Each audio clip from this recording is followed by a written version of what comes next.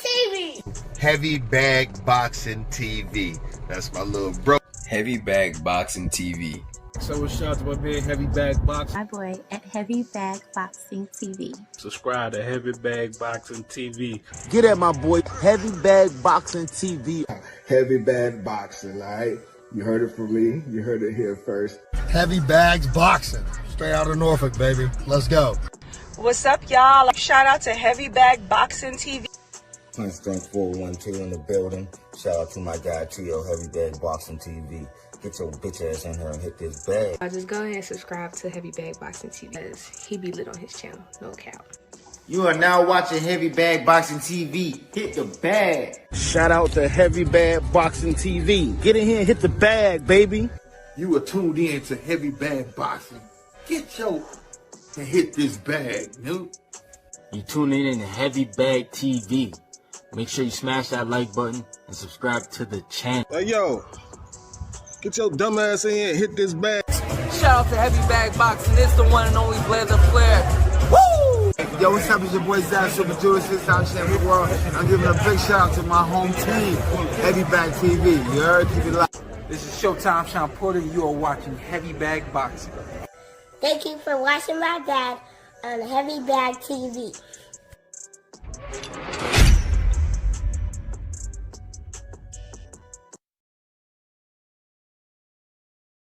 You too.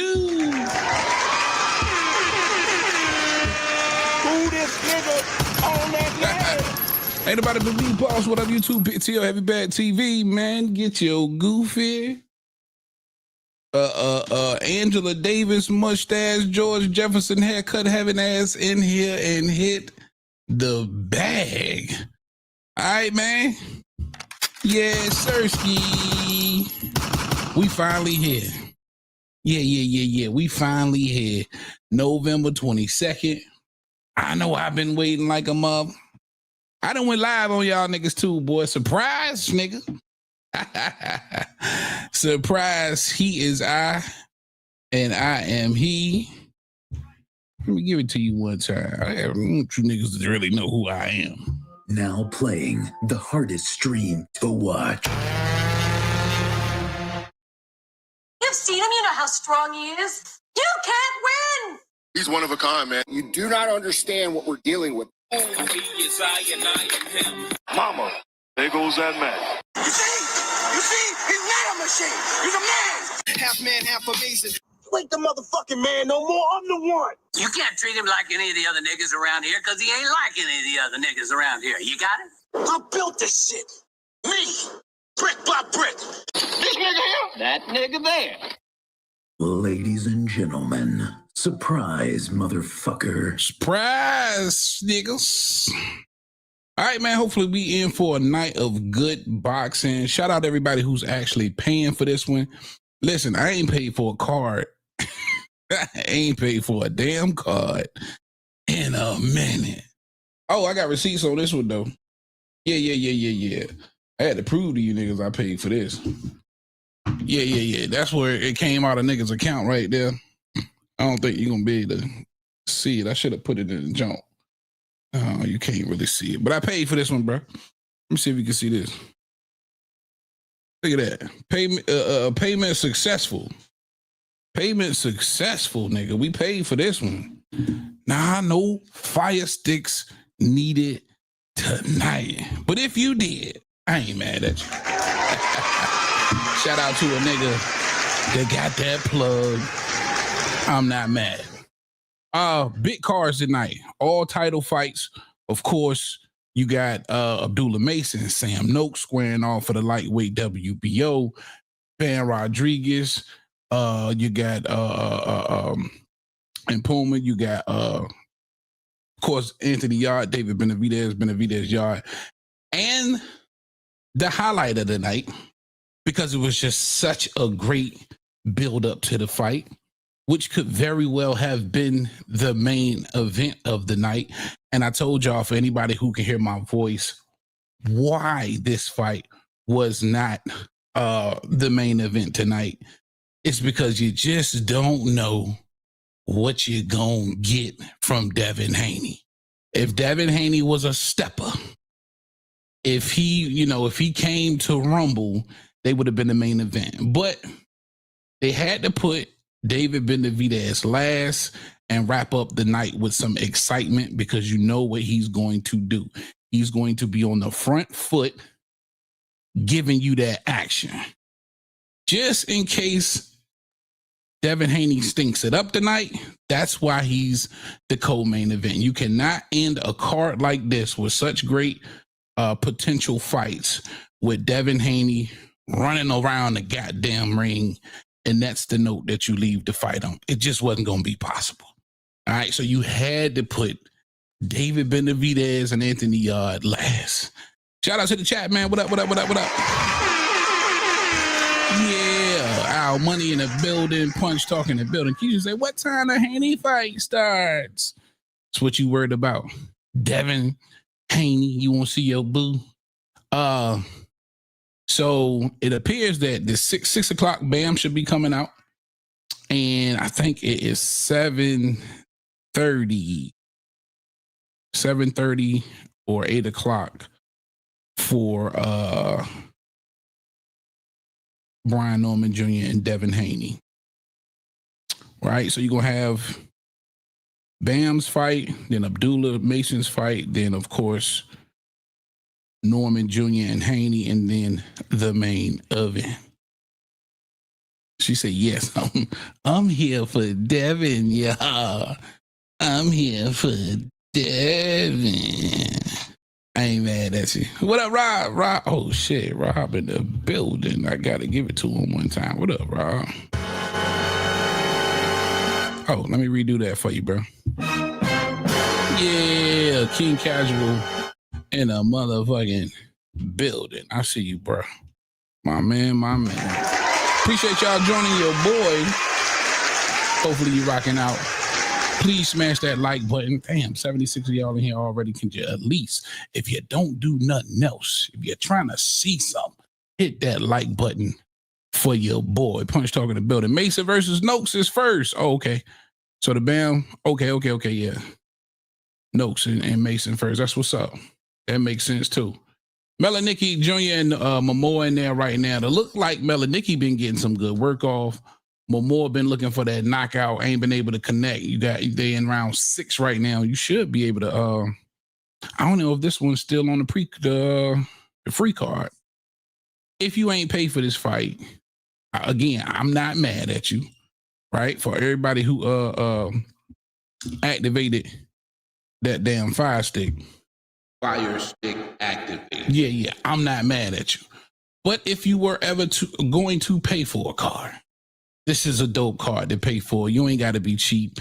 You ain't got to sign up for the DAZN $44 a month, 12-month contractual plan. Just in case you don't know, if you saw that as an option, there is another option. If you're not a DAZN subscriber or have a DAZN subscription, you can get a 7-day free trial with DAZN. Cancel tomorrow or tonight after the fights, and the card is $60. All right, and still not a horrible price point for what I believe we getting tonight. Still not a bad. And then shout out my guy Brian Norman Jr. Brian Norman Sr. Man, y'all know I rock with him. If there is any kind of residuals for him, I want to make sure that brother get paid too. So for sure. And again, thanks for rocking out with me, man. We're gonna have some fun tonight. Melanicki, Momoa, 6th round, and then I'll go into the blow by blow. Real quick, I want to shout out the actual channel members, man. The members of the channel. I appreciate that love. Hopefully you loving that members only content. Thank you. Shout out my guy John from the BX. My brother Sean Franklin, my guy Tyree Celestine, my guy Mark Nash TV. Shout out my guy D Nasty. Shout out my brethren, Mikey Polo King. Thank you guys for being members of the channel. Thank you. For sure. Oh, I got some content I'm gonna upload to it. I went to my daughter's step show last night, man. It was lit. It was live. And for everybody out there who got kids in college, doing your part as an adult and as a parent and getting those kids through college, I know the struggle. Big salute to y'all, man. It's been a journey, and I've been living vicariously like a motherfucker. You know what I mean? I'm an old high school dropout, so it is what it is. Keisha said, I think Dev is getting beat. Oh, okay. Shout out Keisha. That's what's up, baby. Yeah, I think he's going to sleep too. I really do. They go, oh, damn, speak of the devil. They just put a tight close-up shot on Dev walking into the A&D Arena tonight. Riyadh season, we got to make it out there. I got to get out there to Riyadh. Rob, we got to make it, brother. Yeah, slow walk, the slow motion walk into the slow motion walk for Devin Haney into the arena tonight. They got a room full of towel heads in there, man, enjoying this good old. Boy, this a hell of a fight card, man. I feel like this one should have been stateside, man. But listen, I can't be mad at them, man. You got the bread to make it happen. Ain't nothing wrong with that. All right, man. Round 7, Melanicki Momoa. Just in case you are curious, Melanicki looked like, to me, and I ain't gonna front, I haven't been paying. I just was trying to get all of the technical stuff together to go live. But from what I was peeping along the way, it looked like Melanicki's having a decent night against Momoa. Got that jab working. Momoa back up against the ropes, a little hesitant, whiffs the left hand, the left hook from Momoa. Seems a bit slow, man. Boy got a ton of muscles, and Melanicki just appears to be slightly faster. Appears to be in the head of Melanicki a little bit. And Momoa a little bit. And it looked like Melanicki can really just see everything that's coming. There's a nice stiff jab to the body, stab jab to the body from Melanicki. Momoa looks a little bit puzzled, just not sure what he wants to do. There's a double jab from Melanicki.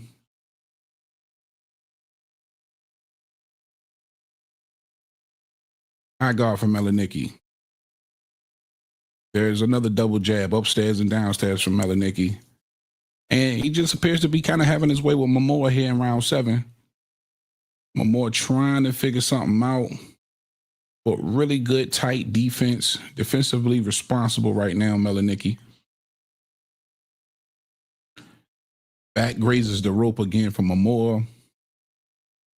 There's a double jab from Momoa. Not a ton of success. Big right hand from Melanicki, followed by 2 sharp jabs upstairs. Looked like that right hand could have grazed him. Momoa comes back with a stiff jab of his own. Now you're just kind of keeping something out there to give Melanicki something to think about.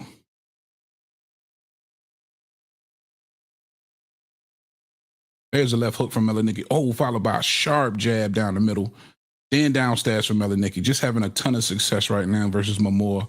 And I think he's just out thanking him. There's a beautiful 4-punch combination. Started off with the double jab. And then back downstairs from Melanicki. Oh, big right hand from Momoa that misses. And Melanicki turns him. That gets him out of position. Ref breaks him up. And right back to work comes Melanicki, comes Vito. And he's working behind the jab beautifully, man. That's the end of the 7. He's working behind the jab beautifully, man. Please smash that like button. If you're in here with your boy, I appreciate that love. For sure. She say, come on now. I'm riding with Norman. If you ride with Norman, holler at you. Hit that subscribe button, man, if you want to get in the comment section. And if you are riding with B Norman, man, put B in the chat, man. I got to see who all riding with Norman tonight, man. Niggas be talking that Norman shit, but I don't see if there's no, I want to see some real support. I want to see some real support. Anybody got them FanDuel bets? You know what I'm saying? Anybody got them Hard Rock bets? Let me know. Cause I bet on Brian Norman Jr. for the KO tonight for sure. Shout out Rod in the chat. Robin in the chat, he say yes, that Riyadh. Well, let me pronounce it like let me pronounce it like Rob. That Radai. Yes, that Radai is definitely on the travel list, but currently it's 1:45 a.m. right now. Gotta pull a graveyard shift to watch the card out there for a show. But that's what I'm saying. Like, if it's, you got to think we'll have jet lag. So once we get there, you know what I'm saying? Our body will still be on this time. We just got to make sure we get there maybe a day or 2 hours before the before the fight, because that jet lag will help us, right? Because if it's 1:45 there, I know for me it's 5:47 here on the East Coast, so my body is adjusted to this time frame. So it'll be like, you know, late afternoon, early evening for me. I'll be wide awake, open like a smoker. You feel me? Open like a smoker, chilling. All right, man. Melanicki, back to the same game plan. Ooh, nice left hook from Melanicki. Stick the 1-2. The right hand lands down the middle. And Momoa, in my opinion, he's just getting outclassed. There's another double jab for Melanicki. The second one brushes the top of the head. Then he comes back with a stiff left hand. Then he goes downstairs. And Momoa just appears to be flustered. This is a hell of an opportunity for Momoa. Oh, my God. Big right hand from Melanicki upstairs, followed by the left hand. He's just outclassing him. Bro, go for broke. Do something. You got to change the tide, right? Oh, there's a right hand that stops Melanicki in his tracks. It doesn't appear that it hurt him, but damn, it stopped him in his tracks. Maybe that's something that can swing the momentum from Momoa, but he's getting outclassed. Oh, there's a right hand upstairs from Melanicki. He's getting outclassed. He's getting outboxed. This is a huge opportunity. You know, Turkey Al-Sheikh just came in the building. He set middle ringside like he normally does. He's looking upon the fight right now. And Momoa just, you got to give more effort, bro. You see standing there and just boxing with him ain't working. There's another stiff left hand from Melanicki, stiff jab. Momoa into the corner now, turns out of the corner. And now Melanicki just wants to walk him down. Left hand downstairs. Momoa on his bike, back against the rope. Sharp jabs to the face, left hands for Melanicki. And he is receiving more leather this round than I've probably seen so far. Just completely getting outclassed. There's another big right hand up top from Melanicki.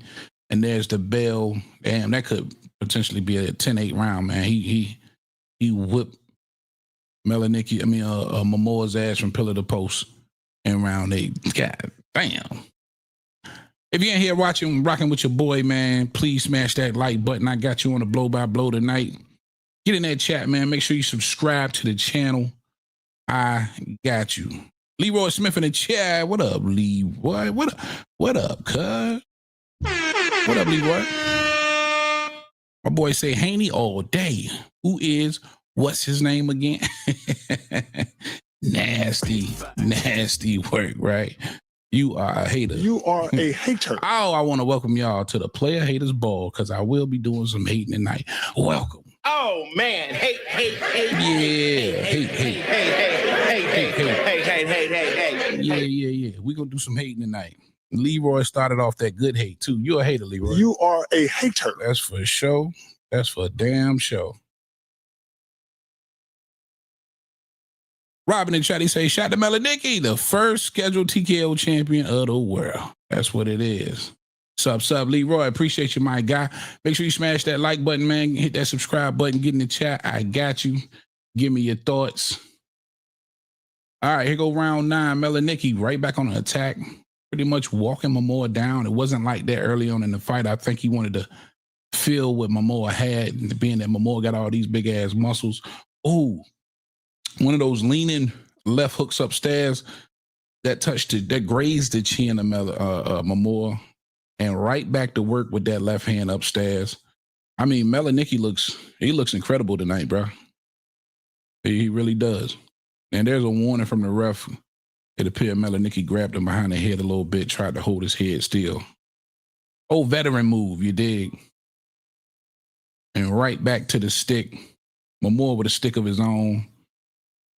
It just looks like he's content with losing a fight. It doesn't appear that he's trying to go in his bag and pull something out that could change the trajectory of this fight. And I hate it when fighters are in these situations and you getting outboxed, you getting outclassed. And I don't mean just start whiffing desperation shots, but, you know, maybe come off the back foot a little bit, try and make it ugly on the inside, you know, do some clinching, do something to try and get him off. Because right now he's on the roll. You got to knock him off that roll, and he's cruising. There's another right hand downstairs from Melanicki. Big right hand up top from Momoa. That misses. He parries that. There's a 1-2-3 from Melanicki. Right back to the one. Another one. Downstairs, and he's doing a great job upstairs, downstairs, keeping Momoa a bit befuddled and confused, not necessarily knowing where the shots are coming from.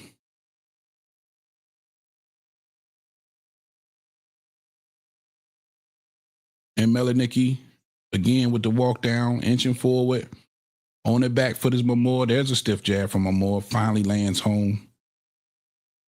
But here comes a 1-2 in return for Melanicki. He has an answer for everything. And listen, he's so much on the offensive. There's plenty of opportunities for Momoa to counter. So this just tells me he's most definitely not a counterpuncher. This would be a counterpuncher's dream fight. Ooh, big right hand from Melanicki. Oh, left hand. Gosh almighty, left hand puts Momoa down in the ninth, and he is in trouble. He's the toughest son of a bitch I ever met. He's in trouble. Momoa, he's in trouble. Oh! The referee waves it off. Yeah. Damn. It is over. Melanicki by TKO stoppage in the ninth.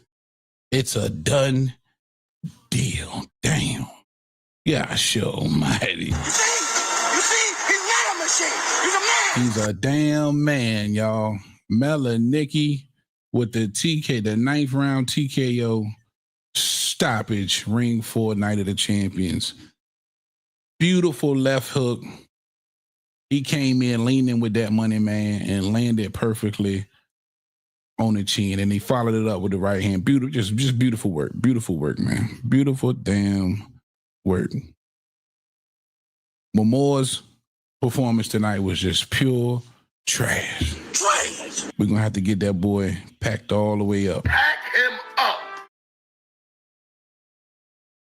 Pack his ass up, man. Pack him up. God damn. Momoa, poor fellow. Poor fellow. Oh, man.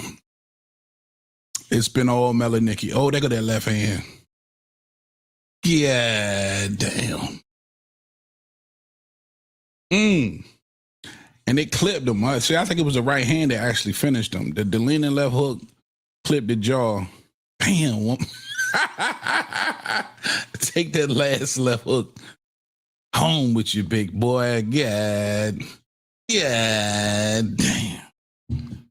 Poor fella. All right, man. And that is the end of Momoa. Melanicki crashed out on your boy.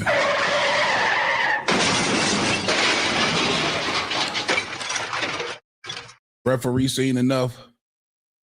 Melanicki on the top of the ropes, baby. Good shit, good shit. Good start to the night. But I hate that from fighters though, bro. When you in that ring, right, and you getting outclassed in the manner that he was getting outclassed, the corner got to tell you to do something different, bro. Because this knockout was inevitable. You're getting outclassed anyway. You're not completely in survival mode, right? So he was not completely in survival mode, even though I think he was sort of kinda, but you got opportunities to make it ugly. You got opportunities to slow down that momentum. You got opportunities to counter and take some risk. He did none of the above. Real quick, I meant to say this, and I'm sorry. If you guys are watching me on portrait mode, right, which is through the shorts, because I'm streaming on both portrait mode and landscape mode, you would have to go to the landscape, hit the channel icon, go to the channel. You'll see 2 lives going. One of them will be the landscape, where you can actually get in the comment section where I can see you. Let me see, because I can't see any of, I don't think so. Let me see some. Yeah, I can't see any of the comments over there, bro. And I'm sorry for that. If you are, again, watching the live through shorts, I can't see any of those comments. Matter of fact, let me get on my phone and see if I can do it that way. Trying to say the juice on my phone, though. Trying to say that juice on my phone, though, bro. Okay.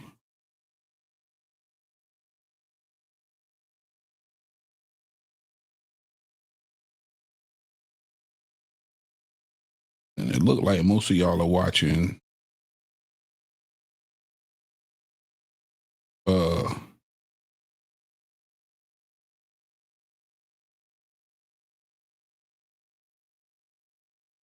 Damn, my bad, y'all. Okay.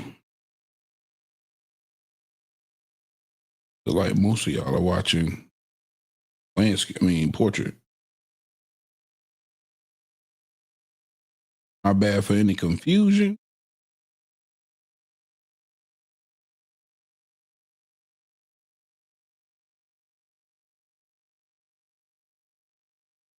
Oh, you good over there? Okay, yeah. Oh, nah, that ain't live.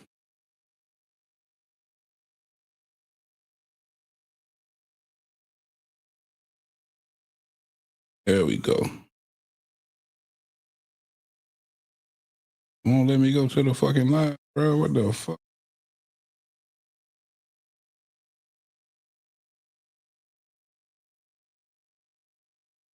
That's crazy shit, crazy.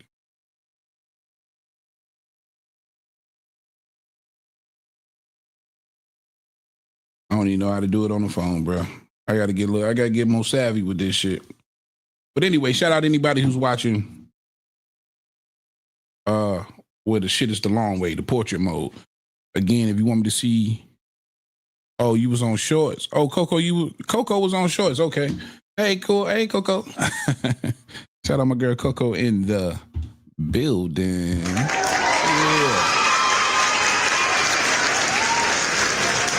I can't see the comments over there neither, man. I'm sorry, y'all. But Melaniki washes Momoa. And listen, the main card starts next. I believe we got Abdullah Mason and Sam Noakes next. If you want to get your predictions in the chat, I got you. Of course, I like Abdullah Mason, but for some of y'all who might not know, who's listening to the sound of my voice right now, Sam Noakes from England, UK fighter. And listen, his resume is pretty much consists of a bunch of UK or European fighters, and but he's 17-0 with 15 knockouts, which tells me one thing: bro just may have some pop. But listen, there's different styles when you're talking about UK fighters and American fighters. And now for this particular matchup, this allows us to see if there is a disparity between the talents of, you know, the young up and coming Sam Noakes and Abdullah Mason. And because Sam Noakes is 28 years old, that leads me to believe maybe down the line that there is a slight edge in experience, right? And then when you look at how Abdullah Mason has gotten to this point, unfortunately, the mishaps with Keyshawn Davis, and of course, losing his scrap on the scale, and then having that whole debacle that happened earlier this year, that opened up the door for a hell of a main event main event and opportunity versus Nakathila for Abdullah Mason. Great performance, and now he gets a crack at the vacant WBO. But again, this wasn't quite, I don't believe, the trajectory that we had him at, right? We didn't think that he would be fighting for a title after the Nakathila fight. But I do believe they picked the perfect opponent. This is somebody who is a front foot fighter. Again, some dynamite. He must be hitting because, again, he's 17 and 15. 17 and 0 with 15 knockouts. And listen, it ain't hard to do, I believe, if you fighting a bunch of tomato cans. But shit, we're gonna have to see tonight, man. We're gonna have to see tonight. I think this is gonna tell us a lot about Abdullah Mason tonight. What up, bang bang baby in the chat? He say Abdullah by KO. I can dig it, bro. We gonna see the white boy look like he got a little chin on him, man. And I keep going back to that because I was there. If y'all don't know, man, I'm from VA. I'm from the land of Keyshawn Davis. I was in the Scope Arena supporting my guy, watching. That was last year. I want to say it was November of last year. Watching Abdullah Mason versus Johan Velasquez, and I seen him get dropped twice. You know what I'm saying? And listen, a ton of credit to Abdullah Mason. I like the kid. I'm picking him to win tonight. But for me, I had to put a question mark there because sometimes with some of these special talents, you don't see that type of adversity this early on, right? You haven't seen that from a Keyshawn or a young Lomachenko or Shakur Stevenson or even Floyd Schofield. Name some of the young guys coming up. Tank Davis. You didn't see those guys get dropped like that, and twice in one round by a lower level opponent. So that question mark immediately came in my head like, oh shit, Abdullah. And he's young. He's only 21, right? And again, only because circumstances is he fighting somebody like a Sam Noakes next. So I'm hoping he gets the KO, but man, this is definitely going to tell us a lot about Abdullah Mason tonight for sure. I'm definitely excited about that one. And there go the man right there. Speaking of 17 and 0, 15 knockouts, Sam Noakes looks like he's getting he's coming in the arena. No, he should be next, man. So he should be getting ready and prepping for that ring walk. Yeah, that is the next fight. You know, the zone got to always do a bunch of bullshit in between fights. So real quick, if you haven't already, please smash the like button for your boy. If you ain't doing nothing else, man, maybe you busy tonight, you at work, or you might be listening on a sneak out with your girl, or whatever the case may be. If this is serving a decent purpose for you, if I'm helping you out tonight, help me out and smash that like button. At least you could do. I will be live calling fights more consistently. So if you would like to be a part of that, hit that subscription button. And listen, throughout the week, man, I will be giving my thoughts on everything boxing, the hottest topics, the latest topics. And you can look forward to those videos regularly for sure. All right, here we go. Sam Noakes getting the introduction for his ring walk. Then again, I believe this fight is interesting, man. Sam Noakes, when you do go back and look at his highlights, I don't know if any of you guys have watched, but when it's a relatively unknown fighter or European or UK fighter that I'm not familiar with, I try and do a little bit of homework and see what's going on, check out a few of his fights, and I did. And he's, you know, the traditional kind of front foot fighter, ton of power. He allows his pressure to kind of wear you down. He reminds me of like a little Matias, but I think he may be for his weight and size a little bit more heavier handed, whereas Matias a lot of the times doesn't have that one punch KO power. I believe Sam Noakes does, where Matias uses the pressure and the volume to wear you down. I think I see that as well in Sam Noakes. So this is going to be interesting. And I think it's going to be up to Abdullah Mason to set those traps and get Sam Noakes to walk into things he don't want to walk into, and show him that he has power in order to deter him from just trying to continuously apply the pressure and walk him down. And we're gonna have to see how Abdullah just handles this particular style. And listen, you know, we've heard it over and over again, man. Everybody's got a plan until they get hit in the mouth. Maybe Sam Noakes' plan is to apply that pressure, but once he feels that Abdullah Mason power, will that deter him? And maybe Abdullah Mason has his own plan. And maybe he wants to implement some good footwork in here versus a puncher. And he gets hit in the mouth. So this one right here should be fun. Also, again, if you're watching me landscape, which is on the shorts, you can come holler at me, or portrait. You can come holler at me on landscape. Just hit that icon, that channel icon, and come directly to my channel, and you will see both lives that you can get in the comment section on the landscape mode. All right. I cannot see your comments on the shorts mode. All right. Abdullah Mason making his way to the ring. The young knockout artist, the young KO artist, 21 years of age. His first world title bout. This is for the vacant WBO that Keyshawn Davis lost on the scales back in June. Who will win? Abdullah Mason at 81%. The votes are in. Abdullah Mason at 81%. Sam Noakes at 19%.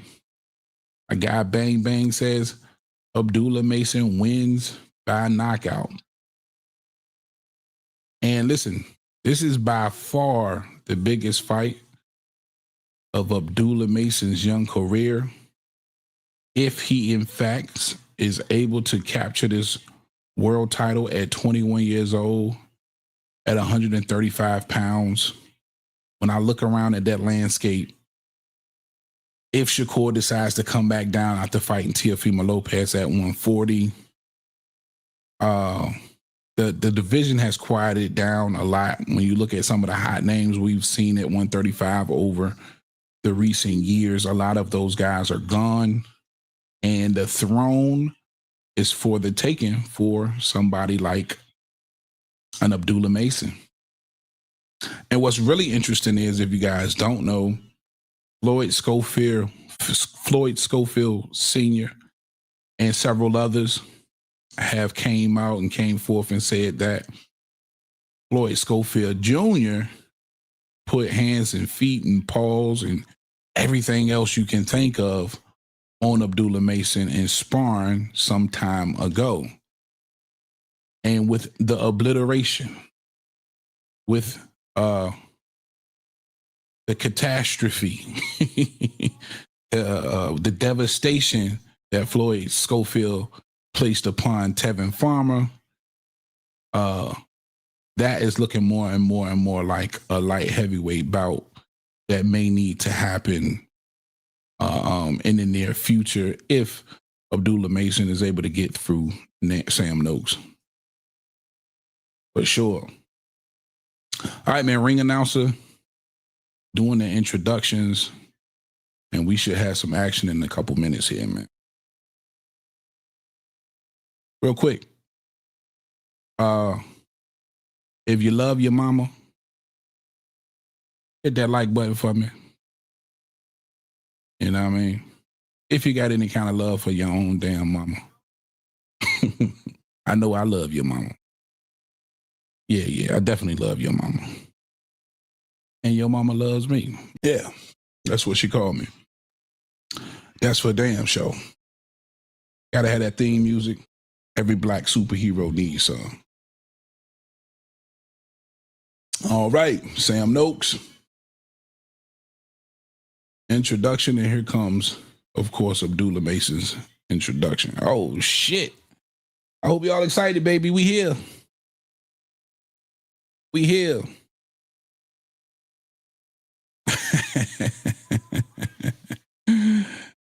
Oh, shit. Ooh, that boy looking sharp. Who out there looking sharp? Coco? Coco say, I don't believe nothing Floyd Daddy say. Hey, listen, initially I didn't, but he had a couple of co-signers on that sparring. And Abdullah Mason didn't, he is.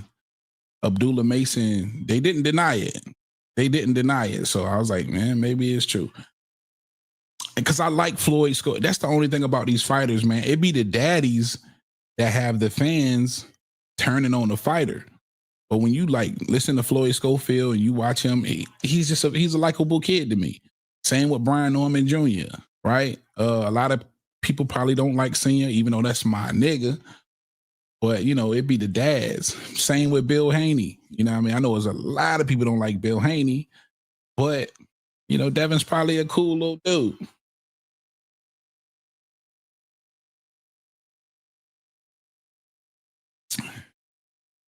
All right. Center of the ring instructions from the referee. We about to get it on. And real quick, smash that like button for your boy, man. Again, if you're in your car, you're at work, you were stuck at work tonight, or whatever the case may be, you getting the blow by blow right here on Heavy Bag TV. The boxing, the newest edition of Heavy Bag TV is the Boxing Trap Podcast, and that'll be here December 15th next month. All right, here we go. Center of the ring, high guard from both men. Sam Noakes taking up that real estate. Abdullah Mason, the southpaw. There's a 1-2 down the middle, misses everything from Sam Noakes. The aggressor. Downstairs from Abdullah Mason. His head gets caught downstairs.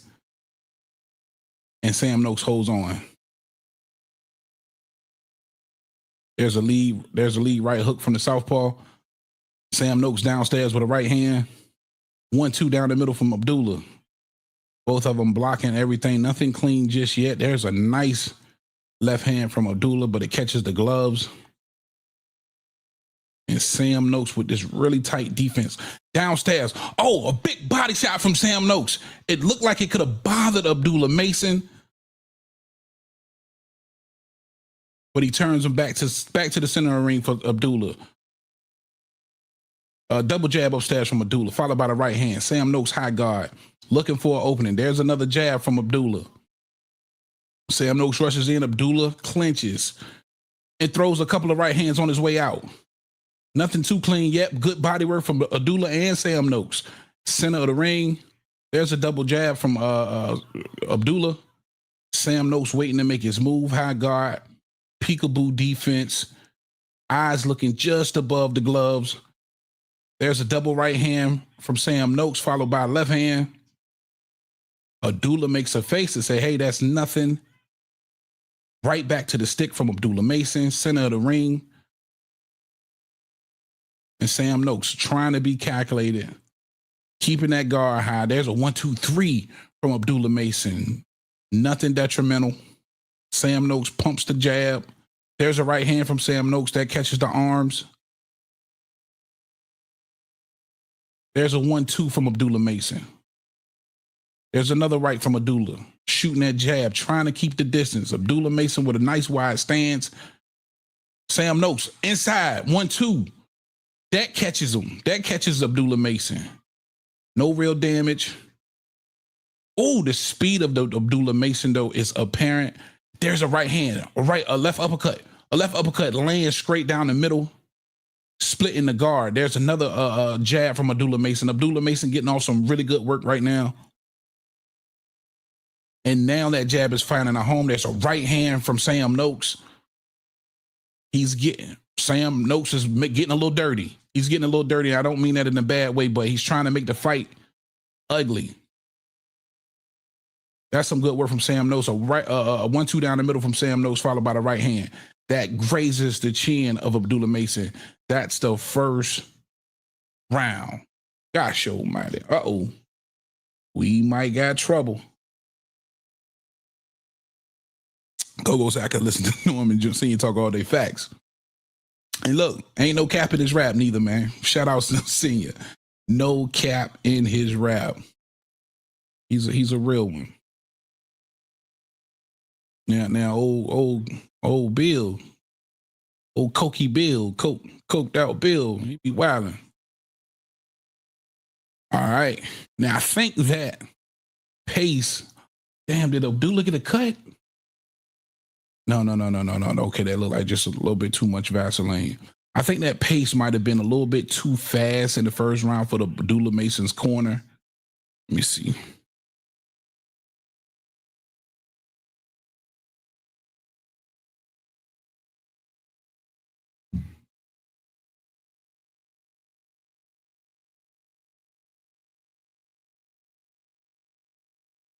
All right.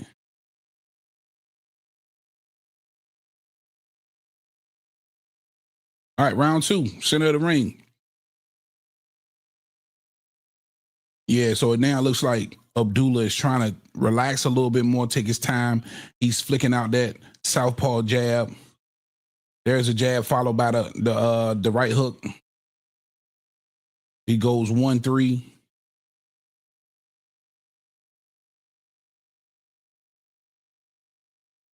There it is. Now Abdullah Mason favoring that back foot and just counterpunching. He's trying to counterpunch and doing it well in round 2 versus a Sam Noakes. And in between, he's trying to just beat him with the quick jab. All right, he's occupying Sam Noakes with the jab, getting on the back foot and kind of waiting for him to respond. Oh, beautiful counter left hook from Abdullah. Sam Noakes eats it. Some body work from his own from Sam Noakes. Now they're in the clinch. They're in the tussle. The hand speed completely apparent from Abdullah. There's another jab from Abdullah upstairs. It's becoming a jab show. Oh, big left hand down the middle. Stop Sam Noakes in his track. Abdullah getting some good work in. Big right hand upstairs. Sam Noakes showing that he's got a chin. These are some big, hard punches from Abdullah Mason. Sam Noakes just wants to fight fire with fire. No real technique. No real fundamental. And, big right hand down the middle from Sam Noakes. Gosh almighty. Abdullah another right hand upstairs from Sam Noakes. Snaps the head back from Abdullah Mason. Abdullah Mason had the better work in this round so far, but Sam Noakes has a chin. He hit Sam Noakes with something out of the kitchen, and he shrugged it off. That punch I've seen Abdullah Mason knock niggas out with. Sam's got a chin. This could be a war tonight. 3-punch combination upstairs from Sam Noakes. Abdullah back in the center of the ring. Back foot trying to counterpunch. Sam Noakes, good God, that boy. A left hand buckles the legs of Abdullah Mason, or did he slip? He tried to make it look like apparently he slipped, but he's on his bike a little bit. He's on the back foot. Is there cobwebs? There's another big right hand upstairs from Sam Noakes. Sam Noakes again trying to make it ugly. High guard, looking over the top of that guard. And Abdullah Mason, the only thing that favors him right now is the speed. Sam Noakes is game. I would have to give both of those first rounds to Abdullah Mason. But man, I don't know if he got buckled or he slipped. But Sam Noakes had some good work in response to the work of Abdullah Mason in the second round. Yeah, Noakes is strong, Coco, for sure. Damn, that was a good yo. That second round full of action, really, really good round. You gotta kind of lean towards Abdullah Mason for the work, though. I do believe he did more landing. And his speed, man. That's bro, the speed is what's kind of frustrating Sam Noakes right now. But damn, they're gonna replay. That's a big right hand from Sam Noakes. And then boom, there's another right hand from Sam. They showing the highlights of Sam Noakes as if maybe he won that round. I think some judges are probably going to give him round 2, but they didn't show that uppercut that landed and all of those right hands and those jabs from Abdullah Mason. Here we go, round 3, center of the ring.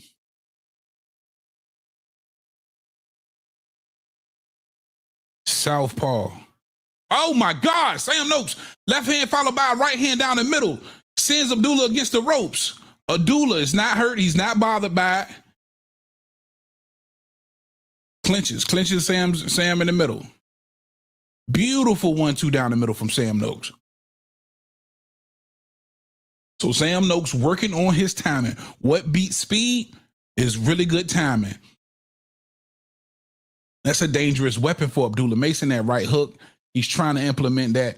There's another jab from, big left uppercut from Abdullah Mason. Stumbles Sam Noakes back. He doesn't appear to be hurt, but he did stumble.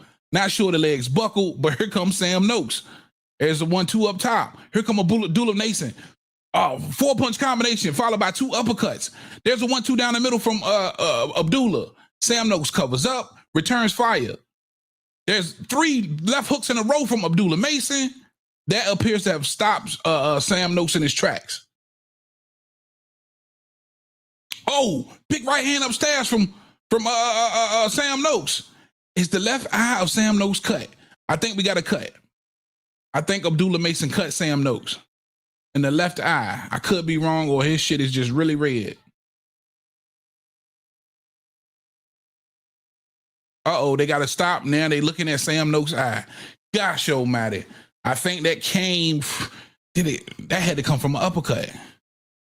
Or that right hook. That southpaw right hook. Gosh almighty. Doctor looks, he says, that's okay. Oh, it was a clash of heads. Sam Noakes hooked Abdullah Mason behind the head, and it kind of brung him to him, and they clashed heads. Wasn't from a punch. The cut's not from a punch. It looks like Abdullah Mason has some type of cut on the top of his forehead. So that both could have came from the headbutt. Oh, there goes Sam Noakes again, making it rough. Abdullah Mason, series of uppercuts. Oh, big right hand. Oh, big right hand from Sam Noakes. Abdullah Mason might be in trouble. Okay, no, he shook it off. Gosh almighty, boy, both of these boys showing a chin tonight. We got a fight, ladies and gentlemen. We got a damn fight. 30 seconds left in the third. Abdullah Mason thinking about it. Comes forward with that stab jab, and that jab is lightning fast from Abdullah Mason. It's going to be a serious weapon all night for Sam Noakes. If anything gets him over the hump, I believe it's going to be the southpaw jab tonight. But Sam Noakes stalking, staying behind that tight high guard, again, barely looking over the top, and trying his best to keep Abdullah Mason in range. There's a 1-2 up top from Sam Noakes, followed by the left hook from Sam Noakes. That lands clean. Now Abdullah Mason clinches. And that is the end of round 3. Gosh, yo, we got a good one. The young up-and-coming 35 potential stars showing out tonight in Riyadh, the A&D Arena. Man, gosh almighty. 3 rounds of great boxing so far. 3 rounds of great boxing so far, man. Shout out to Abdullah Mason and Sam Noakes getting this thing out the gate.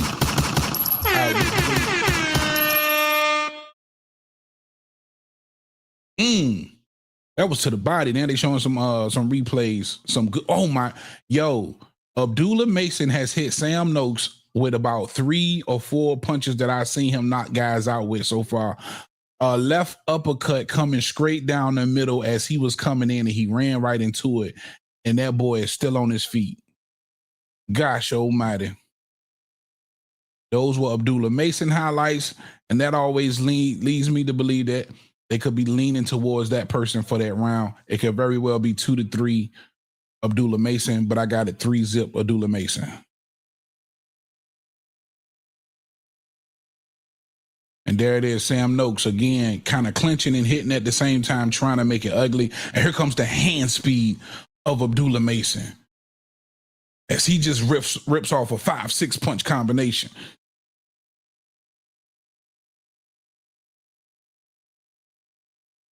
And Sam Noakes. Oh, right hand up top from Sam Noakes. That lands, but Abdullah eats it.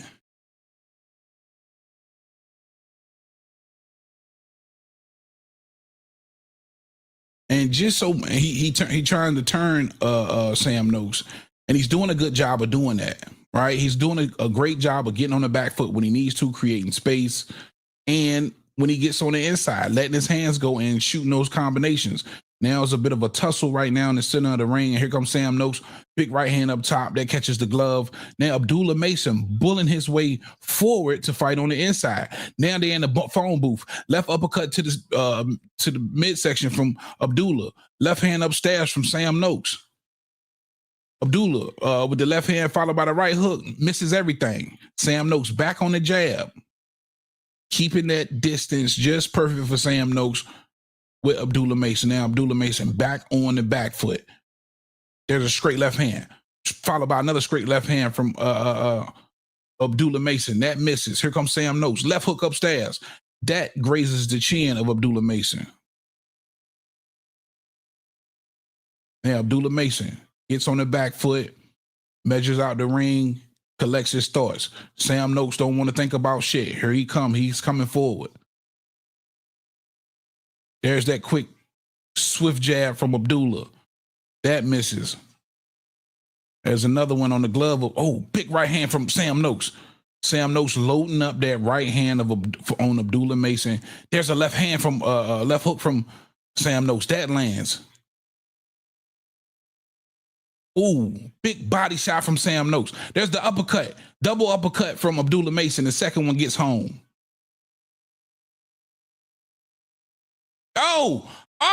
Another left hand stumbles Abdullah Mason, followed by a right hand. Abdullah Mason showing that he got a chin, showing that he's tough. There's another big body shot from Sam Noakes, and we going back and forth here in the fourth round. There's 3 uppercuts from Abdullah Mason, all body work. That third one tried to go up top. Right back to the swift jab from Abdullah Mason. Sam Noakes downstairs with his own hook to the body.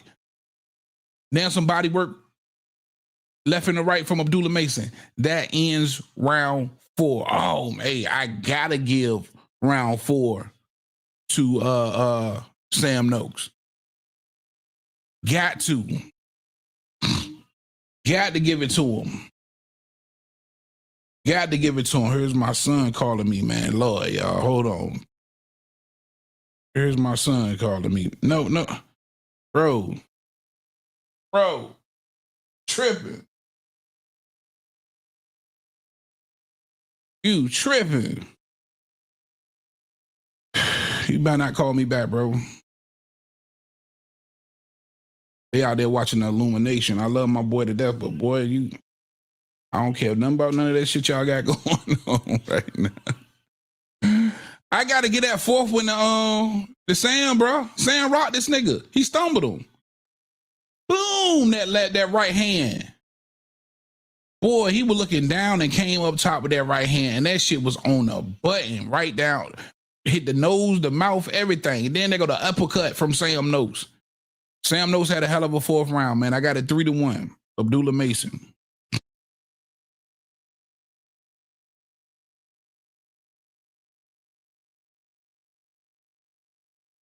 All right, here we go, round 5. This was the money round for a lot of people. They felt like this fight might not go past 5 rounds. Oh, big. He loaded up a big right hand. That stops Abdullah Mason in his tracks downstairs to the body. Abdullah Mason with some work downstairs of his own. some of that pop appears to have come off. Some of that steam has come off of Abdullah Mason's punches. At least that's what it appears to be. Oh, there's a big left hand from Abdullah Mason. That looked like it stopped Sam Noakes in his tracks. And Sam Noakes doing some counter punching of his own, using that right hand. There's a 3-punch combination from Abdullah Mason doing some real work. Looked like 2 of those got home. Right back to the stiff jab from Abdullah Mason. But here comes Sam Noakes. 1, 2, 3. Ends it with the right hook upstairs. That gets home. Now these boys want to be in the phone booth. And this is where Sam Noakes wants to fight. Sam Noakes clenches the left arm of Abdullah Mason while he lets his left hand go. There's that stiff jab from Abdullah. Oh, big right hand upstairs. That lands for Sam Noakes. The accuracy of, I believe, of Abdullah Mason's jab and them uppercuts may just be the difference again, along with the hand speed. But Sam Noakes, doing some great work himself. There's another right hook from Sam Noakes that lands on the button. There's a nice knot forming over the left eye on the forehead, though. The upper, big right hand from Sam Noakes again. Oh my God. Sam Noakes ain't come to play with the young fella. And he follows him with another right hand. Abdullah Mason on his back foot trying to figure out what's going on right now and get his offense together. There's a right hand downstairs, counter right hand downstairs from Sam Noakes. Sam Noakes playing the counter game now. And there's a jab, an elusive jab that we haven't seen much from Sam Noakes.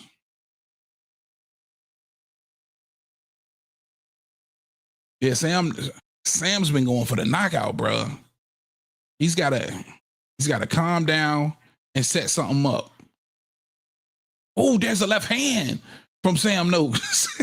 Oh, big uppercut to the body from Abdullah Mason. That turns him. And then a big right to the body from Sam Noakes. Yo, these punches got steam on it. Abdullah Mason getting off some great work. 3 hooks in a row from Abdullah Mason. Sam Noakes eats it. Right hand of his own. Oh my God, that's the end of the film, man.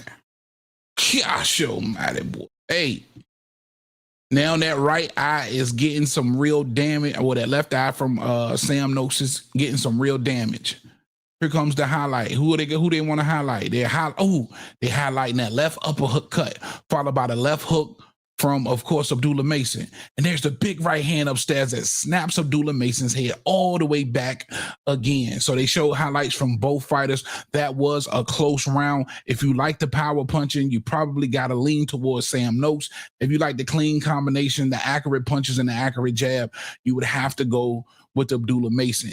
Round 5 was a war. And man, I gotta lean towards Sam Noakes in that one.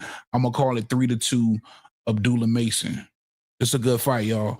Please, if you're listening to the sound of my voice and you're rocking out with your boy, hit that like button. Hey, Punch, if you still in here, man, whoever this dude is, delete these comments, man. Get him, block him, get him out of my chat. Man, this fool. Get him out of here.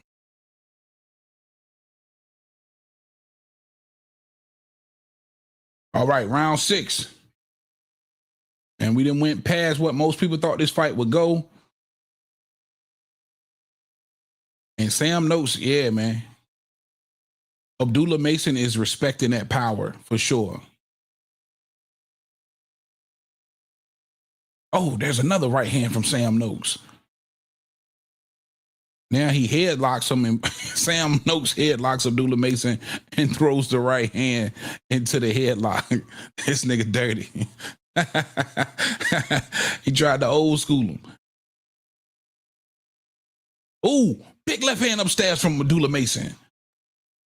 Sam Noakes comes back. And every time I think Abdullah Mason hurts Sam Noakes, he's just not.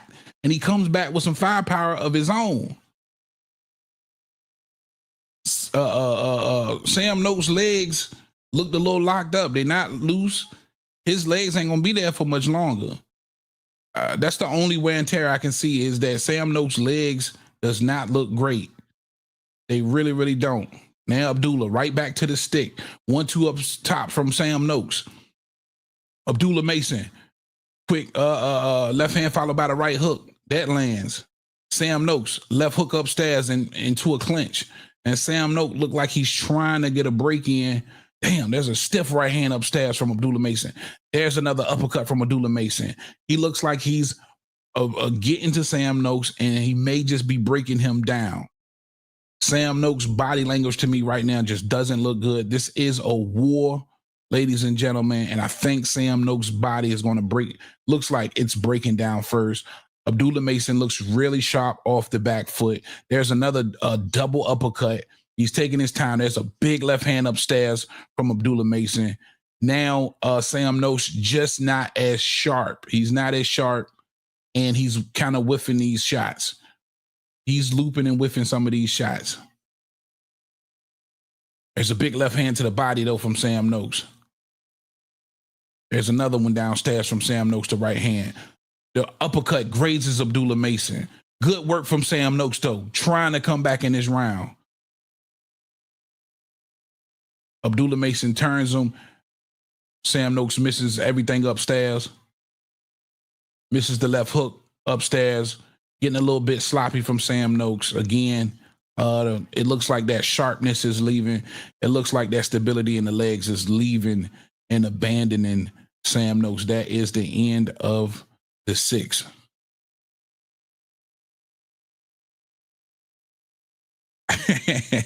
Shout out my guy, Dante Boxing Talk in the building. Yes, sir. He say, they better never compare Abdullah Mason to Keyshawn Davis again. Yeah, man. The only thing I can see him giving Keys a little bit of trouble with is that speed. But, man, yeah, Mason's there to be hitting. Keyshawn, I think if he catches him clean, is night Charlene. And Keyshawn looked damn good in his first world title bout. But I do believe, oh my goodness, that was a beautiful left hand from Abdullah Mason. I do believe there's a skill set disparity between a Sam Noakes, who's relatively unknown, and a Baranchek at the time, who's relatively unknown. But Baranchek being an Olympian and also a world champion at the time, more accolades, a little bit more merit than a Sam Noakes. You probably would have to lean towards calling Baranchek a better 35-pounder than a Sam Noakes. And we saw what Keyshawn was able to do with Baranchek. I think he got him out of there, what was that, the second round? All right, round 7, center of the ring, and Abdullah Mason doing what he does, bro. Quick with the jab, stepping to the left, stepping to the right, turning Sam Noakes. Ooh, beautiful body shots that look like it may have hurt Abdullah Mason. A right hook and a left hook downstairs from Sam Noakes. There's another one. He think he hurts him. Oh, then he goes upstairs. Big right hand from Sam Noakes upstairs. Abdullah Mason not quick to return. No return, in fact, from Abdullah Mason. He just ate those shots and went on the back foot and on the defensive. This has been all Sam Noakes right here. Woo, in round 7. Upstairs from Sam Noakes. It looks like Sam Noakes has gathered his bearings and found some legs in the corner during his break. Oh my God, oh my goodness, another big right hand from Sam Noakes. Sam Noakes dominating round 7, and Abdullah Mason is on his bike. Big, I think there's those body shots that might got Abdullah Mason frozen up. Huge 7 round for Sam Noakes doing some great work. Here comes Abdullah Mason. Quick 1-2 upstairs. That misses. That gets parried. Sam Noakes back in the clinch, back in the phone booth where he's been thriving. There's another right hand upstairs, left hand to the body from Sam Noakes. Abdullah Mason trying to make his move in the second half of this round. Oh, there's a big uppercut from both Abdullah and Sam Noakes. I think Sam Noakes might have got a better of it, but here comes Abdullah Mason. Here comes Abdullah Mason. Big left hands up top, big left hooks.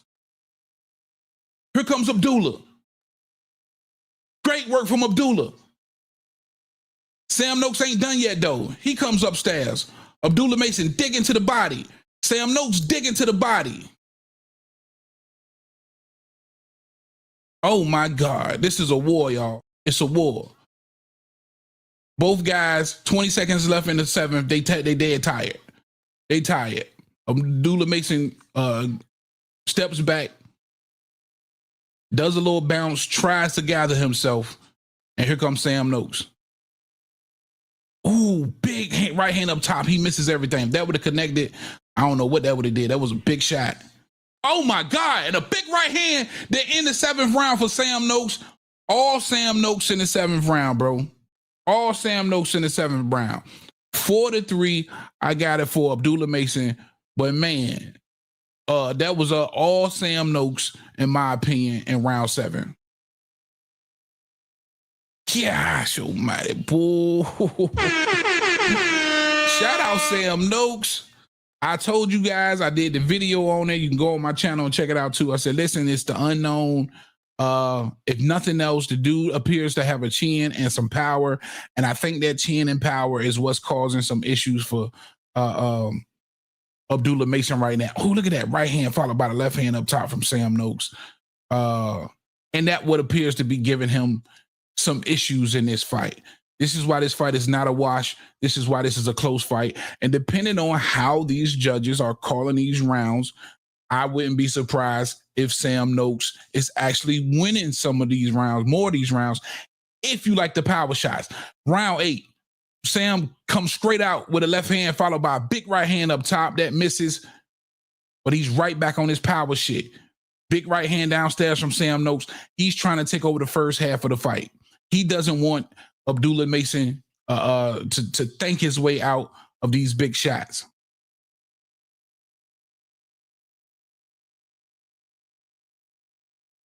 There's another left hook upstairs that lands on the side of the face for Sam Noakes. Abdullah Mason finds himself in the corner. He clinches Sam Noakes to come out of that corner. All right, that was smart. Get your ass up out of that corner. But Sam is doing some good work. There's a jab you ain't really seen from Sam Noakes upstairs. He's trying to work behind the jab now. Abdullah on that back foot, trying to use that. Oh, big left hand upstairs from Sam Noakes. Oh, man, that snaps the head of, man, I ain't never seen Abdullah take this kind of punishment, bro. There's a left hand downstairs from Abdullah. Abdullah focusing in on the midsection. Then there's a snappy jab upstairs from Abdullah. That high guard, though, is serving a good purpose and helping him out a lot, catch a lot of these Abdullah Mason shots. There's a stiff jab upstairs from Sam Noakes. The left eye steady bleeding. It doesn't look like his corner got a great control on the cut. There's a big left hand downstairs from Abdullah, followed by another one. That seems to have given Sam Noakes a little bit of problem. Noakes may be hurt to the body. Not sure if Abdullah Mason realizes it, but I think he's hurt to the body. And here comes another stiff jab, triple jab from Sam Noakes upstairs. And Sam Noakes looking for a way in, but I think he's hurt to the body. Straight left hand from Abdullah Mason. That lands. 1-2, 3, straight from, that lands for Noakes. Big left hand downstairs, but he catches that from Abdullah Mason. Big right hand upstairs from Sam Noakes. That snaps the head back. There's a left hand upstairs. Man, Abdullah Mason got a chin, bro. Abdullah Mason got a chin, bro. Both of these guys got chins, man. Both of them took some hell of a shots. There's that lightning speed flat jab from Abdullah snapping the head back of Sam Noakes. There's those 2, 3 uppercuts to the body from Abdullah Mason. That backed Sam Noakes up for the very first time I can remember. And here comes Abdullah Mason. Got Sam Noakes in the corner. Sam Noakes turns out of that corner. Another right hand, a left hand upstairs from Abdullah Mason, followed by the right hand. Sam Noakes could be in trouble. 16 seconds to go in the round. He's trying to erase that first half work from Sam Noakes. There's another left hand to the body. Uppercut from Abdullah Mason. He's working. And here comes Sam Noakes. Go. That's the end. God damn. Bruh. Man, I'm going to have to end up watching this fight about 2-3 more times, bro. This is a good fucking fight, bro. This is a good fight, bro. For sure. Shout out Abdullah Mason and Sam Noakes. I mean, pure fireworks here, bro. Pure fireworks in the first matchup of the main card, bro. For sure. Real quick, if you in here rocking with your boy, please, if you don't do nothing else, smash the like button for me, man. Subscribe to the channel if you want to get in the comment section. If you want to get in the chat, I got you. Put it up there. I'll read it. What do you think of this fight so far? If you're actually watching, if you're not watching and you're listening for pure blow-by-blow commentary, hopefully I'm doing a good enough job for you. Hit that subscribe button, hit that like button, man. I appreciate the love. All right, here we go. Round number 9 of 12. And here comes Sam Noakes. It's like Sam Noakes is definitely trying to get out, make an impression the first half of the round. And I think he's been doing a great job of it. For sure. Again, this could be extremely close. I thought Abdullah Mason may have edged him out in that last round. Again, it depends on for me, it's the accuracy and the jabs. And when he does, oh my God, let them uppercuts go as 3 and 4 at a time, like he's doing right now. And they can get extremely accurate. I got it 5 rounds to 3 for Abdullah Mason. And here comes Sam Noakes. Again, resilient. Abdullah Mason now trying to use his legs a little bit. Now, if he implements this could really go left for Sam Noakes. I think Abdullah Mason has been doing Sam Noakes a huge favor by being right there in front of him and allowing him to cut the distance and get in the phone booth. Oh my God, big left hand from Sam Noakes followed by the right hand. Beautiful. Doesn't appear that Abdullah Mason is affected. He takes a step back, recalculates things, and comes back with that jab followed by the left hand to the body. Sam Noakes not bothered. There's another right hand to the body and some brilliant body work from Abdullah Mason. Then the 1-2 upstairs. Sam Noakes trying to gather himself. There's a double right hand from Sam Noakes. Abdullah Mason taking away the play that Sam Noakes had in the first 15 to 20 seconds. And I don't know if Abdullah Mason can keep up this work rate. Here comes Sam Noakes. Big right hand upstairs. Great body work from Sam Noakes. It looked like all of that landed. 1-2-3 punch combination downstairs. Sam Noakes looking to get back into that phone booth. High guard as he just bulls his way inside. There's another right hand from Sam Noakes, followed by the left jab.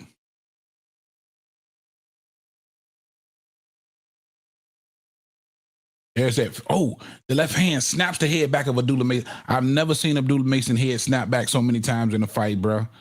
Gosh almighty. Yo, this is a hell of a fight. Both trying to do body work. Left hand digging to the body from Abdullah Mason. Left, right upstairs, snaps the head of Abdullah Mason again. There's that lightning quick jab. Now, when Abdullah Mason's on his back foot, letting that jab go, it's hard for Sam Noakes to really do anything. But it's like he's playing into Sam Noakes' wheelhouse. And here we go again, back in the phone booth. Sam Noakes, hard left hand to the body. There's another right hand to the body from Sam Noakes. This is not where Abdullah needs to be. His corner needs to let him know, like, hey, if you want to win this one with a decent lead, get on your bicycle or get on your back foot and box. That is the end of the 9th. And again, it comes down to me. Do you like the jab and the accuracy, or do you like the body work and the power punching from Sam Noakes? I really like Sam Noakes in that 9th round. I'm going to call it 5-4, Abdullah Mason. Sam Noakes did some decent punching and some hard shots, Snap. And then when you snapping your opponent's head back, when it's clean and it's visible like he was able to do in round 9, it's hard not to give him that round. Yes, for sure, Dante, man. Them boys is out. It's a war, bro. It's a straight war. It's a straight war, bro. That shit crazy. They showing what's a boy that beat up Berlanga? Shiraz. They got the camera on Shiraz out there. Definitely want to know what's next for him at 168 pounds. He looked like he should have been there. All right. Round number 10. We have went past all of the the rounds that people were predicting that I know of. Round 10, most people didn't see this fight going past round 8. Here we are in round 10, and we truly really got a classic vacant scrap for the WBO between Abdullah Mason and Sam Noakes, man. This is a great war. There goes Sam with the triple right hand, the second and third landing. Right back center of the ring, but in Sam Noakes' wheelhouse. It's a war of attrition. Abdullah Mason digging to the body, but here comes Sam Noakes.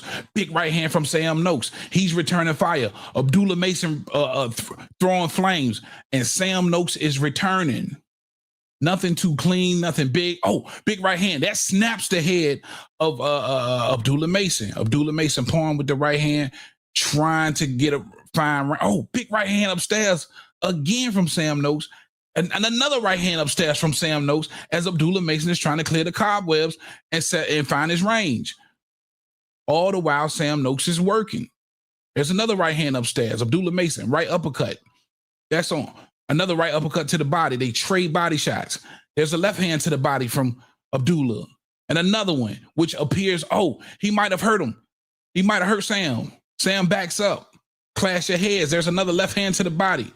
Abdullah, left hand upstairs, snaps the head of Abdullah Mason.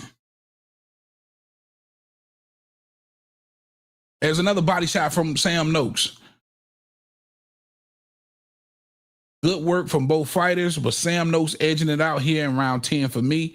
There's a stiff jab upstairs from both Sam Noakes and Abdullah Mason. Right hand upstairs from Sam Noakes. That lands. Then a 1-2 from Sam Noakes.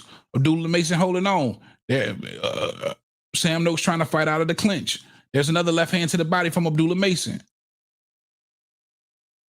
Ooh, big right hand downstairs from Sam Noakes. Everything Sam Noakes is throwing is just hard. There's another right hand upstairs. Oh, left hand straight down the left hook. Pops the jaw of Sam Noakes, followed by a big right hand to the stomach. Here comes Abdullah Mason.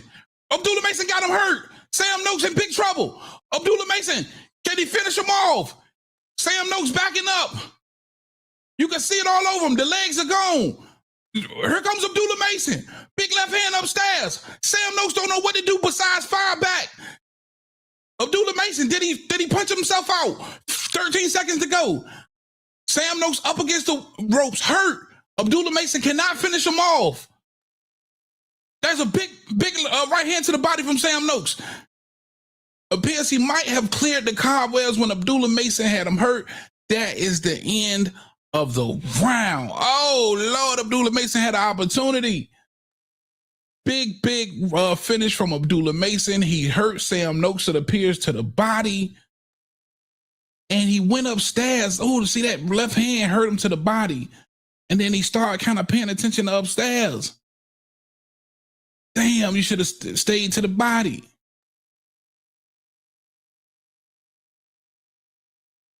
Yep, that was a liver shot, bro. That was a liver shot, but he couldn't. He started headhunting after the liver shot. Gosh almighty. And it was a boom. That left hand upstairs, the left hook upstairs froze him. And then it was a big left uppercut to the liver. Oh, right uppercut, my bad. Right uppercut to the liver, man. Had him. God, he started headhunting though. Bam. All right, here we go. Championship rounds. Round 11. Noakes comes out with a quick double jab with the left hand. It looks like he's shaking back, but he was most definitely hurt and in big trouble. End of the 10th round.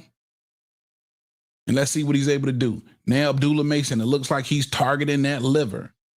Can Sam Noakes' liver hold up? There's a big right hand from Abdullah Mason. Abdullah Mason working on the inside, targeting that liver. There's a right hand upstairs from Abdullah Mason, but Sam Noakes comes back with a big right hand. These right hands from Sam Noakes have been there all night, snapping the head back of Abdullah Mason. And this is what I like about Abdullah Mason. He has all of the athleticism, all of the skill to make this a boring fight. And I believe beat up on Sam Noakes from the outside, but he wants to be entertaining. Like he said, he wants to come in there and he wants to look for the knockout. He wants to hurt his opponents, and he's doing so. There's a big left hand from Abdullah. Another big left hand from Sam Noakes. Now Sam Noakes following Abdullah. That's what you're doing wrong. You don't want to run into these traps, but that's what's been working for Sam Noakes all night because Abdullah has been stopping and allowing him to come right on in. This is a close fight, man. I got it. What is it? What do I got him? 6'5" or 6'4" Abdullah Mason. It could very well be something different. Oh, nice work upstairs from Sam Noakes. Snapping that head back of Abdullah Mason again. Then working downstairs. There's an uppercut right hand, followed by another uppercut from Sam Noakes. And here comes Abdullah Mason. Uppercut of his own, followed by the right hook. Both of those are clean. Center of the ring. Sam Noakes, Abdullah doing a good job of turning them. There's a body shot downstairs from Sam Noakes. There's a triple jab on his way in. Trying to work behind the jab on his way in. There's a right uppercut from Sam Noakes, followed by the left hand. Not a lot of steam on these punches here in the 11th round from Sam Noakes. It's a war of attrition. Does Abdullah Mason have anything left on his punches? 30 seconds left. And I think Sam Noakes is just outworking Abdullah Mason in the 11th round, in my opinion. Big right hand upstairs from Sam Noakes. Here comes Abdullah Mason. Couple of whiffs. There were misses. Right hand from Abdullah Mason, followed by the left hand. That was flush. There's a left uppercut from Abdullah. That's flush. 10 seconds to go in the 11th. Then downstairs with the left hand from Sam Noakes. Oh, three-punch combination from Sam Noakes to end the 11th round. And then another right hand downstairs, followed by the left hand from Sam Noakes. Oh, it's hard now to... Boy, they making this shit difficult. They making this shit difficult. Shout out Abdullah Mason and Sam Noakes. That 11th round was kind of hard to call, man. It's hard for me not to give Sam. I'm going to give it to Sam, man. I got a 6'5" Abdullah, man. Super close fight. This fight could go either way, ladies and gentlemen. I didn't know that this card was going to start out like this, bro. This almost an instant classic right here, bro. You're going to find enjoyment going back and watching a fight like this one. And shout out for Abdullah Mason and them stepping up to take this fight, bro.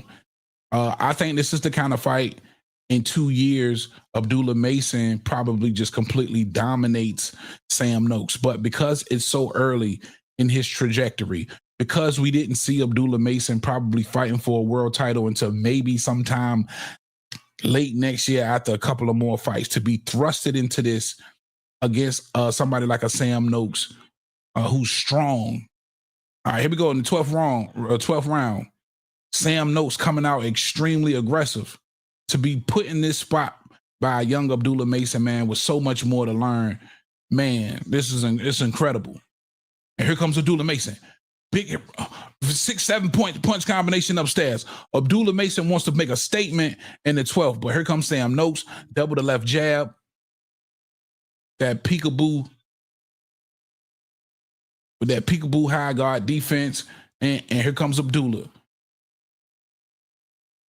That lightning quick jab. But Sam Noakes having an answer for everything. Sam Noakes having an answer for everything. There's a 1-2-3 from Sam Noakes. Big uppercut left hand from Abdullah. Stumbles Sam Noakes. He appears to be hurt. He's whiffing shots. This boy's got a chin, man. Sam got a damn chin. And here comes the clinch from Sam Noakes. Abdullah Mason might have him in trouble, but can he take advantage? Does he got what it takes to get him out of there? And here comes big left hand from Abdullah Mason, followed by the right hand. Now Abdullah Mason in complete control in the 12th round.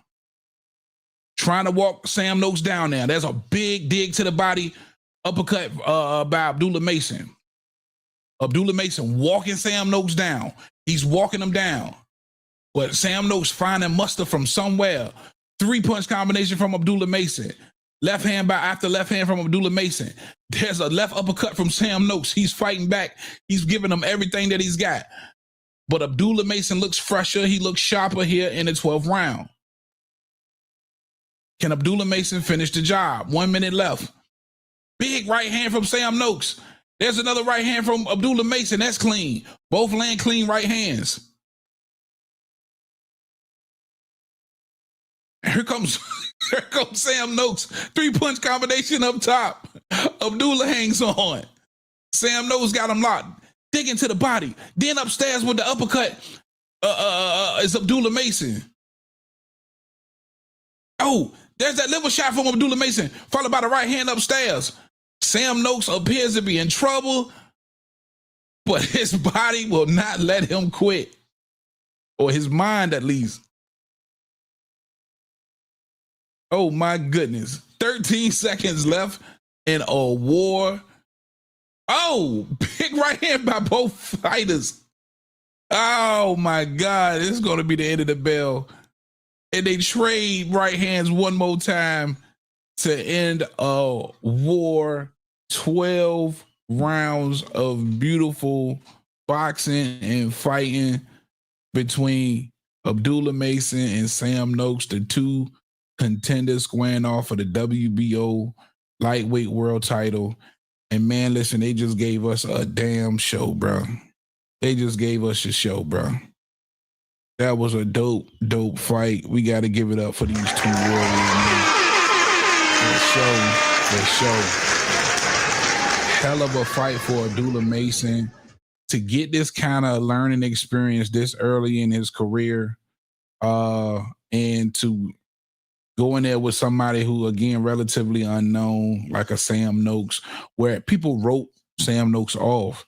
Again, coming into this fight, they had it 81% to 19% in favor of Abdullah Mason.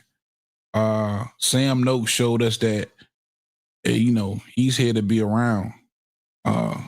This is going to be a worthy test for anybody. And he could very well become a world champion himself. But that boy left it all in the ring, nothing but heart. There's got to be nothing but a ton of respect for them two. This was a hell of a fight, bro. This was a hell of a fight, man. Hell of a fight. Hell of a damn fight. Showing highlights from both fighters, man. Both huge punches. Both were hurt in this fight. I think Abdullah Mason may have gotten the better of Sam Noakes as far as who hurt who more. And it was extremely visible for Sam Noakes on at least 2 occasions. Visible for Abdullah Mason on 1 occasion for me. It was hard not to give that 12th round. I think Abdullah Mason just looked better. He looked sharper. He looked like he could go another round. It was definitely looked like the end of the conditioning for Sam Noakes. But, I mean, it looked like that a couple of times, and he came back. So here we go. Let's go into the scorecards, guys. Make sure you smash that like button for your boy if you don't do nothing else, man. I appreciate that love. I got the blow-by-blow for you all night. And here we go. Here's the reading of the scorecards.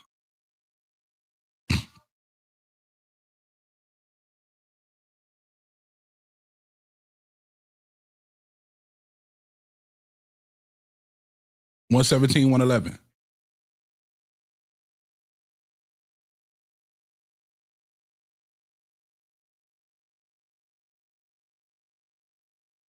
$115, $113 from the other 2 judges.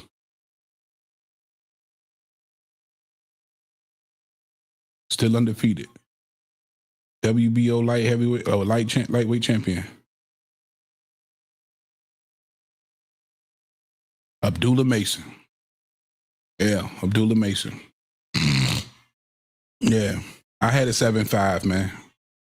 I'm not mad at that 115, 113. That was a close fight. Super close. Yeah, I got it the same, man. That was a close fight, bro. Close fight. Abdullah Mason is now your WBO lightweight world champion. He captures his first world title out there in Riyadh by defeating the likes of an undefeated 17 wins, 15 wins by knockout. Sam Noakes, the Englishman.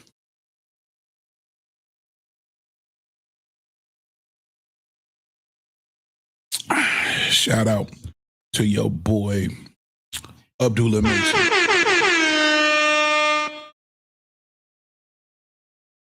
WBO champ. That's crazy work. Now the future looks different with Abdullah Mason having a championship.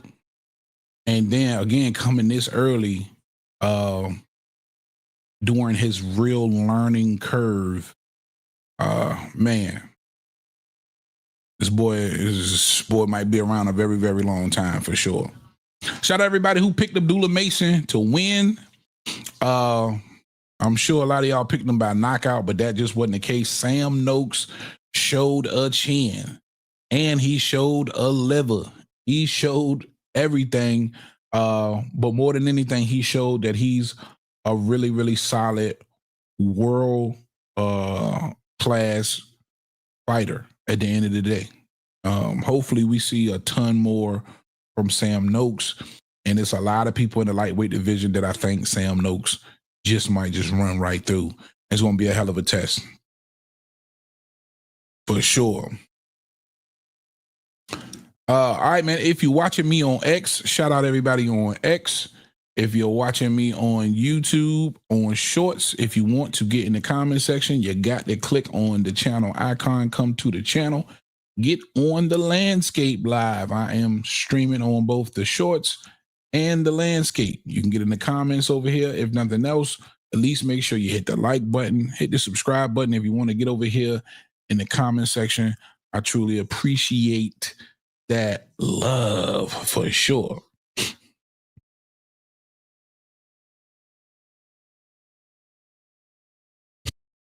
Hopefully you guys are enjoying the commentary. A steady 150 of y'all, so I'm guessing you are. I'm going to take a quick bathroom break, man. I promise y'all I'll be right back, and we're going to get straight into this Bam Rodriguez fight. If you're at work, man, if you're stuck at work or you're stuck somewhere with your girl, or you're stuck somewhere where you just can't watch the fight, I'm going to hold you down tonight, man. I got you. You dig? And I ain't even started hating yet, though, because y'all know I'm a big hater, man. You are a hater. Hate is coming. Oh man, hate.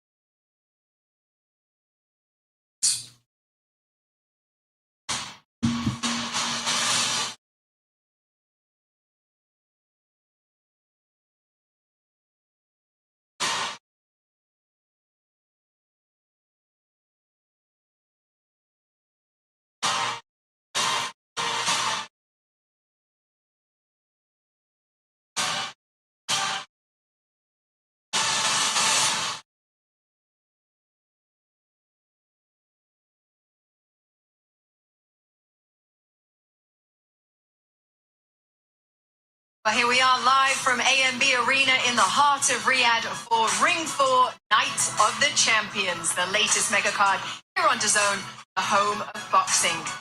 2026 certainly promises to be a big year, and with our ultimate package, you will not miss a thing. This is a new subscription offer from DAZN.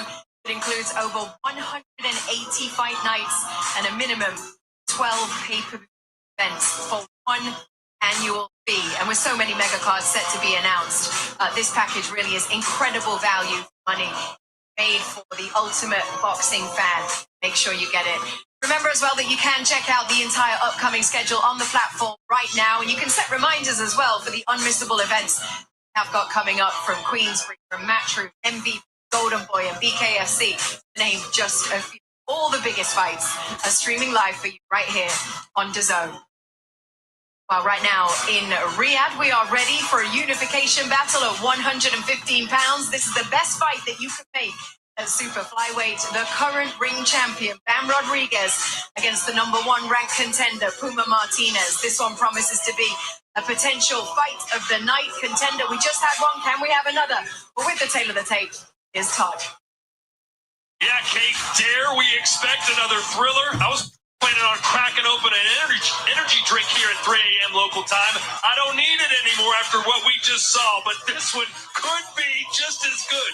Bam Rodriguez and Puma Martinez. Rodriguez, 25 years old. He's 5'4". Martinez is 34, 5'2". Both of these men are absolutely perfect, and they're both world champions. Here we go, ladies and gentlemen. Who will walk out with the WBC, WBO, WBA, and the Ring Magazine World Super Flyweight titles? Here's Thomas Driver.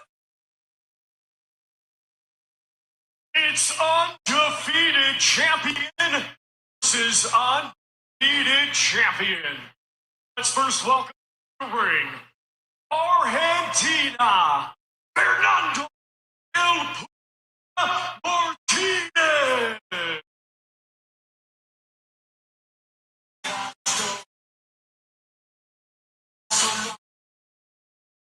He is the WBA Super Flyweight Champion, Fernando Puma Martinez. Sergio, how would you best describe his fighting style? Relentless, calculated, aggressive, and smart. That's how I would describe it. A little bit of everything. He needs to be on the inside. He's stronger than his knockout ratio indicates. Determined. It's going to be an excellent matchup. Another excellent matchup. He told us, listen, the tougher and stronger fighter is going to win this fight, and that is me. I will knock him out. Easier said than done against one of the pound-for-pound kings. This can be a bull versus a matador, or a puma versus a matador, because Bam Rodriguez excels on aggression. Those angles that he gets from that left-handed stance makes fighters run into shots. So I'm curious about this matchup. I'm curious to see if the aggression of Puma Martinez is enough.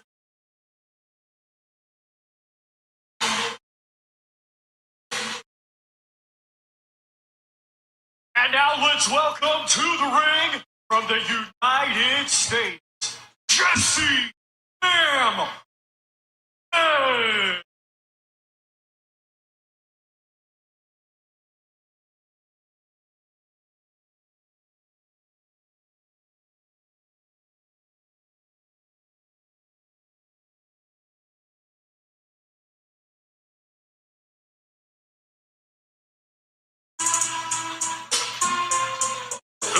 This man was destined for greatness after losing his first 3 amateur fights, Mike, but boy, has he blossomed into something really special. Yeah, and not just that, right? He was fighting on top rank undercards, PBC undercards. They both had the opportunity to sign him, weren't interested. Eddie Hearn was the one that signed him. And look where he's at now, Sergio. Where does he rank on your pound-for-pound list? Listen, if nobody has this man after this fight, if he wins this fight, if they don't crack the top 5, I just can't respect anyone's pound-for-pound list. We're watching greatness, young greatness in Bam Rodriguez. Barry Jones, our pundit, who's probably Jesse Rodriguez's biggest fan, says, listen, team, Puma likes to throw with you. If Martinez can catch Jesse when he's throwing, he could be in trouble. But when Bam is in full flow, he's the best fighter in the world, and he expects him to outclass and outclass Puma here tonight. Super flyweight ring rankings, 1 versus 2, Mike. That's how it's supposed to be. Absolutely. You know, this is the best in sports. Yeah. Let's get it. For the show. All right. Back from the break, man. Definitely didn't want to leave y'all with no dead air. Hopefully they allow me to get away with that. You know, they be tripping. Look like the live is still going, though. I got clip for that before, but I got y'all, man. I'm trying to make sure we good. I think I can get away with it when it ain't no commentating. All right. I will say it look like we still got a decent audience. I appreciate you. Hopefully I'm doing something good. If you're enjoying the commentary, man, come on in here and let your boy know. I appreciate that love. If you're just joining us, man, smash that like button. Jesse Bam Rodriguez, Puma Martinez. The ring walks are done. The introductions are coming inside the ring. It's about to go down. Big facts. Yeah, Sirski. If you're stuck at work, you're stuck in the car, you're stuck on a date with your girl, I got you, man, with the blow by blow. If you are watching me on the shorts, which is the portrait mode, you can switch over to the landscape mode. Subscribe and get in the chat. I got you if you want to be a part of the conversation. Shout out everybody who's been rocking with me for a minute, man, who's been down like 4 flats, man. It's been a while. It's been 3 years up here, over 12,000 subs, man, and I appreciate each and every last one of y'all. Shout out everybody who's members to the channel. I got that members-only content coming. If you love your mama, and I know you do, hit that like button if you love your mama. If you love boxing and your mama, hit that subscribe button and rock out with your boy. All right, man, Puma Martinez, Bam Rodriguez, fight number 2 on the main card. It's coming up. Right, what up, boy? Yeah, shout out to Abdullah Mason. Shout out J Prince Management, Top Rank. They got him one, man. They got him one at lightweight. All right, let me come on back in here. Yeah, Sirski, put this old pretty mug back in here for y'all. Man, hey man, I had to recuperate from that first one, bro. Shout out Abdullah Mason. Listen, shout out Sam Noakes. Again, a lot of people didn't give him much of a shot. A lot of people had him getting knocked out. 81% to 19%. Abdullah Mason beat Sam Noakes. But I think he was like -4 and some change on the knockout. So yeah, shout out Sam Noakes, man. You did your thing, bro. Real talk. Nobody picked these fights to go the distance. None of them, except for the only one that I've seen that has been predicting to go the distance consistently is Brian Norman and Devin Haney, because, I mean, let's face it, Devin Haney's probably going to, do what Devin Haney does. But that first one was a surprise, and maybe we get another treat with Bam Rodriguez. We gonna see. 150 of y'all in here, man. I should have 150 likes. I ain't nowhere near 150 likes. But it's all good, though. That's all good. You are a connoisseur of boxing, and so am I, and I'm more than happy to oblige. You dig? That's for damn sure. Oh, is that on Twitter? Are all you guys on Twitter? If you are on Twitter, make sure you slide on over here. If you're on Twitter, man, make sure you slide over here to YouTube, man, and rock out too, bro. Yeah, damn, there's 140 of y'all on Twitter, and I appreciate that Twitter love. Y'all niggas ain't even hitting the like button on Twitter, so I mean, what you in here for, bro? What you in here for? You ain't even gonna hit the like button, my nigga? All right, here we go, round 1. Puma said he's gonna knock Bam ass completely out, so that means he's gonna be aggressive. But you know, if you're gonna be aggressive, you're gonna have to gotta watch out what's coming in return. That return fire. Puma center of the ring, high guard. Jesse Bam looking extremely calm and relaxed. Ooh, beautiful counter right hand from Bam. Snappy right hand lands for Puma. Puma throwing with some real fire. And I think he wants to try and garner some type of respect from Bam Rodriguez. Let's see if it works. He said he wanted to knock Bam out. There's a sharp southpaw jab from Bam Rodriguez. Again, we have another fight with a southpaw and, of course, an orthodox fighter. Ooh, big left hand to the body from Puma. Puma is loading up on shots. No effect to Bam just yet. And I'm talking about he is throwing some bad intention shots. I think I hope he don't wear himself out in the first round. And here comes Bam Rodriguez, extremely smart behind that southpaw jab, giving Puma issues already when he's a left hand, right hand from Puma. It appeared to have dropped Bam Rodriguez, but the ref let him keep going. Did his glove not touch? It looked like Bam Rodriguez went down for a second, but I couldn't tell if his glove touched. And some hurt bombs from Puma. He whoops with the right hand, misses completely, and the momentum from the shot carries him to the ground. Now here comes Bam Rodriguez. There's a 1-2 down the middle from Bam, taking his time, trying to dissect Puma.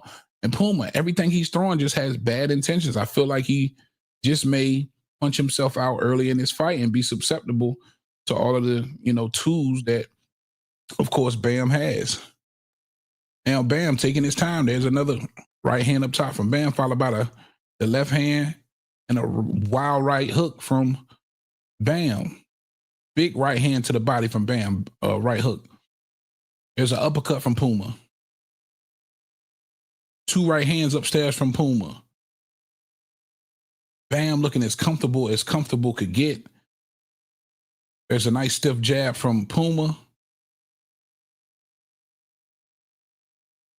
And Bam just taking his time. Ooh, big right hand to the body from from Puma.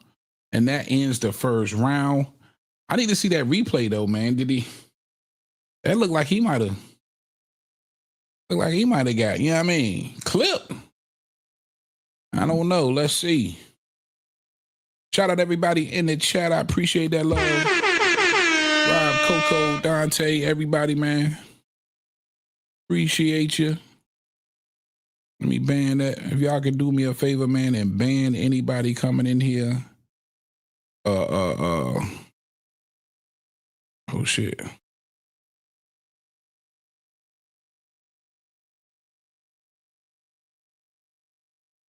Putting bullshit in the chat. I would have to give that first one to Bam, man, just for taking his time. Damn, did they show the replay? Shit, I was fucking around in the chat.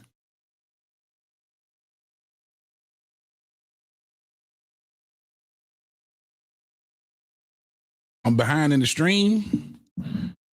Oh shit, hold on.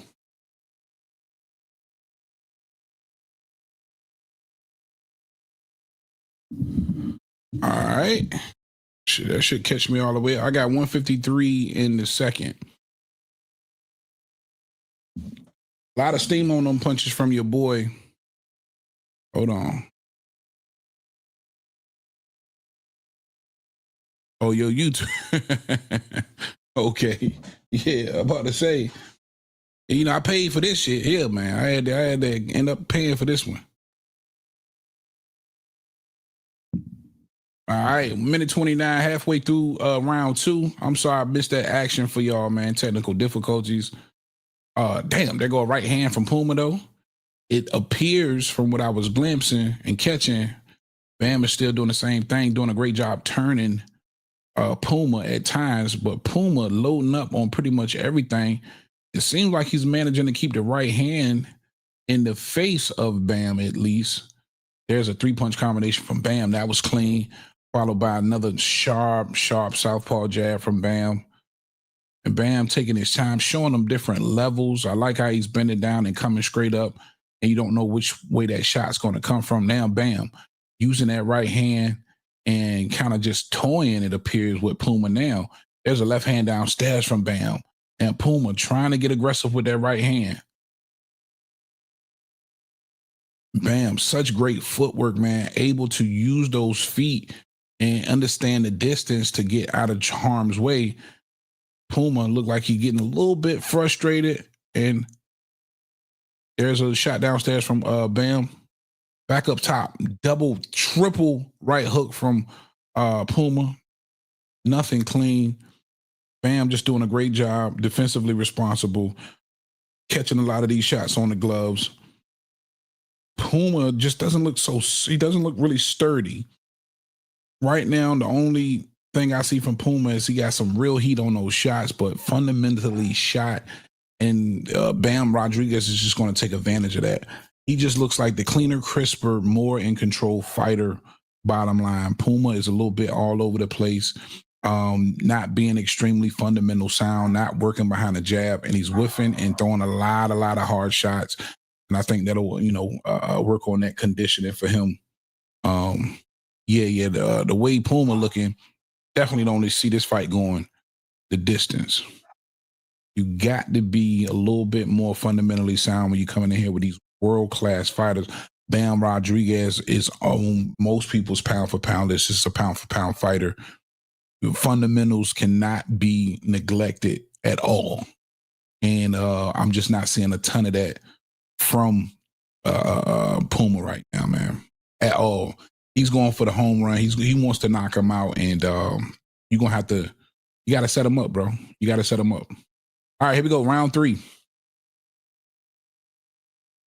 And that jab going to work right away from Bam, followed by the left hand. There's a triple jab from Bam. And just extremely better footwork, man. The footwork of Bam is remarkable. There's a 1-2 from Puma. And at this point, it's almost like Bam, the angles from Bam. The angles from Bam is ridiculous, bro. And with Puma, it's almost you're going to have to he whoops with the left and the right. He's going to have to get lucky to hit him flush with one of those big shots. He's got some steam on him, but you're going to have to get lucky to hit him. And right back with the sticks from that right hand. And then the pivot and turn out from Bam is beautiful because it leaves a lot of the times Puma in a vulnerable position.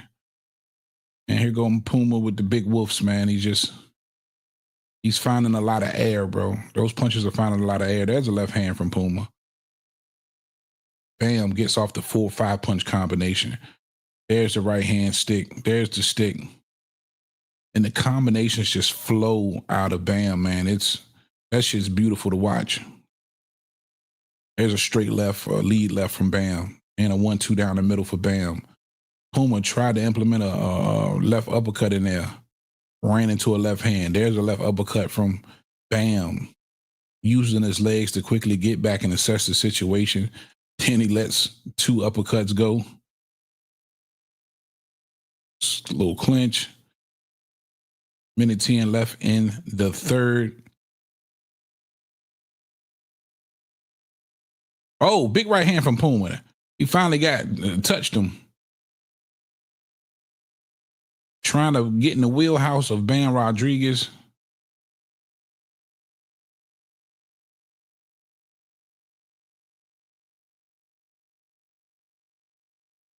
Bam taking his time again. Puma trying to do some decent work, but it just not fundamentally sound in my opinion. He just looks more amateurish, and he's missing so much. Like when he misses, he's hitting nothing but air. He's not even catching gloves or shoulders, or like he's just missing and hitting nothing but air consistently and a lot. And Bam is just picking them apart. This is just Bam is sparring right now, bro. This is light sparring for Bam right now. I think he's got to be where it looks like he has a bit of a right hand, but nothing to damn big left hand from Bam. Bam is just toying with this dude, bro. He's toying with him. The skill set disparity is, the margin is just too big. It's too wide. Oh, Brian Norman Sr. backstage with the interview, got the Atlanta hat on with the assassination t-shirt on. Of course, behind his son, the assassin number 2, Brian Norman Jr. Huge fight with Devin Haney coming up next. But But yeah, man, to me, it appears Bam's going to get in a position where he's going to be toying with Puma. And it is just a matter of time before he knocks it out, bro.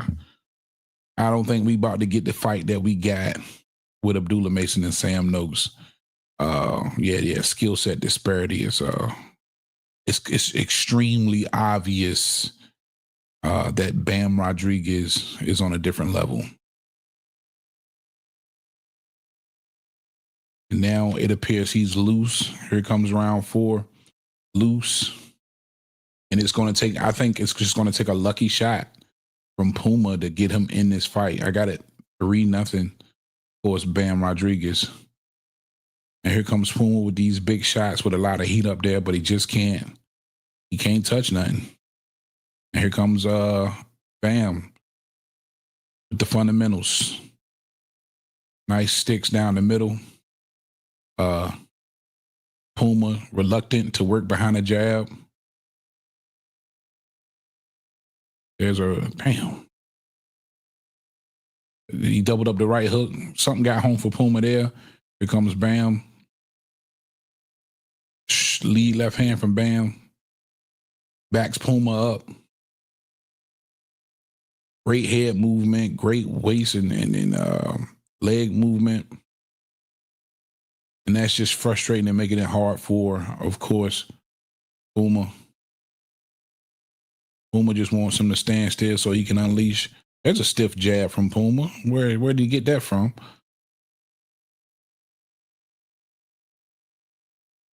And Bam, doing some work on the wheelhouse. These guys stepped into the phone booth and Bam is down.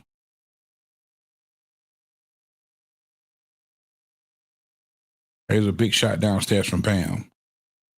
Then he gets out and turns him. And when he turns him, Puma's hitting nothing but air. It's Loma, like they say, Lomachenko-esque with some of these angles that Bam Rodriguez is able to find when he wants to work and get out of harm's way. It's nice.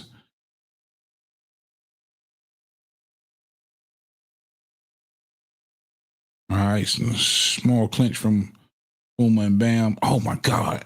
Beautiful right uppercut and then left uppercut from Bam. There, followed by the left hand. Then there's a right hook. Then he pivots, followed by the left hand and the right hook again. There's a big right hook that stumbles Puma. Then there was 1-2 upstairs. Bam maybe looking to do something in his 4th round. Puma hurt, whips with, hits nothing but air with the left hand. Downstairs from Puma. Bam taking his time. Understand that he may have him a little. Bam, Bam whoops with the right hand. I think that he tried to knock him out with that right hand. Puma looking like a second rate amateur. It's just, this nigga suck, man. Or at least the skill set compared to Bam Rodriguez right now. It's horrible. Damn. And then like when he hops into that little pivot, that's a beautiful thing to watch, man. Because Puma don't know where he is at that point. That's the end of round 4, all Bam Rodriguez. Puma's getting lucky here and there, being able to just touch Bam, and that's with nothing really big. All of his big shots that he loads up on is pretty much hitting the air, man. But yeah, this shit is horrible. This shit is horrible. All Bam Rodriguez through 4.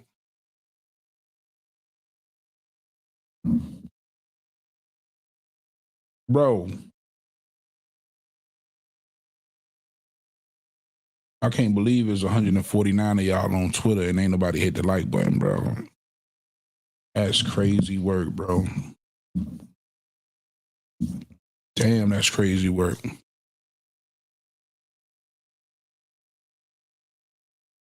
Damn. You know what, man? Fuck y'all. Yeah. I'm hating on y'all. These lower weight classes, geez Louise, where's my snacks? Lunch break time. Shout out my guy Rob. All right, here we go. Round 5. Puma looking a little upset and frustrated. Big shot from Puma upstairs. That misses. Right uppercut followed by the left hand from Bam that misses. Puma leaning on the head of Bam. Referee comes and breaks and interrupts that. 1, 2, 3 from Bam down the middle, followed by the left uppercut.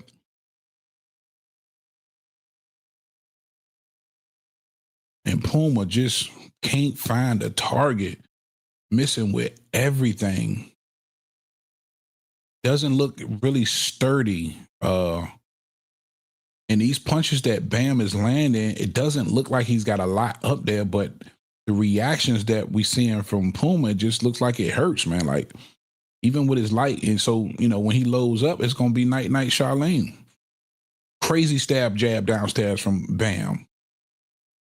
Puma looks like he might just be in trouble. There's a 1, 2, 3, 4 upstairs from Bam. Here comes Puma. Puma not willing to go quietly. Big right hand upstairs from Bam. Now he's pressing forward. He wants to walk Puma down. Puma no longer the aggressor. Here comes Bam Rodriguez. Warning from the ref for Bam to kind of keep it up. It looked like he might have got a little bit low when Puma was leaning over. Puma might understand exactly where he is now. Now it's just going to be all heart from Puma. Here comes Bam, 1:14 to go in this fifth. Bam taking his time, working behind a jab, setting things up. Ooh, a right hand that could have clipped him, but he barely missed from Bam. Puma with some firepower of his own, still can't find a target. There's a left hand to the body from, a right hand from Puma that finds a home. Great body work from Bam Rodriguez. It's that wheelhouse and that kitchen. It just may be the end of Puma. Again, now Bam Rodriguez is the aggressor. Coming forward. There's a left hand upstairs from Puma that lands home. Bam just eats it, comes back with a 3-punch combination of his own. Just looking more sturdier, more quicker. Lightning fast 4-punch combination. Bam gets out of the way. 2 or 3 of them gets home. Here come Puma. Just throwing desperation right hands. Nothing landing for real for Puma. And when it does, it's on the gloves or it's grazing. Oh, big left hand from Bam. Puma takes it good to put an exclamation point on the round for Bam Rodriguez. I got it a wash so far for Bam Rodriguez. And went blurry for a second. Damn, y'all hear me talking shit about y'all on Twitter and y'all still there, man. Everybody on Twitter can kiss my entire ass, man. With your tongue out. Bam looking comfortable in the lead versus Puma. And this huge skill set disparity. This is nothing more but a pretty intense sparring match where it looked like Bam is just coasting his way through each round. Puma loading up on big shots, not catching or hitting anything. And when he is hitting flush, when he catching them flush every now and again, it just appears to be a lucky shot. There's a nice jab from Puma finally. He's got to try and find a way to work behind that. There's a left uppercut from Bam. And Bam just so quick when he wants to work inside and get out. By the time he gets out, Puma is just now releasing a shot and it's nothing there. There's a nice left hand downstairs from Bam. He followed it with another one. He found an opening in the body of Puma. Puma was showing some hand speed with a quick 6-7 punch combination. Not really hitting anything but the earmuffs of Bam, but it was good work. But here comes Bam. Downstairs in the kitchen, has Puma in the corner. Puma wants to come out of the corner, bulls his way forward. There's a right hand from Puma. Bam, for every 2 or 3 shots Puma's landing, Bam's landing 5 and 6. There's a double left hand or left hook from Puma, trying his best to allow Bam to feel his power. But Bam, he's there and then he isn't. He's the Houdini act. There's a 5-6 punch of a combination from Bam, who's the aggressor. There's another 3-punch hook combination, followed by another left hook and 2 left uppercuts. Puma wiping his nose, trying to figure out where the hell these punches are coming from. There's the quick turn from Bam. Then downstairs, upstairs, downstairs from Bam. I don't know how much longer Puma gonna make it. We in the 6th, halfway through the 6th. Big whoop from the left hand twice by Puma, hitting nothing but air. There's a 3-punch combination followed by the right hand of Bam right down the middle. Snaps the head back of Puma. Puma trying to fight back, but he can't find him. He's in there with a ghost. There's a left hook to the body from Puma. He found a piece of body. Holding on for dear life is Puma. Looks like he's a bit winded. Bam. 1-2 from Bam. Bam's just in there having fun. There's a big right hand from Puma that touches the gloves. And it almost appears that Bam can see everything coming in slow motion. Puma backs Puma into the corner. Here come Puma. He wants to fight out of the corner. A series of right hooks from Puma. Nothing really landing. There's a grazing blow from him. Bam turns him, delivers the left hook to the body. Beautiful. And right back to the stick. Then downstairs and 5-punch combination from Bam. That rocks Puma. Puma's on the back foot. Bam the aggressor. There's another left hand down the middle from Bam. Puma comes back with a 1-2-3-punch combination followed by the left hand. Nothing lands home clean. And that is the end of the round.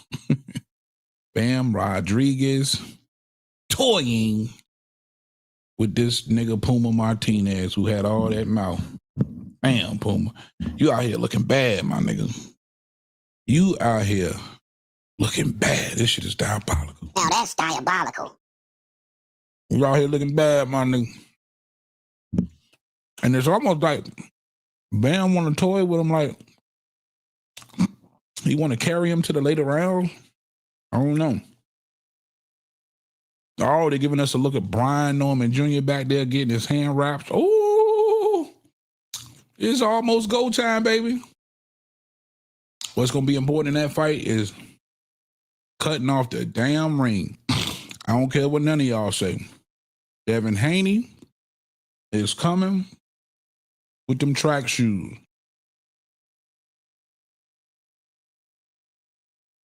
I wish Devin Haney had like Abdullah Mason style, bro. All right, here we go.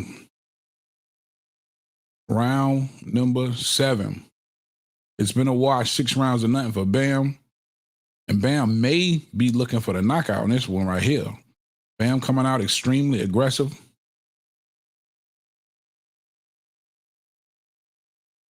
There's a left hand from Puma, followed by a double right hand from Puma, then a right hook, and then another right hook. That last right hook caught something. All right. Then another right one. Another right from Puma. And Bam just kind of assessing the situation. Boom. And there's a 4-5 punch combination from Bam.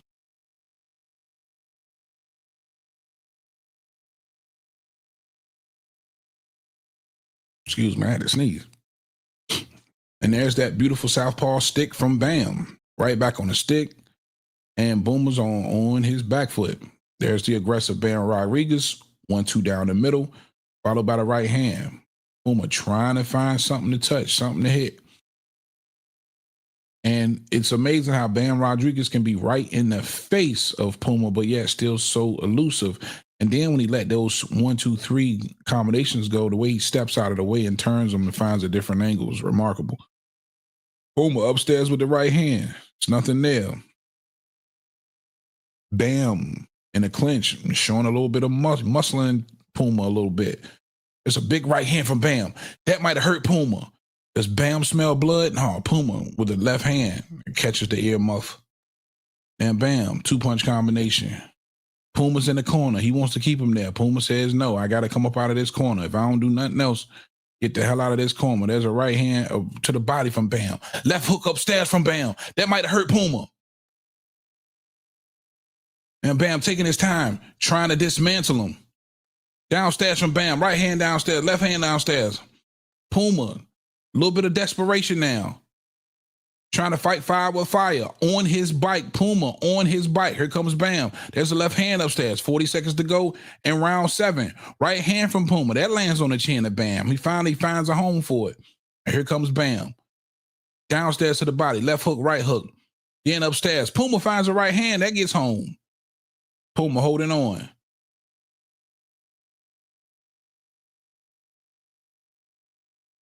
Center of the ring. Bam kind of using his shoulder as a rangefinder, turns him and catches him with a left hook on his way out to the body. There's a right hand upstairs, right hook to the upstairs from Bam. Bam applying a ton of pressure now. Puma holding on for Puma holding on for dear life. That's the end of round 7. Puma don't look sturdy at. Man, y'all gotta understand. I don't know if y'all saw the build up between Puma and Bam. Puma was talking some shit, man. Puma was talking some shit. That nigga, he don't look sturdy. A lot of people didn't see this fight going past 7 or 8. So here we go in the 8th round, which I think a lot of people picked to be the knockout round for Bam Rodriguez. But to this point, it just feels like he's carrying Puma, bro. Like, I still don't think he's pushed on the gas, extremely pushed on the gas yet. That left hand clipped him. They showing a replay. That left hand clipped him and wobbled Puma. And that kind of made him clinch a little bit. But it's this left hand to the body. Boom. And then left hand up top. Boom. Yeah, that left uppercut is a hook, a hybrid hook uppercut upstairs. All right, here we go. 8th round, 8 of 12. And Puma looking like a pure amateur, in my opinion. Letting those left hands go, trying to give Bam something to think about. Some nice left hands from Puma, though. Here's one of them got home, but here comes Bam. Beautiful left hand to the body that stops all of that. Bam starts to push forward. Now Puma covers up. Bam puts together a 4-5 punch combination. There's a right hand upstairs from Bam. Stab jab downstairs with the right hand from Bam. Bam right in front of him, putting that pressure on Puma, letting his hands go. Puma not sure where the shot's coming from. There's a big left hand down the middle for Bam. Puma wipes the nose. God, the combinations are so fast from Bam. It's hard counting these motherfuckers, man. Puma, not in trouble, but in trouble. Just fundamentally dominated. There's a right hand from Bam. Puma tries to stick a right hand of his own. Then he uses his shoulder to thrust the body of Bam. The referee sees it, calls the dirty play out. That's when you know you're getting whooped. You reverting to fucked up boxing tactics. And now they look like that might have pissed Bam off, that Puma tried to get a dirty shot in with his shoulder. And here comes Bam. But Puma shoots a quick couple of right hands.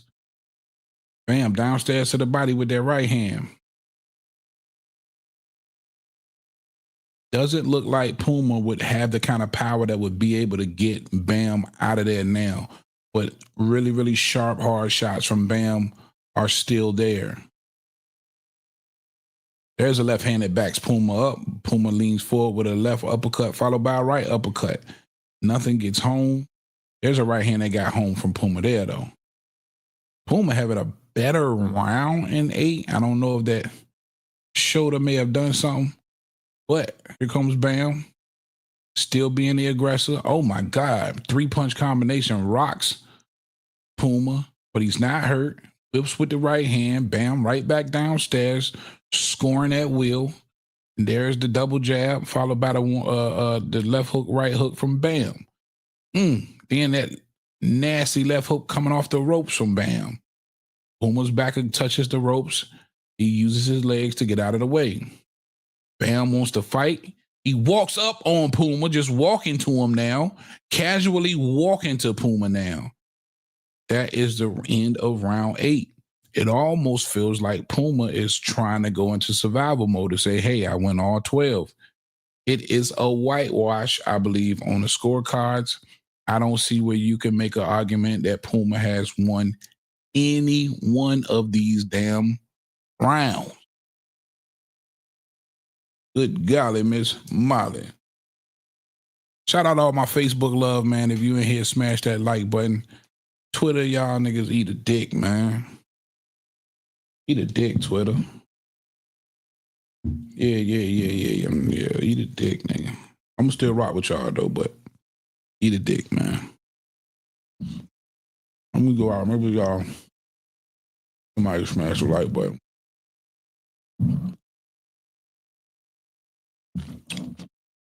Niggas ain't got 151 people, one like. Ain't that a bit? All right, round number 9. Bam come out. Bam coming out. He want a knockout. Bam coming out super aggressive. He want a knockout. There's a left uppercut followed by the left hook from Bam. And like I said, it just appears that Puma is in survival mode, and he's trying to get lucky. The confidence, it appears, is gone from Puma. Bam is able to walk him down at will as he sneaks that double jab in, and it's all heart from Puma on out. There's a right hand from Bam, stab jab to the body from Bam. Puma trying to use his legs where I didn't think he had none in the first couple of rounds. He wants to box now. Bam. Big right hand. Big left hand from Bam. Bam looking to close the show if Puma allows him. Puma showing that he's got a pretty good chin, man. Back against the ropes from Puma. Bam wants to do some work. Puma up against the ropes. Bam trying to keep him there, but Puma pulls his way forward, clinches. Referee comes to break it up. Puma understands when his back touches the ropes like it's doing now that there could be trouble. Bam trying to be smart and set it up. There's a 1-2 down the middle from Bam. Big left hand upstairs from Bam, followed by the left uppercut. Puma holding on for dear life. He just might be hurt. Bam smells blood. Here comes Bam. Big right hand. Big right, left uppercut. Right uppercut. Puma, you fighting on all heart and instinct right now. Bam smells blood in the water. There's a minute left in the 9th round. Here comes Bam again. Feeling like Puma could be hurt. But Puma trying his best. Trying to keep something out there to ward off the onslaught from Bam Rodriguez. Downstairs, upstairs from Bam. Puma trying to return fire. There's a right hand from Puma that lands. There's a big wolf right hook from Puma. Misses everything there. Here comes Bam. Nothing but heart from Puma, and Bam taking his time and complete control. Puma hanging on for dear life. 30 seconds to go in round number 9. Puma hanging on again. Trying to survive the round. 25 seconds to go. Round 9. High guard from Bam as he walks him down. There's a left hand from Puma. That gets home. Bam smiles. There's nothing there. Then here comes a 4-punch combination from Bam. Puma backs up some more. There's a big left hand from Bam. Puma's got a chin. Puma with some work of his own. 1-2 from Puma, followed by another left hand from Puma. Nothing appears to be hurting or shaking or anything when it comes to Bam Rodriguez. Puma is a beaten and battered opponent. It's written all over his face. There's massive swelling around the eyebrows. The nose appears to be swollen as well. He's just been getting completely outclassed. Bottom line.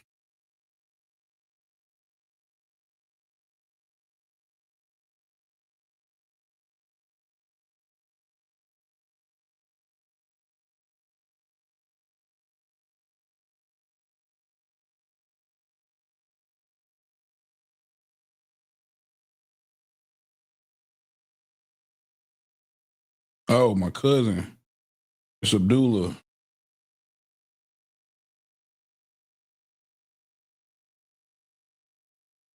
That's it.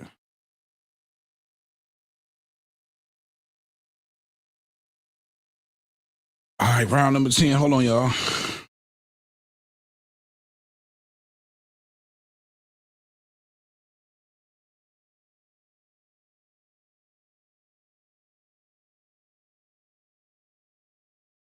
All right, 2 minutes 40. Okay, round 10 just started. Here, Bam looked like he already doing good work. I can't believe, again, we've gone this far on this particular fight. Nobody really expected these fights to go these deep in the rounds. A slip from Puma. There's a right hand upstairs from Bam. He eats a left from Puma. Puma, again, appears to be in survival mode, in my opinion. Trying to keep Bam off of him and trying to do just enough offense to keep Bam at bay. But Bam looking for a way in, walking him down. He wants to be in the phone booth. Here come Puma with a 6-7 punch combination. Looked like a couple of them got off or got home. Damn, big left hand from Bam up top. Drops Puma. 1 minute, 40 seconds to go in round 10. Can Puma recover? 8, 9, 10. It's over. It's over. 10th round, big left hand from Bam Rodriguez sends Puma flying to the canvas. He could not recover with inside of the 10 count. It is a wrap. Bam Rodriguez, hey, listen, man, you got to give a kid a ton of credit. Surprisingly, a lot of people thought Puma could get in here and knock Bam out. He showed you, hey, not only am I great offensively, I also got a chin. Defensively, I'm responsible versus a power puncher. And tonight, in my opinion, was extremely easy work from for Bam Rodriguez, man. Nobody down there can fuck with the boy. The only thing he can do, man, is try and challenge anyway, bro. That's all you can really do. Can't nobody down there fuck with him. Boom! Right on the button. Left hand. And it's like the Matrix, man. Slow motion.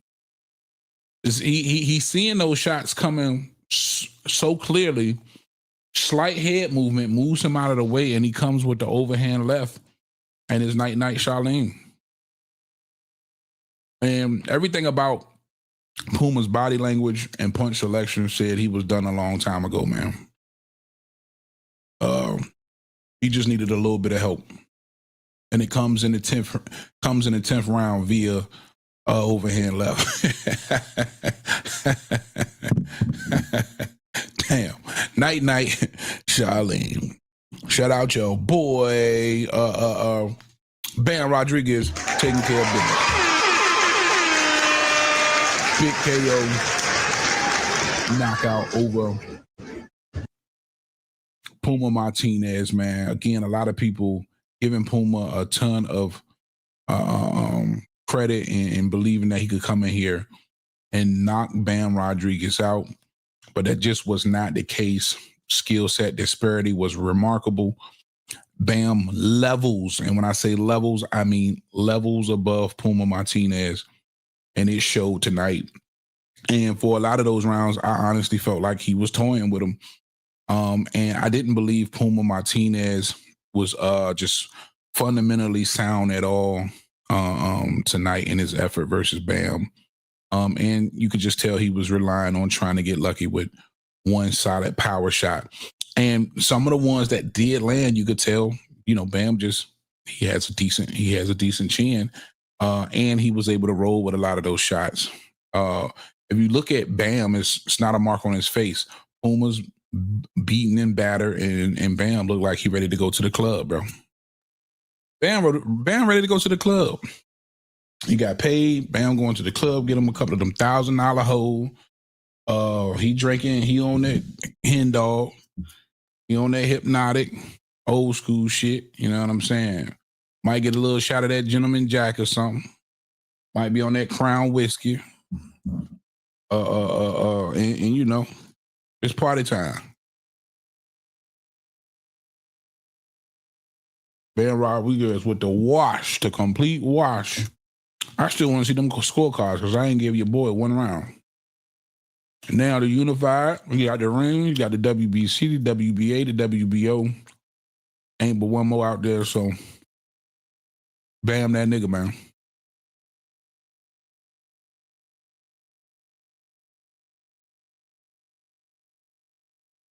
You say?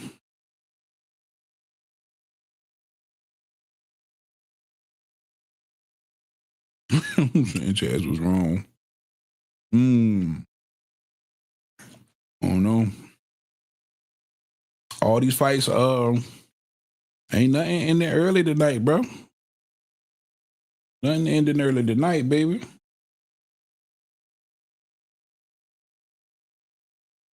So, shout out to everybody who's been in here rocking with your boy, man. If you are looking on Twitter, do your boy a favor, even though I called y'all some bitches and hoes and all that. Follow me on Facebook, man. Sub up on Twitter.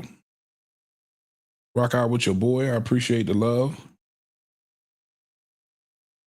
I'm just saying, though. You know what I mean? Y'all been rocking out this long. Obviously, you enjoying some of the commentary. At least you could do it. Fuck with your boy. It's all good. Bam, giving the fans a few words, man. Made easy work out of, in my opinion, out of Puma Martinez tonight.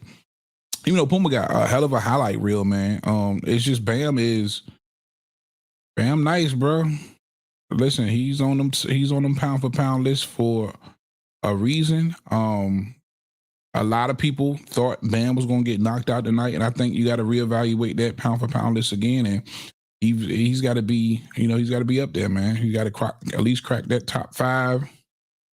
And I ain't gonna say that. As long as you got him up there, you know what I mean, somewhere up there. All right, man. They done put the shot on Devin Haney. And Brian Norman. That is next. This is what many of us have been waiting for. Let me let you guys listen to their build up.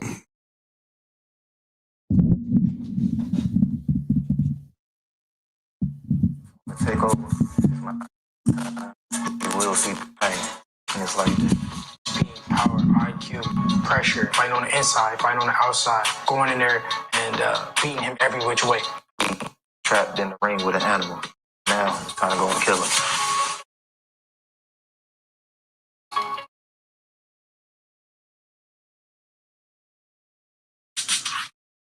It's showtime, and there's no better way to win on boxing than with DraftKings Sportsbook.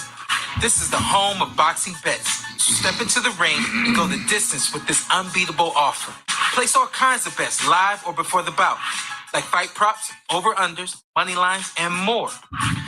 Download the app, enter the promo code, and get in on the action. The crown is yours.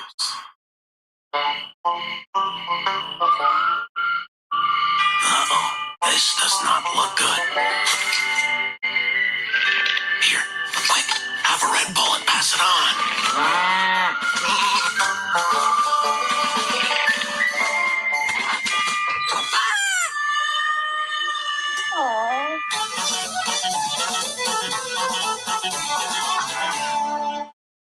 No Red Bull, no wings.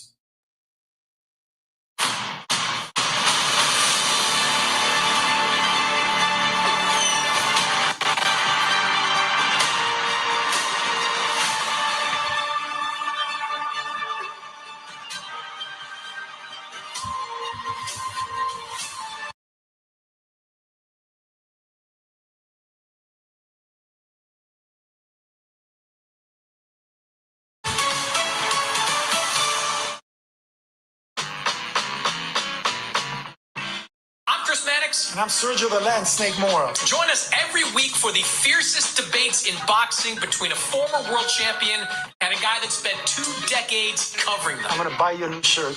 Terrible. Shirt. Who made that for you, Grandma? Maybe. We are back. He's the fighter. I'm the writer. I'm already tired of being around. But in my head, it's borderline genius. So you cannot sit there and tell me that there is a more marketable fight out there for both these guys than running it back once again. You're pretty stupid for a smart guy. If he gets a unification fight, or if he gets a fight against Virgil Ortiz or Boots Ennis, those guys are going to beat him. I promise you that. Mark all day, doggy. The bite, doggy. Had a certain ankle STD. Ankle STD. Chris Mannix has gout, ladies and gentlemen. I do. I think he might even stop Parker. I think he'd become... Oh, you're crazy. Head over to DAZN.com for full Fighter and the Writer episodes every Friday only on DAZN.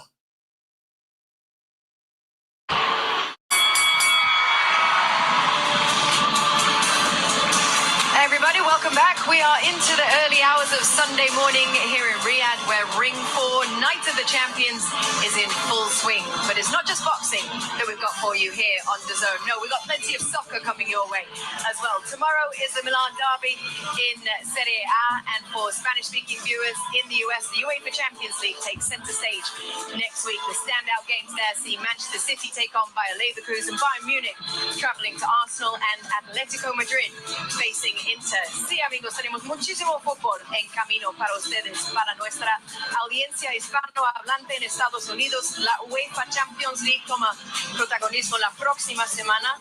Los partidos destacados incluyen a Manchester City frente a Bayer Leverkusen, Bayern Múnich visitando al Arsenal y Atlético de Madrid contra el Inter. Yes, we got all of that for you. Meanwhile, here at the A&B Arena, we are ready for the third title fight of the night. Brian Norman Jr. defending his WBO strap against Devin Haney. What a fight this one looks like. Kate Scott, Malik Scott here with you. Let's talk about Devin Haney for a second, because we saw him in the fight at Times Square. He was widely criticized for his evasiveness in that fight against Jose Ramirez. So he comes into this fight with a real sense of pressure that he has to give a fan-friendly fight. How does he navigate that? Well, with Devin Haney, he's in a catch-22 type of situation, because he has to appease the public. He has to appease, besides the performance that he had the last fight, it wasn't too good. He disengaged a bit too much. But if he listened to the public too much and come outside of himself, he could possibly put himself in front of a freight train. And that's that big right hand. That's that big left hook and right hand, in my opinion, that Brian Norman Jr. possesses. So Devin Haney has to go out here, be smart, be himself, and most of all, he has to be alert, because he's dealing with the hardest puncher in this division right now. What about Brian Norman Jr.? How does he approach this fight, or how should he approach this fight? Brian Norman Jr. should just go in here and be himself. The reputation is out that he's the hardest puncher in the division. He's the champion. And his demeanor, in my opinion, we haven't seen nothing like him since Marvelous Marvin Hagler. All he has to do is go in here and be himself. The reputation that he has to go in there immediately and put his hands on Devin. Let him know the things you've been hearing about me is true. I am the hardest puncher in the division. If you want to feel me tonight. Let's see if we get it.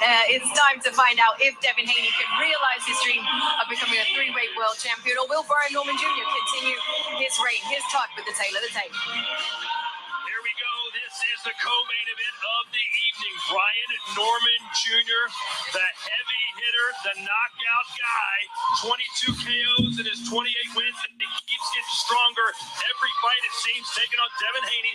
His first fight at 147, and he jumps right into the deep end. A world title shot right out of the gate. He's 27 years old, 5'9", an inch taller than Georgia's Norman Jr. Now let's go into the ring. And Mr. Co-Main Event, Thomas Driver. Live. All right. Yes, sir.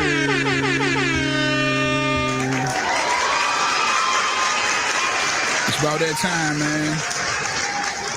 It's about that time that many of us been waiting for. Brian Norman Jr., Devin Haney. Woo. Devin Haney getting called to the ring first. He got that DMX bumping.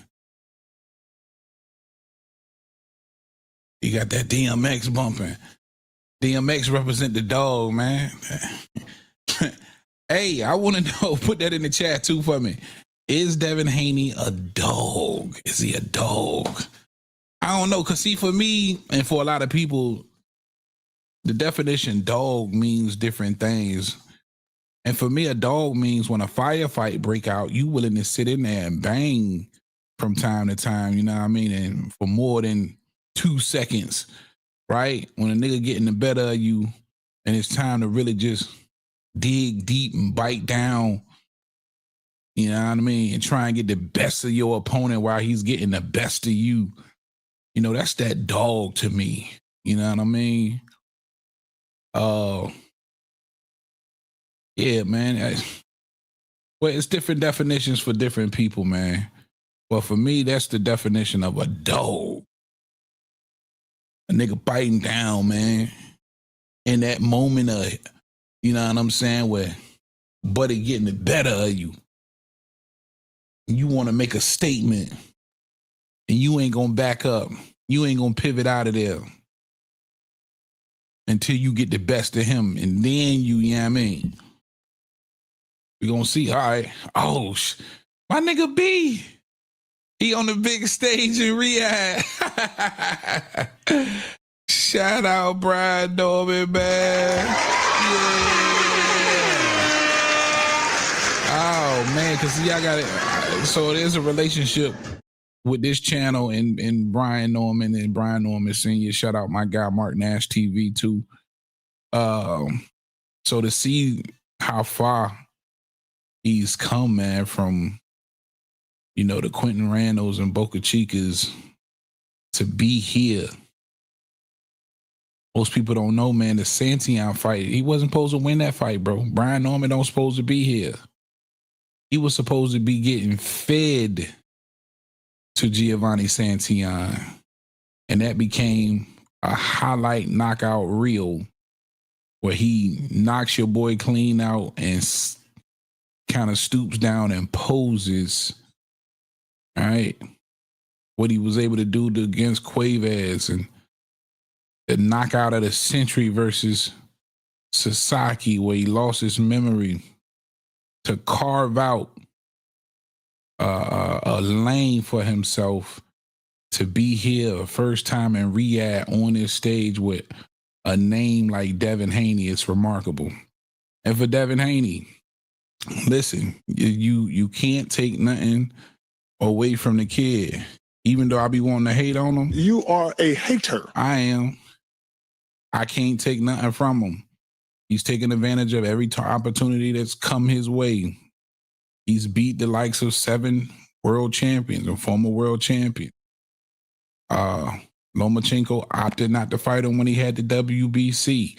He got an opportunity versus George Kambosos and beat him twice when we really didn't know what or who Kambosos was coming off the Teofimo Lopez win. We had to give him a ton of credit for beating undefeated George Kambosos, who had just beat Teo. Then, instead of moving up and out of the way, he fights Lomachenko. You see what he did to Regis at 47. I mean, listen, you can't take nothing away from him, whether you like his style or not. And that's the only thing that's separating Devin. It's just the fact that he's not a very exciting fighter. But listen, he's making $36 million over the next 3 fights. And that's because of this right here. He's willing to fight anybody. It's not because he's exciting or anything like that. But he's willing to fight anybody. And if you told me that they was going to pick Brian Norman Jr. next, I would have called you a liar. But I think Turki Al-Sheikh had a lot to do with that. Once he inked that $36 million deal, Turki was like, yo, ain't no cherry picks. I got you locked in now. You fighting some dangerous niggas. I believe it was up to Devin and Bill. Brian wouldn't have been next. But you signed with Turki, and Turki want niggas to see the smoke. So here we are. They just announced Devin Haney. Now they're about to announce the WBO welterweight champion of the world, Brian Norman Jr., the motherfucking assassin.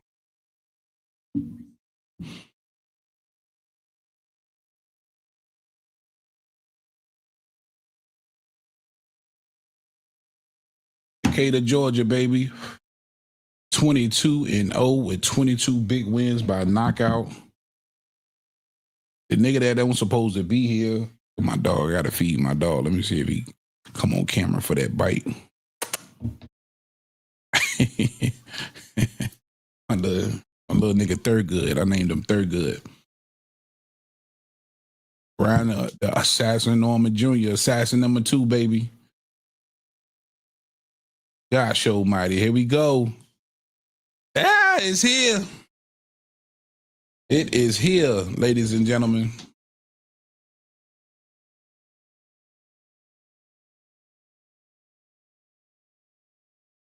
Damn, Brian look kind of big, boy. All right, hold on.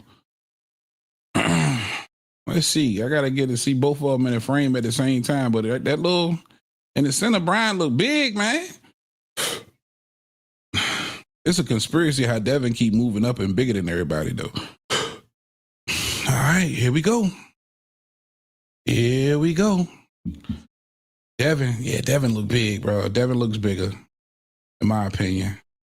Brian Norman Jr. with that jab out there.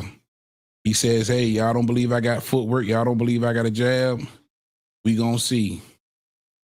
Now, can he take the play out of the ring for Devin Haney? Devin looks a bit slow to start. Boy, that nigga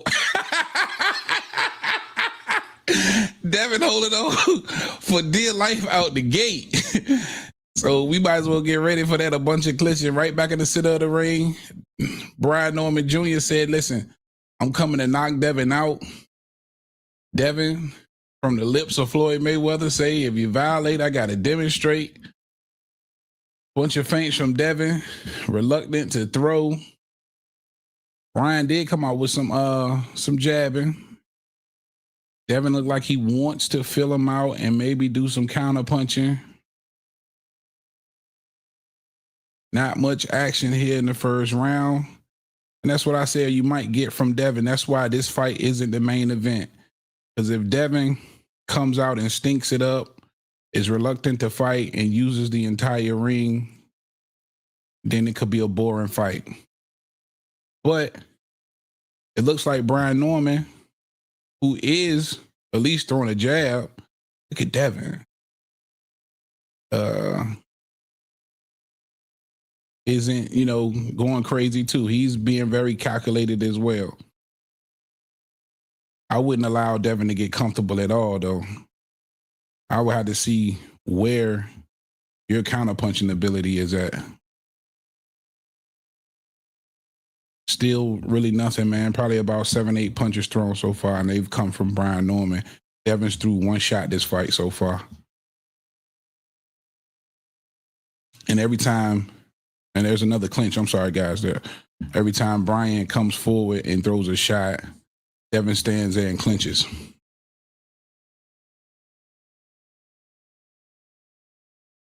All right.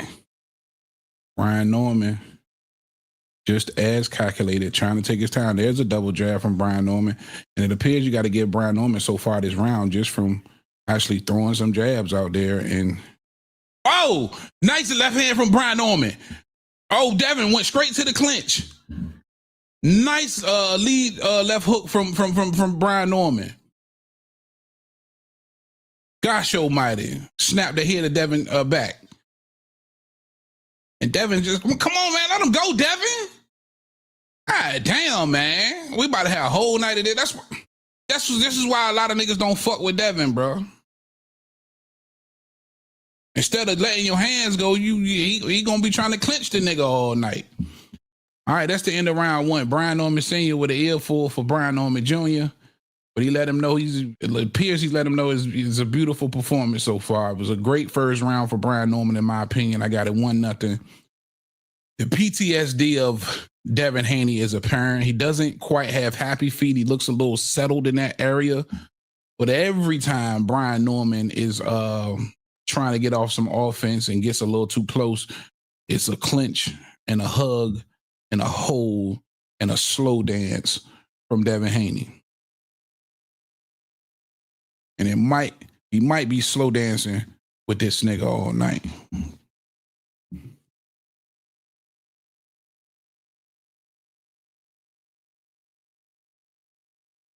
But a beautiful lead left hook from Brian Norman, that appeared to stumble Devin Haney.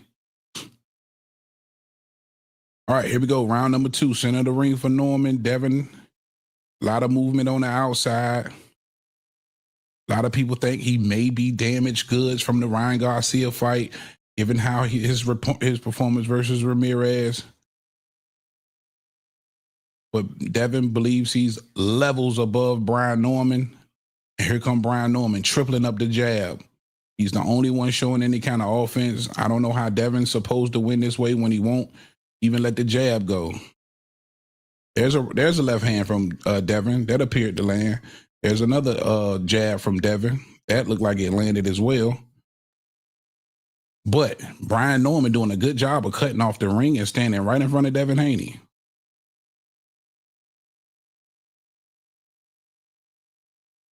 All right, right back to the center of the ring. Of course, it was a clinch from Devin Haney, broken up by the ref.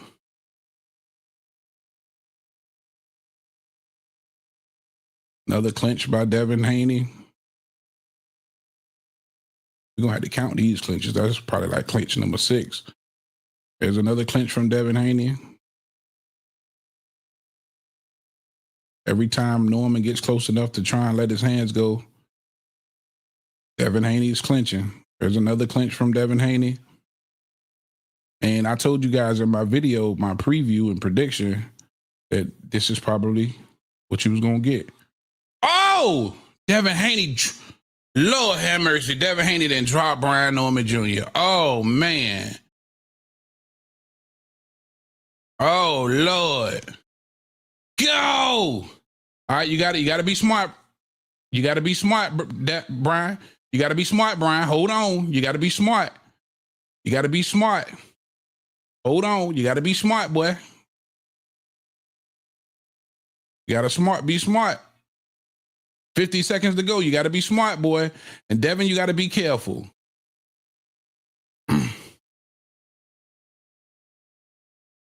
Devin think he got in trouble. Brian Norman hangs on. Devin dropped his ass like he did Regis. Oh, Lord. Got to be smart. Clear them cobwebs, boy. 30 seconds.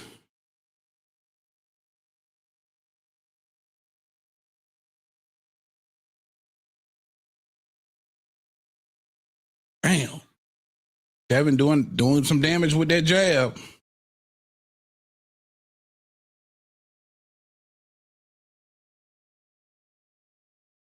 Brian Norman trying to clear the cobwebs. He got 10 seconds to make it out the round.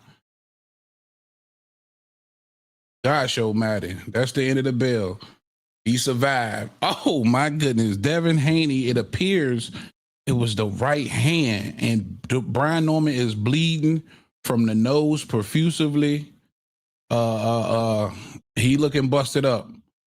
He wobbled him, it looked like, with the left hand and caught him with the right hand. And drops Brian Norman Jr. He looked big as shit, too. Beautiful check left hook that wobbles Brian Norman. Boom. Then it's the right hand that puts Brian Norman down.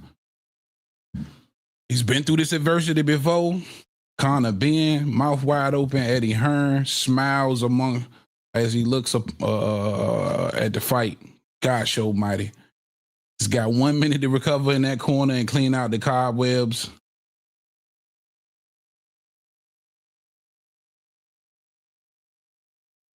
Now we about to find out what Brian Norman Jr. is made of. Here we go. Can he recover? And how quickly can he recover? Round number 3. After pulling himself off the canvas in round number 2, Devin Haney looking fresh. And now he's trying to figure out how and when to attack. Now Brian Norman appears to have cleaned the cobwebs and comes with a hard right followed by the left hand.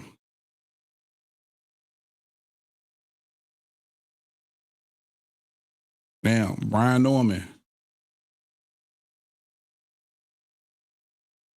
Hey, he's fighting with some urgency. He knows he's in the deficit now. You had to give round one to Brian Norman.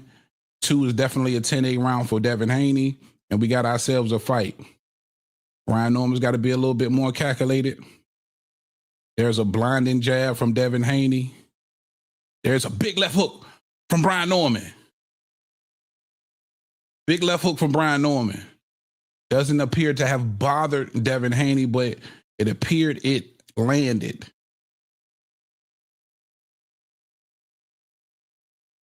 Oh, he ran into a right hand there from Devin Haney. Devin Haney lands that right hand.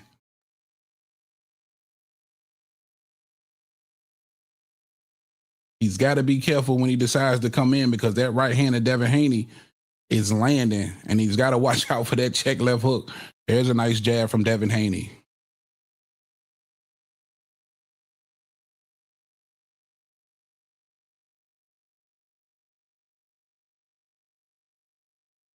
All right, there's a clinch. Now, Devin Haney reluctant to clinch now. Using his speed.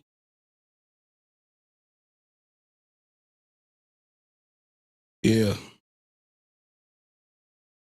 All right, Devin with the clinch. He's free. Using his legs. There's a right hand from Norman, misses everything. I still think he's recovered, but he ain't recovered all the way. The legs appear to be there. There's a blinding jab of Devin Haney that lands. Only one big shot so far in this fight or in this round. Well, 2, the left hook from Haney, Brian Norman, and the right hand from Devin. Now, Devin wants to come forward.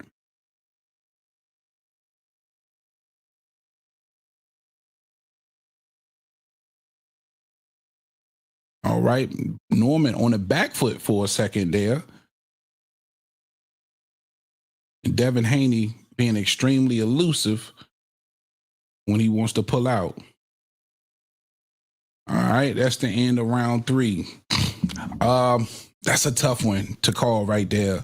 I liked the straight right hand from Devin Haney and the jabbing, the big hook from Brian Norman landed. I would probably have to lean Devin's way in that 3rd round, man. 2 rounds to 1 so far for Devin Haney.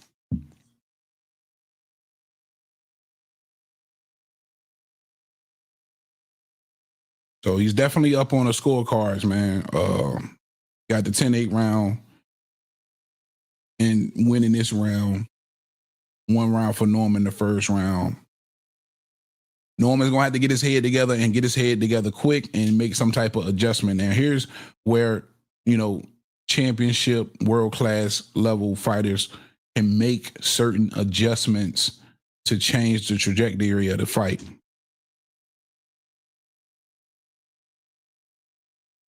Yeah, that was crazy, Coco. That was crazy.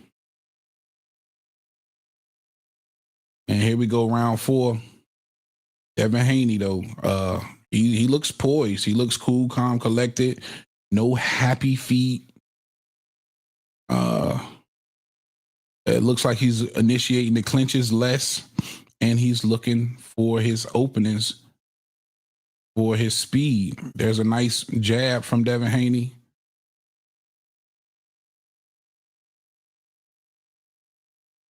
And Brian Norman trying to take his time a little bit more. He's going to have to do a better job of trying to set some of this stuff up. And it's like Devin Haney goes into a straight panic when he gets too close and initiates that clinch.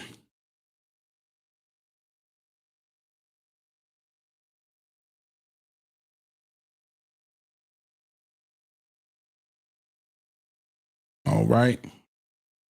Devin trying to work out of the clinch.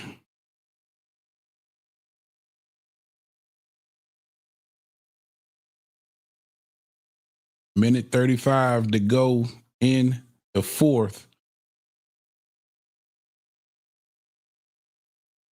And in those clinches, though, it appears that Devin's getting a chance to do the better work.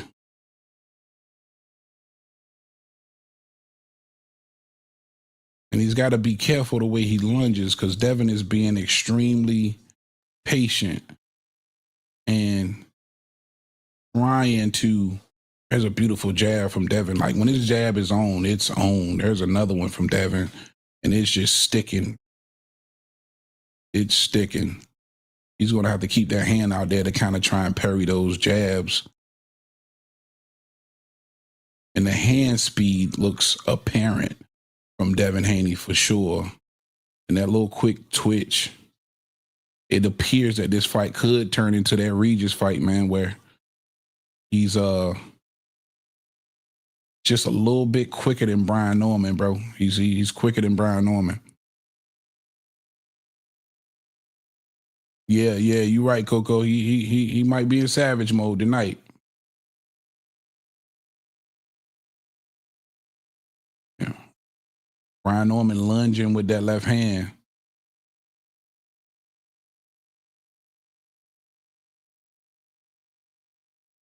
Devin trying to get on the front foot at the end of the fourth here.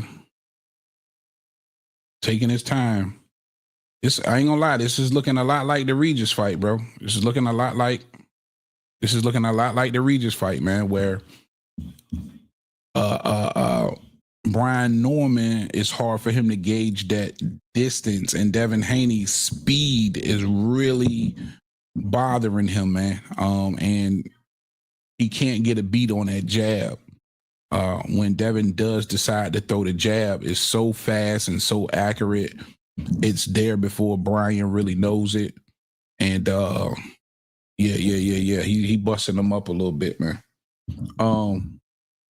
Between that jab and the defense, I would have to give round 4 to Devin too, bro. Just being real. God damn. And I know y'all know I fuck with Norman, man. But you got to keep it real. They interviewing Jose Benavidez Sr. backstage. That main event is next. And here comes round number 5. Center of the ring. And there's Brian Norman, the aggressor. He got his face nice and swollen up right now, bro. They have learned a couple of hurt bombs. And there he is again with that quick twitch and taking his time. Nice feints from Devin when he wants to and looking for those openings. See down right there, there's a triple jab from Brian Norman. That's what he needs to live at. He's got to give Devin something to think about. There's a nice jab from Devin. And that jab is just so blinding and fast. And now all he wants to do is counter. Devin's comfortable just being patient and countering the bleeding, busted up Brian Norman. There's a check left hook that looked like it tapped the jaw of Brian Norman as well.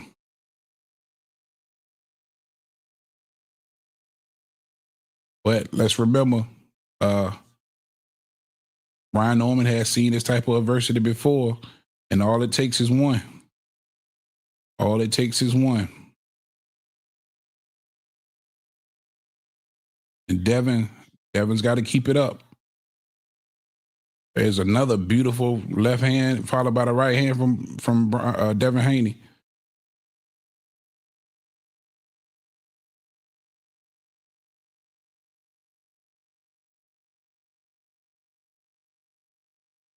Yeah, little quick tussle. Devin got a little physical. Yeah, that nose appeared like it could be broken, man. The swelling looks crazy. He's bleeding out his mouth. And that just makes it even more difficult. And then that'll help get you winded a little faster too. So, and again, there's a lunge left hand from Brian Norman. He's got to be careful with that. Need better head movement from Brian Norman as well. Needs better head movement.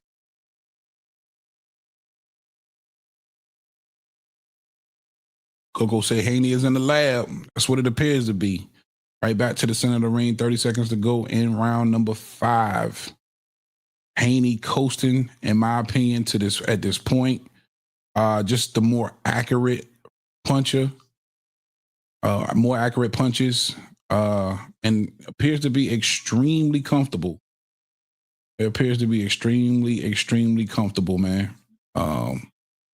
Doesn't look jittery, too jittery, unless Brian Norman comes in the wheelhouse. Other than that, he looks comfortable on the outside, delivering that nice, crisp jab.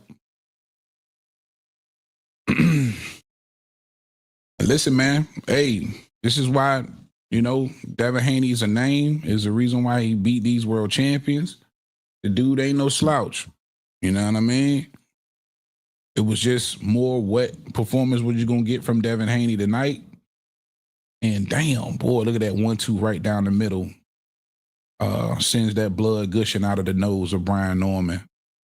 And that was enough to win the round for me because nothing extremely clean from Brian Norman.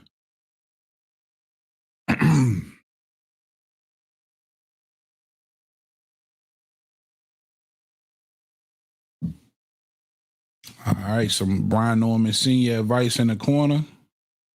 We got to see if it can translate. Norman not looking the greatest, but yet it's still extremely early. Here comes round number 6, halfway through the fight. And again, he does have an equalizer.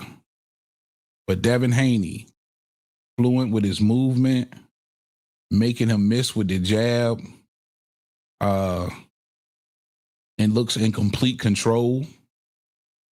And it looks like it's going to be a hard target for Brian Norman to find tonight.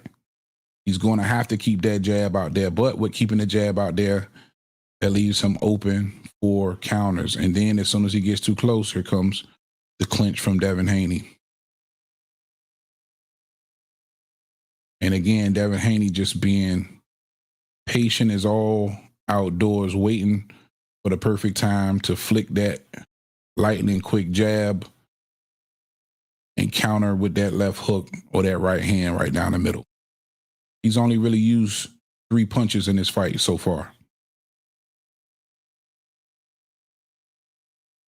Yeah, and that's what I'm worried about. Norman more than likely starting to settle into some frustrations, which could lead to some major mistakes. And for Devin Haney, being on cruise control like this, might not even, nice work to the body from Brian Norman. You got to give him some points there. Pushes Devin Haney to the ropes. But he could be in cruise control and thinking, hey, man, I can work my jab and jab my way to a victory.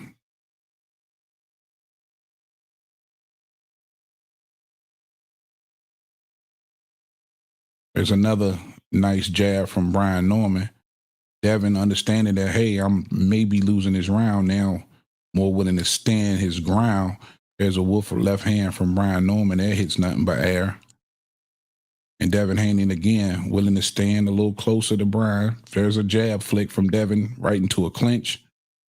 So he's still very aware of the power of Norman. He probably can still feel it, which is why he's clinching. But you got to give it to Brian Norman. So far, there's another jab from Brian Norman. They trade jabs, it appears, that in that exchange. And downstairs from Brian Norman, looks like he can pick up round 6. Oh, there's a nice jab upstairs from Devin Haney. Something landed.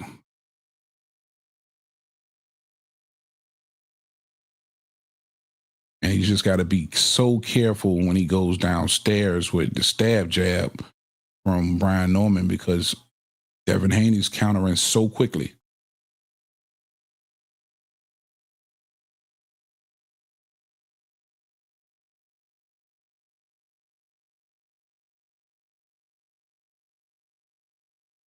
All right, that's the end of round 6. I think if you want to be gracious, you give that round to Brian Norman just because he was a little bit busier. It looked like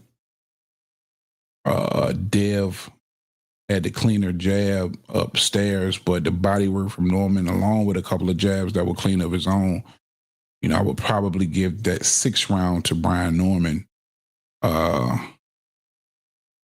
Shit, that's like 2 rounds. 4 rounds to 2 for Devin. He needed that round.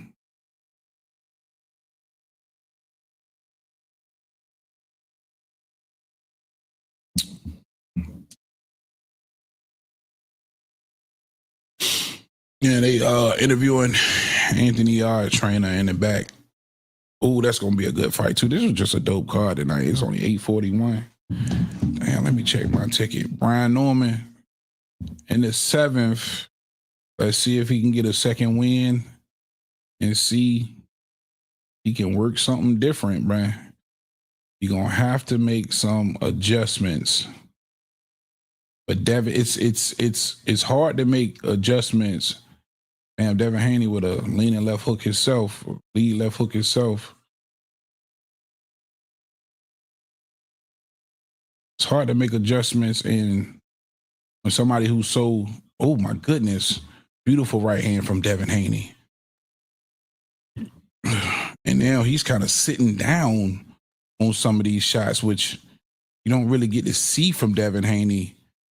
There's a beautiful lead, beautiful jab from Devin.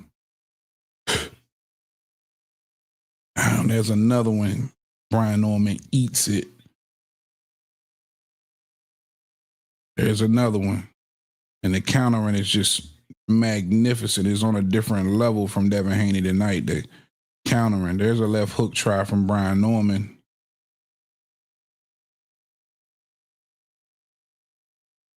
It's just a matter of hitting that moving target, man. Devin Haney's so great at being elusive when he wants to box. He tried to lead him into another check left hook, but Norman was able to get away with the body work.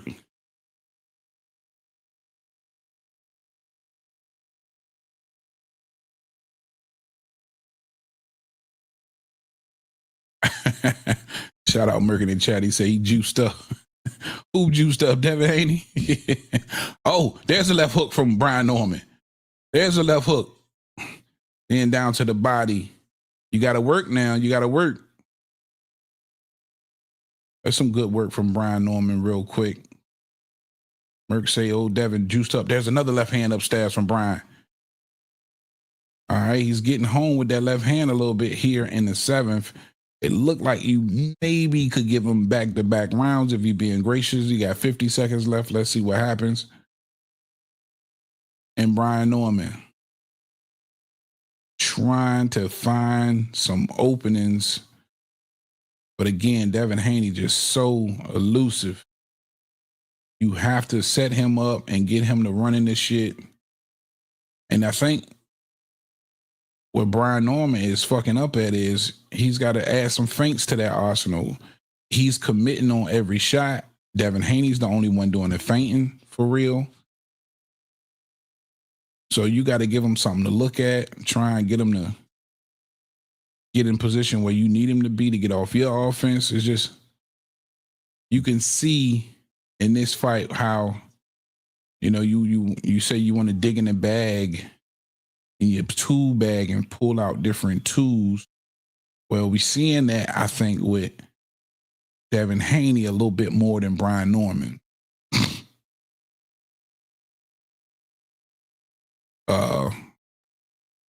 Yeah, I think he's got to dig in that tool bag a little bit deeper.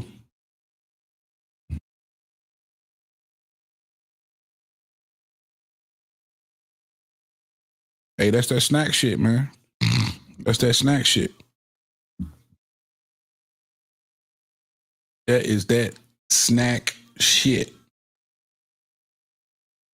It's remarkable how Devin Haney can come to 40 for the first time, be a giant compared to Regis Prograis, a career-long 40 guy, and then come to 47 and, you know, he's, you know, it's apparent that he's a bit bigger than, and not by a whole lot in my opinion, but he's definitely bigger than Brian Norman at 47. That shit's remarkable. But yeah, it's apparent that Devin Haney's the bigger man in this ring tonight, for sure. All right, here we go, round 8. And Devin Haney, who hasn't really had to do too much move. Like, he's moved, but he hasn't moved a ton. And I believe his condition is exceptional. So he's going to be very elusive into the final bell. So again, it's going to be up to Brian Norman to make something happen. And I liked him in that third round. So I got a 4-3 with Devin Haney leading, but he also has that 10-8 knockdown round.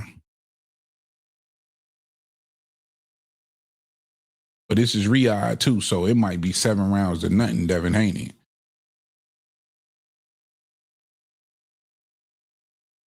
It's a good right hand from Brian Norman. It leads into the clinch. Best shots of the round. And normally when they give the best shots of the round, that's who I lead with, that's winning, until I see some better offense. And Brian Norman trying to conjure some offense. There's a nice stab jab to the body from Brian Norman. He's looking better offensively. Looks like he's made a bit of an adjustment, understanding that maybe I got to throw that double jab to come in.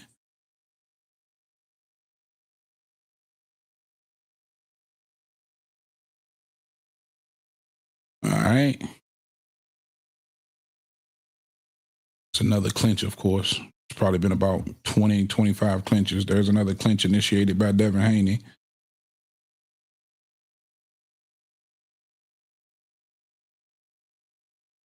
But yeah, see, this is the type of fight, and mind you, there was some decent action and a potential knockout in round 2.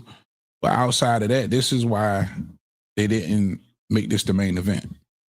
You know, I mean, it wasn't going to be just straight action packed. Damn, there's that beautiful jab from Devin. Trying to take the play from Brian Norman. Great defense. There's another jab from Haney that lands. Jab from Devin that lands. There's a jab from Haney that lands. Jab from Norman that lands. And Haney tries a right hand that was off the mark.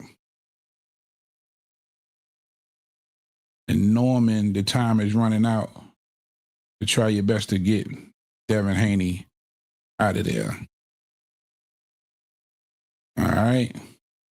Now, it just depends on if you like the jabbing and the body work. I might have to get that one at Brian Norman too, man, because Devin, you know, he landed a few clean jabs, nothing crazy, and Brian had the better body work along with the jabs in round number 8. So I'm going to say 4-4, but Devin out ahead, though, because of the knockdown. Yeah, that nose don't look good, Coco. I think he might have broke it. He's been breathing through his mouth since round number 3.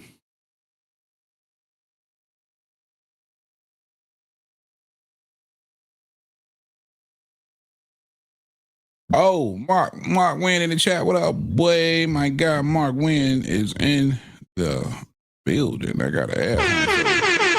What do you say, Pale? Yeah, Pale did pick Devin Haney to win. But I think these last couple rounds was closer than what we may think they were. It could have went to Brian Norman. They did on my scorecard, but again, we in Riyadh. I think he outworked Devin Haney in those last couple of rounds and found a little bit of success trying to keep that jab out there.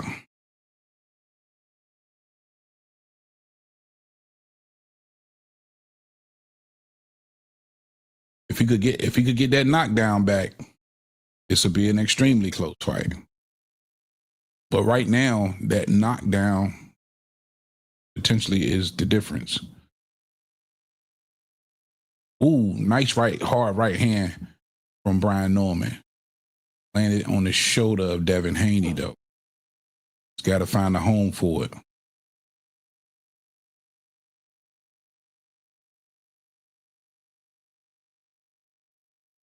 And Devin Haney trying to work out of the clinch. Good work out of the clinch, in my opinion.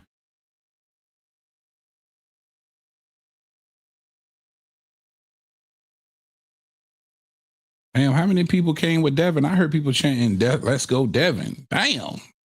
That nigga paid a lot of niggas to be out there today. But hey, 36 million, you know. 12 million a fight, you can get some niggas to come with you. Norman again, aggressive, nice body work from Norman, but Devin working out of the clinch as well with some right hands of his own.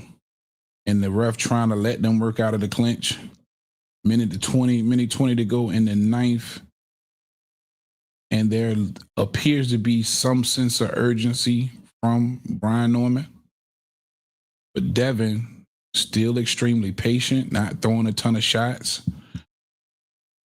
There's a jab from Devin Haney. Ooh, there's a nice left hand from Norman.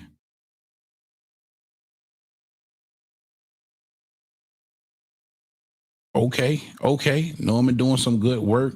Looked like that right hand got home for Devin for a second, but nothing to hurt Devin.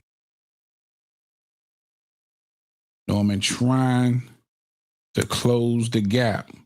Still believe he's outworking Devin Haney in this round as well. And it's for me, when the rounds are close like this, when somebody is pressing the action and pressing the offense, it's hard not to give them the round. There's a wide looping left hand from Devin Haney who tried to stick one in. There's that jab from Devin Haney who understands, hey, I got to do some kind of offense in this round before it's over. It appears like he's trying to steal the rounds. But I can't negate the early work from Brian Norman. Yeah, that's a Brian Norman round to me. Oh, boy. There go Hamza. Hamza with the crazy Berlanga KO, even though Berlanga's somewhat of a bum. I ain't even gonna call him that, but you know, it was a great win for Hamza. It was a name. But again, we ain't never seen Berlanga accomplish a damn thing.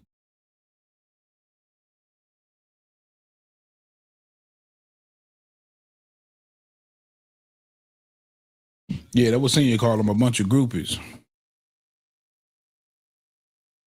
Yeah, he got the crazy fade in the beard. he got the wild blend on the beard. Yeah, that shit sharp.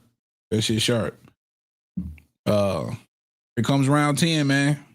Again, we are seeing another 10th rounder in this main event card on Riyadh for Ring 4, man. This is crazy. There's a double jab from Brian Norman, again, establishing that early work that we don't want to neglect. Whether he's landing or not, he's busy. And as soon as he gets too close, here comes Devin with the clinch, man, grabbing that arm.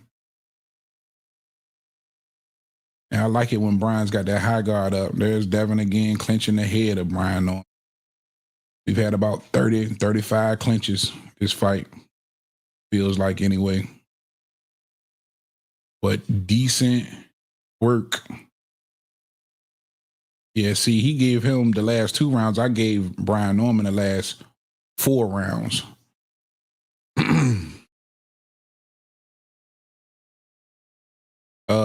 Somebody got it 88 to 82 on the unofficial scorecard. Fan zone. That's the fan zone scorecard. That's what it looks like. They got it damn near washed. I don't see it that way at all. Devin, you can't just pop a 3-4 jabs the entire round and win, bro. They don't work like that.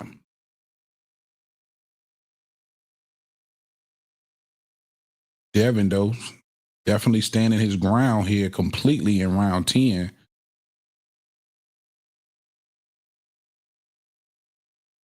But this was the kind of fight, again, this is why this wasn't the main event, because they knew more than likely this was the kind of fight you were going to get from Devin Haney, where not a ton of action. He was able to be sharper in round 2 and get the knockdown, and he's pretty much been posting with a few jabs here and there and a bunch of clinching ever since. And again, in round 10, it's Brian Norman pressing the action, throwing out most of the offense, and it's hard not to say he's not winning this round when Devin's throwing one shot every 30 seconds. There's a nice clean jab from Brian Norman that sticks Devin Haney in the mouth. Haney tries the right hand. That misses.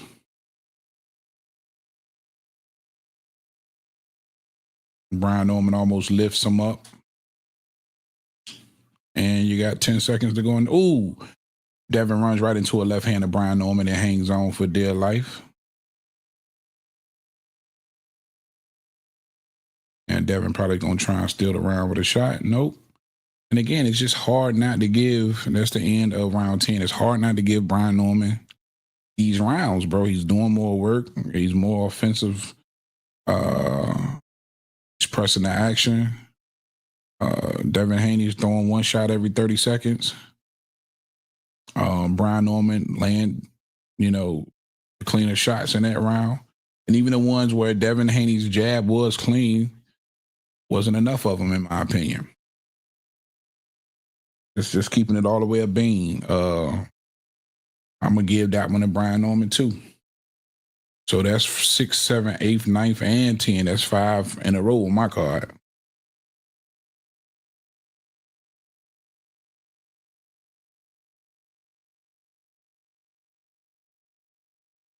Facts, Coco. Facts, Coco. And that's why I was trying to tell people, everybody was mad that this wasn't the main event. I was like, y'all not looking at it from a business standpoint. You don't know what Devin Haney you're going to get. And more than likely, you're going to get a Devin Haney who's going to do a bunch of clinching and is not going to be, willing to go to war. Now, I mean, you want to end the card with a war. The only war Devin ever been in was with Ryan Garcia when he was on the front foot, really trying to knock Ryan out. I mean, other than that, he ain't never been in no war. And here comes the aggressive Brian Norman again. Round 11, this is the championship rounds. And Devin appears to be in tremendous shape, and so does Brian Norman. Both of them still look pretty sturdy. I mean, both got both legs up under them. Brian Norman's been careful enough not to get caught with any kind of counters over the last several rounds. Clean ones anyway that could potentially hurt him. And now he's adding some feints. Devin Haney's just so elusive. There's a left hand from Brian Norman and misses everything. But Devin couldn't make him pay for it. And that ends up in the clinch as well. And then as soon as Devin gets too close, he grabs the arm of Brian Norman to stifle that offense.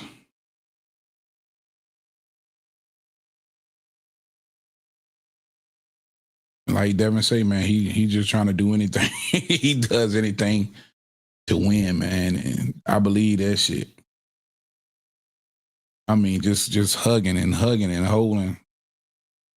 It is what it is. Ooh, there's a right hand from Brian Norman trying to push Devin off of him, but he just such a good clincher. He's trying to free his arm, but Devin ain't gonna let him. Devin ain't having none of that shit. There's a referee breaking him up for about the 50th time of the fight.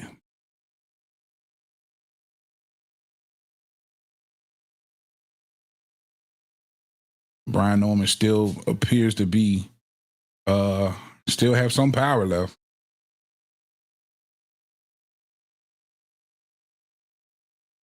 Yeah. I mean, you could, it's hard to have when somebody don't want to get, I don't know if you ever sparred or been in a fight, but when somebody don't want to be hit and they can clinch, it's extremely hard. It's extremely hard. And especially when they are as fast as Devin. Look at Devin. He's fast. You know what I'm saying?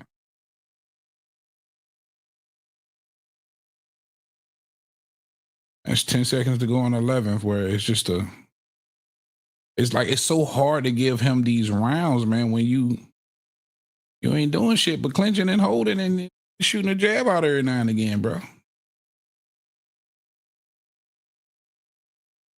Yeah, it's hard to have an answer for that, man. When a nigga don't want to fight or a nigga don't want you to get no offense off and he's that fast and elusive, that's a hard job. Damn near impossible.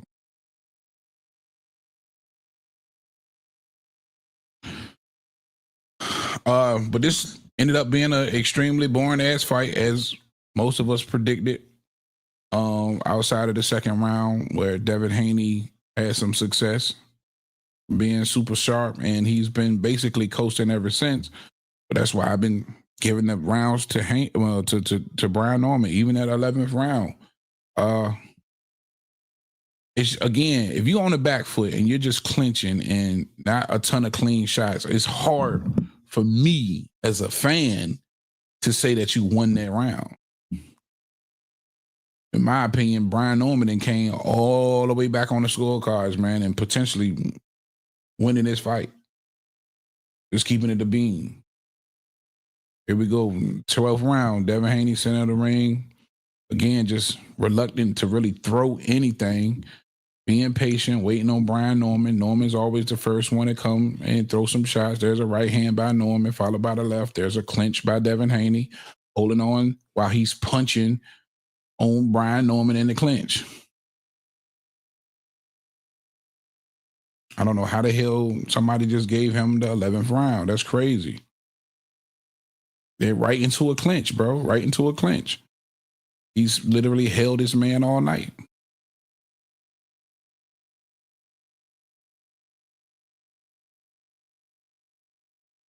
Brian Norman wants to fight, and Devin wants to slow dance.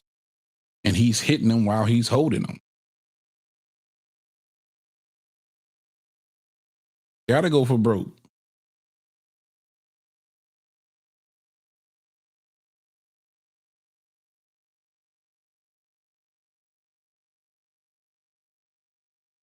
Yeah, Devin Haney trying to hold on to one of them arms.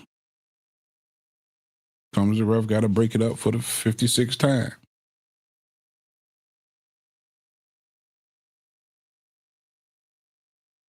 Devin just won't let him.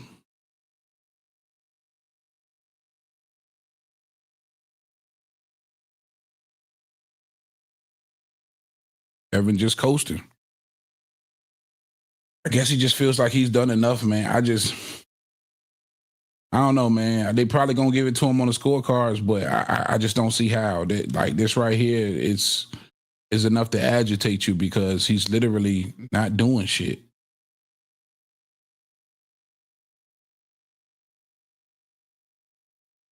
And then he's holding.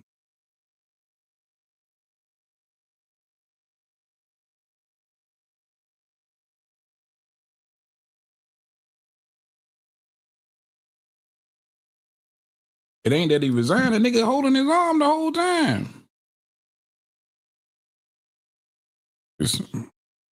I ain't saying nothing, y'all, because there ain't really no punches being thrown outside. Devin holding nigga arm and trying to get something off.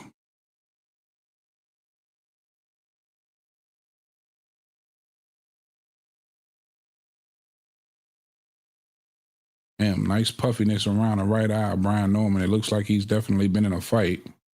Now Devin, with 15 seconds left, look like he about to take a bike ride victory lap.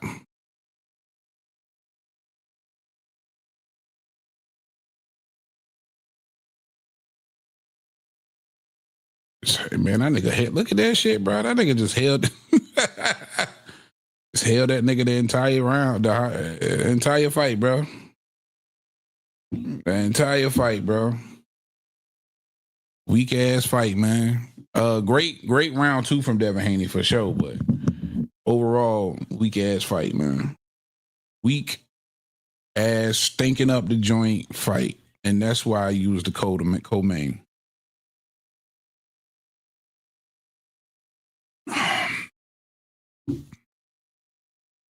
I hope he get a draw, bro. I hope he get a draw because the Devin, man, that shit make you not that man. That shit make you not like that nigga, man. Like to hold this nigga the whole fight. He was able to get one home in the second round where the most action was, and that's what they replaying now. This is really the only replay of the fight, except for some Chris jabs from there from time to time. He ran him into a right hand, maybe the fifth round, sixth round, but not a lot of highlights, bro.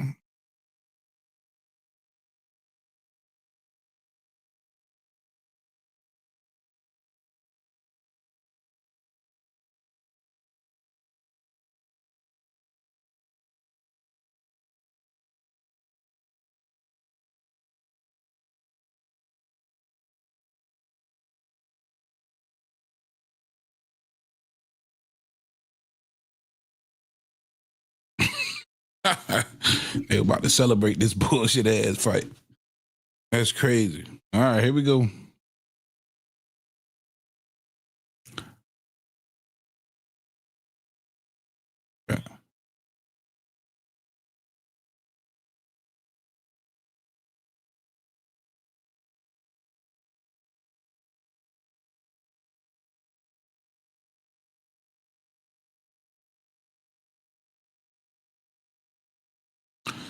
Said more.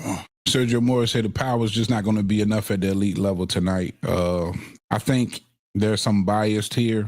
Maybe it's coming from me, but I'm looking at the fight, analyzing the fight the best way I know how, bro.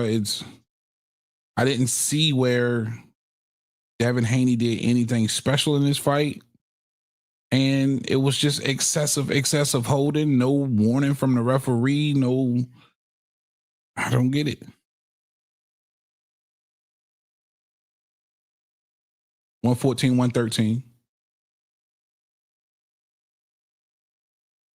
117, 110. 116, 111.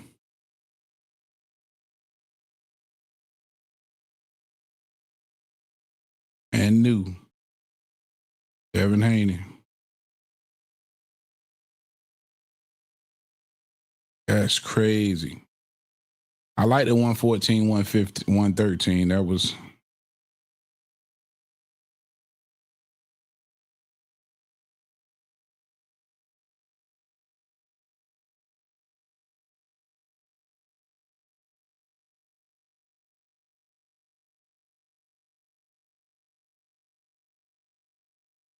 Hell nah, more. That shit won't no dominant, bro.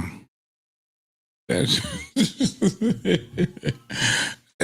yo, man, this fight was trash, bro. Trash. Let's call it what it is, bro. This was a trash ass fight outside of round number 2. And Devin is a serial holder.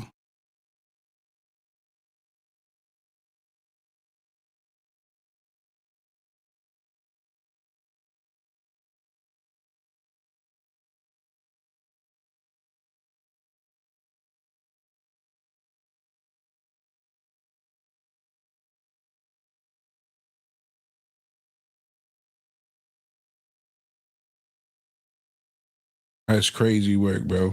Crazy work, man.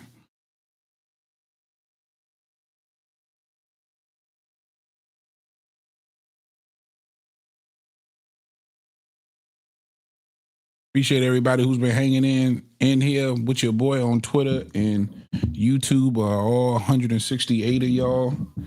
Thank you kindly. I appreciate the love. In my opinion, Devin stinked up the joint like I figured he might. And that's why he wasn't the main event. But what can you do? We already knew he had the judges. And those last 6 rounds, I don't know how you give any of those to Devin Haney. From the excessive holding to the lack of punches. It was crazy. Shout out the judge that had it 114 and 113.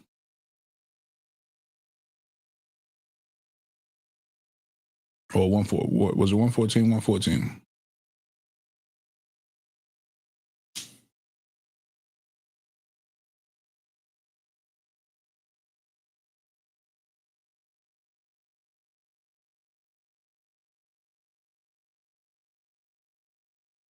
I can't wait to hear what the Normans got to say. They letting Bill talk now. Lord have mercy.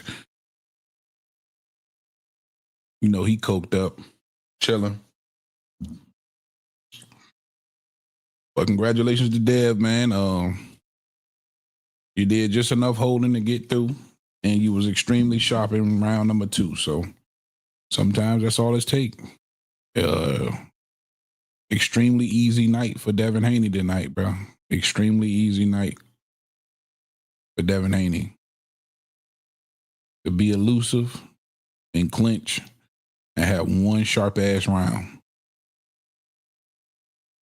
And for Brian Norman, that was tough, man, because you couldn't...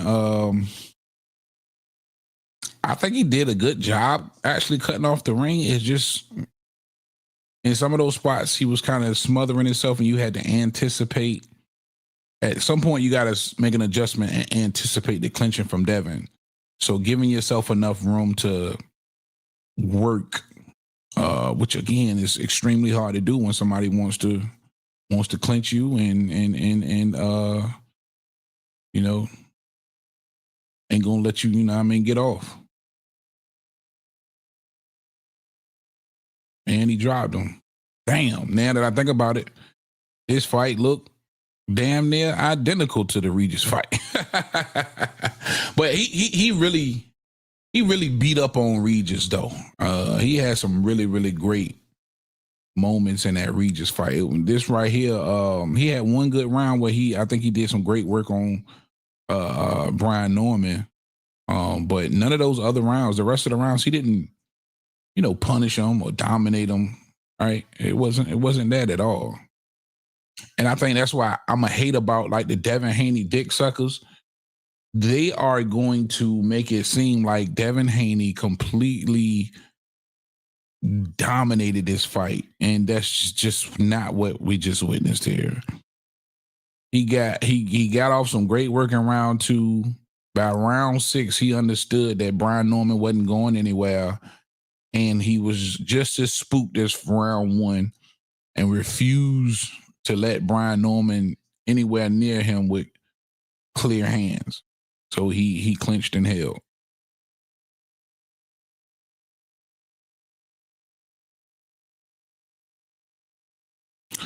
Shout out my guy Rob in the chat. He said, throw the flag heavy. The dream showed up tonight. Shot to Haney, 3 division champion. Salute. Yeah, salute to the kid, man. But come on, Rob. Let's keep it all the way a beanbag, bro.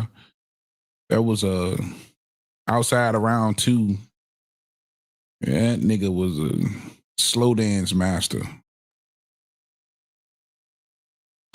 Post-fight interviews with Norman Sr. gonna be interesting for sure. Hell nah, the Saudis ain't like that shit. And nobody liked that shit, man. Nobody liked that shit, man. And this is why Devin gets the backlash that he gets. You know what I'm saying? Like, this is why a lot of motherfuckers call him boring.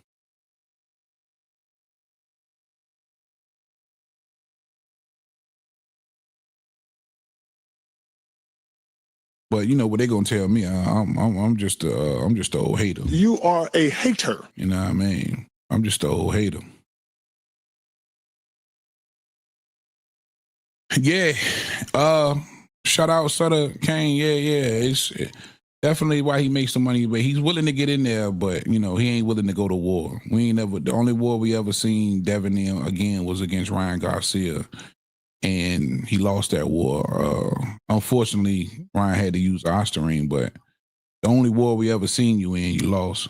This was not a war. This was a coast, man. This was one sharp round from Devin Haney and a bunch of clinching. You know what I mean? Some good jabs here and there, but this was This was an ass fight, bro. Let's call it what it was, man. This fight was trash. Trash.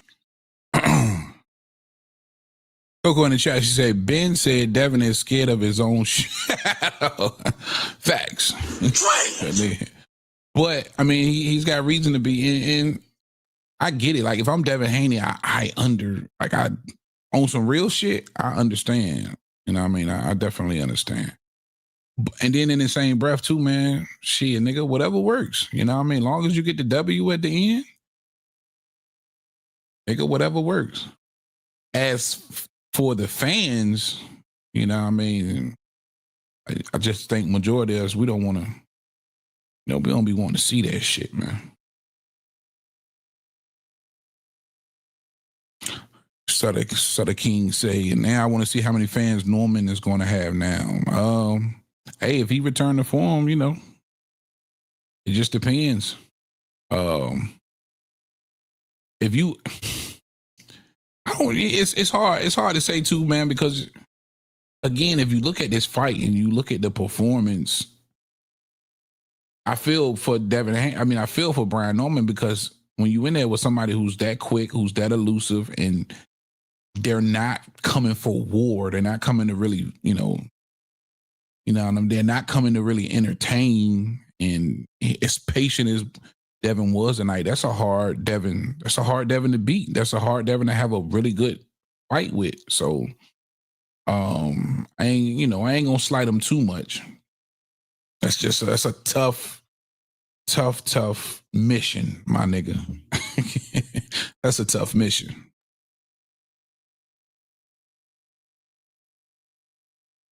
Yeah, of course, man.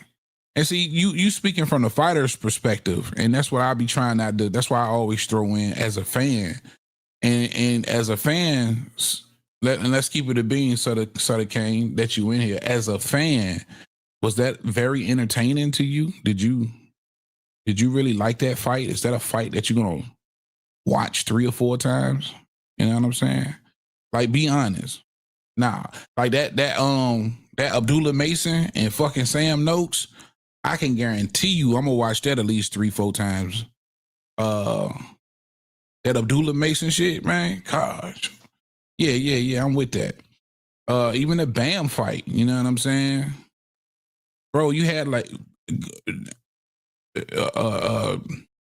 Devin just clinched in his fight like 50 times, bro. Like, let that shit sit in. That nigga just clinched in his fight like 50 times. That's nasty work, bro. Trash.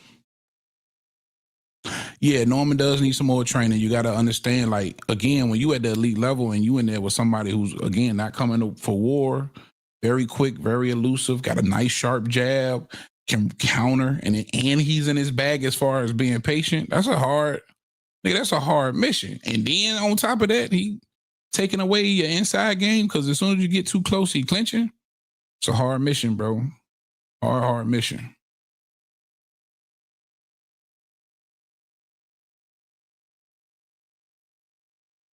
It wasn't. You keep. It's about the fan. How do you know what I'm saying? Oh, it wasn't entertaining. There you go. And yeah. See what I'm saying? Like, I can't. If you as a fan and you are admitting that this fight wasn't entertaining, then it's no good for us. It's no good for us. I don't get like right now. Devin had made all that money, right? Sutter Kane. Guess how much he gonna send you? Out of that $12 million a night he made, guess how much you getting? Not a goddamn thing. You know what I'm saying? Mason likes to brawl. I was screaming for him to get on the outside. Word.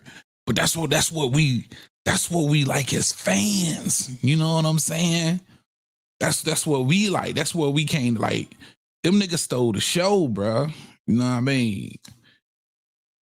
Bro, as soon as this shit over with tonight, I'm watching that fight again. For sure.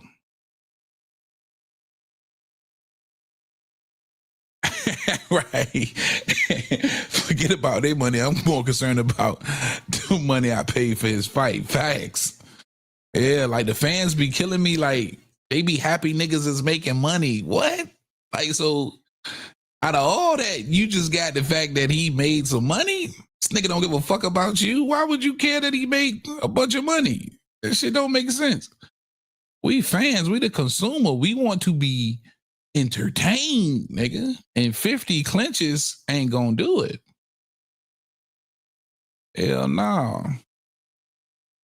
But that's why I also, and I've said this several times too, because when Devin decides to be Devin in box, he eventually is going to become a Mayweather type motherfucker where niggas is just paying to see if somebody can actually beat this nigga. You know what I'm saying?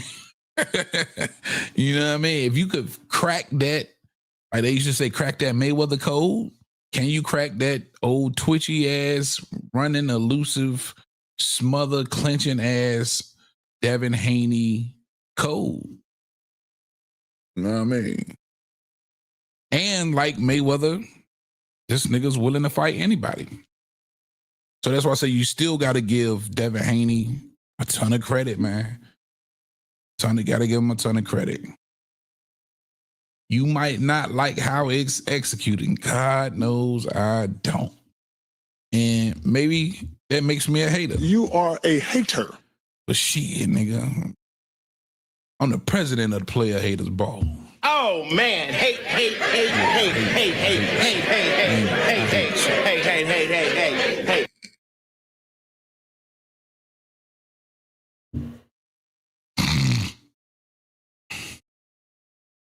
So to say, it's not about the money he is sending me. It's about me watching him fight guys who say they know how to beat him but can't. I like Devin as a person. You like Devin as a person? Oh, you must know this nigga. The fact that he is a black man at 27 making money, I'm proud of him. I know a lot of niggas that black niggas making money, so I'm proud of you, man. You got a job? Proud of you too. I'm race first for sure. I don't know if you ever really watch my channel, man. I always wear my unapologetically black shirts and Black King. I'm extremely pro-black, but again, for me, I just want to be entertained doing boxing. I'm not satisfied because he's a 27-year-old kid making money. There's a lot of them out there. This is a sport that we consume that we want to be entertained by. You know what I'm saying? That's all. And you admitted yourself the shit wasn't entertaining. But I guess for you to find something to pull out of it is cool. Norman started drinking that Kool-Aid. Word. Yeah, man. It's just tough mission, bro. Tough mission. Tough mission. I remember a kid in when I was sparring regularly, he was the same way. Little Mike, damn, shout out my nigga Mike. Talk a ton of shit, but you couldn't catch him, you couldn't hit him, and he'd smother the shit out you, man. Gosh almighty. But when you get on this level, you can't be mad at the fans who don't like it, is what I'm saying. But I'm going to, because I don't want nobody to get this shit misconstrued, I'm always going to give Devin Haney a ton of credit, because here's the thing, the game in boxing. Fuck who don't like your style and who don't find you entertaining. You could care less. It's a business at the end of the day, and a win is a win. And you can make it to that level or to that position where people just want to pay to see you lose. You know what I mean? And hey, that's the name of the game. I mean, can't be mad at that at all.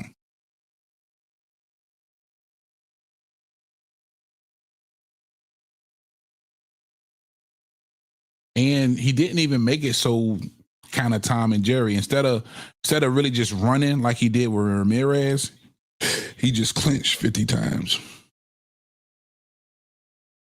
All right, man. Anthony Yarde or David Benavidez, Anthony Yarde coming up now. This is why these niggas is closing the show. For the fans who paid their money, you really got your money with Abdullah Mason and Sam Noakes. And even the Melanicki fight. Melanicki put on a show. Bam Rodriguez put on a show. And now you about to get the final fucking show. You know what I mean? I told y'all leading up to this fight, and I can show you so many receipts. Don't be surprised if Devin Haney lays a fat egg. He did. That fight was trash. There was only one good round out of 12 rounds. I told y'all what to expect there. I'm sorry for that. I apologize on behalf of the Ring 4 for that. But this is why they chose David Benavidez to be the main event. Because if the night would have just ended with that particular fight, niggas would have been mad. But now you get to end the fight with a war. Hopefully we finna get a crazy war. And like I told y'all, I still don't believe David Benavidez, and y'all keep calling me crazy. I don't give a damn. I don't believe David Benavidez belongs at 75 after watching those first two fights. Hopefully something's changed in this training camp for his third fight at 75, and he's more acclimated. But from what I've seen versus Vostik, from what I've seen versus a David Morrell who was just coming up to 75, this nigga power ain't translating or carrying. And it's only a matter of time before he run into one of these true 75-pound guys like an Anthony Yarde, Benavidez, or Dimitri Bivol, where he's not going to look anything like a monster. He didn't really look like the monster versus his first two opponents neither. But man, but the fact that he's just he willing to go balls to the walls, I love it. I fucking love it. For sure, Sutter King, man, I appreciate you, man. Love your show, though. I appreciate you, bro. Thank you, man. Thank you for rocking out with me, bro. I ain't been live and I ain't been pumping out a lot of content recently. I've been more focused on getting a real bag, you know what I mean? And I'm being honest with y'all, I only make enough money on YouTube to pay like my phone bill and shit, you know what I mean? Couple of subscriptions and shit.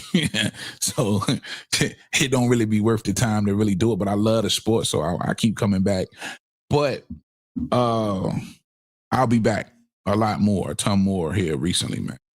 And for all 12,000 of the niggas who actually hit the subscribe button, I appreciate y'all. Ring Walk's coming up. Anthony Yarde's coming out now, man. Then you got David Benavidez, and then we got that war, baby. And listen, I'm always just tell niggas the truth, man. Tell you how I feel, how I see it. Whether you like it or not, or it is what it is. I can only be honest, man. Trying to be honest. And I know there's a lot of people out there who just really feel like I'm hating on Devin Haney, but there's nothing to hate on, bro. Like, there's really nothing to hate on. I'm just being honest.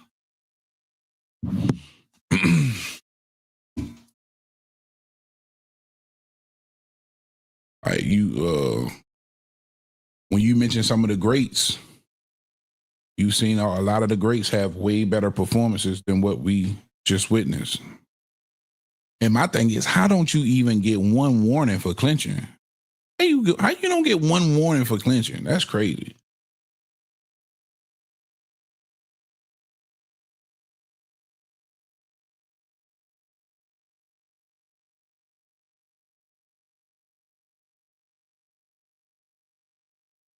Anthony Yarde then rehydrated into a fucking beast.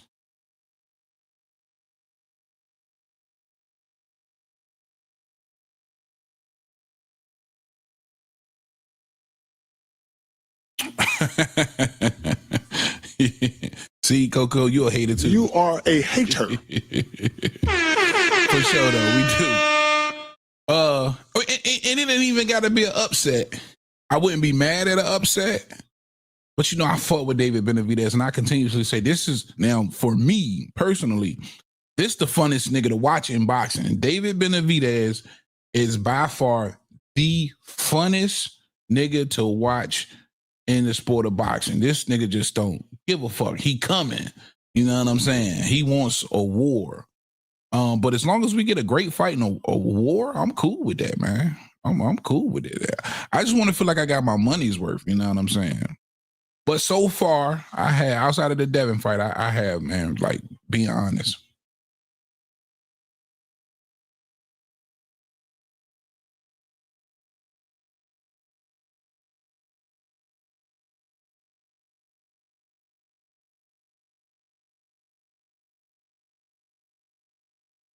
There go David Benavidez. Benavidez Sr. Look like Benavidez Jr. too, poor fella. Y'all remember when Jose Benavidez Jr. was supposed to be that nigga, man? Ended up being a little fat brother.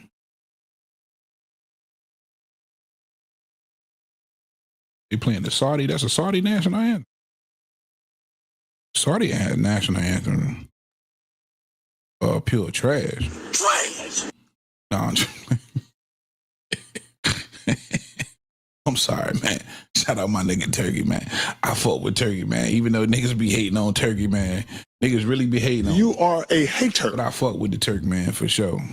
I do. I fuck with Turk, man.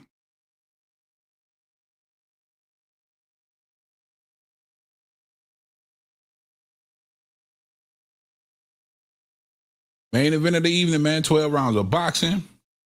David Benavidez, Anthony Yarde. We got 166 people in here between Facebook and Twitter.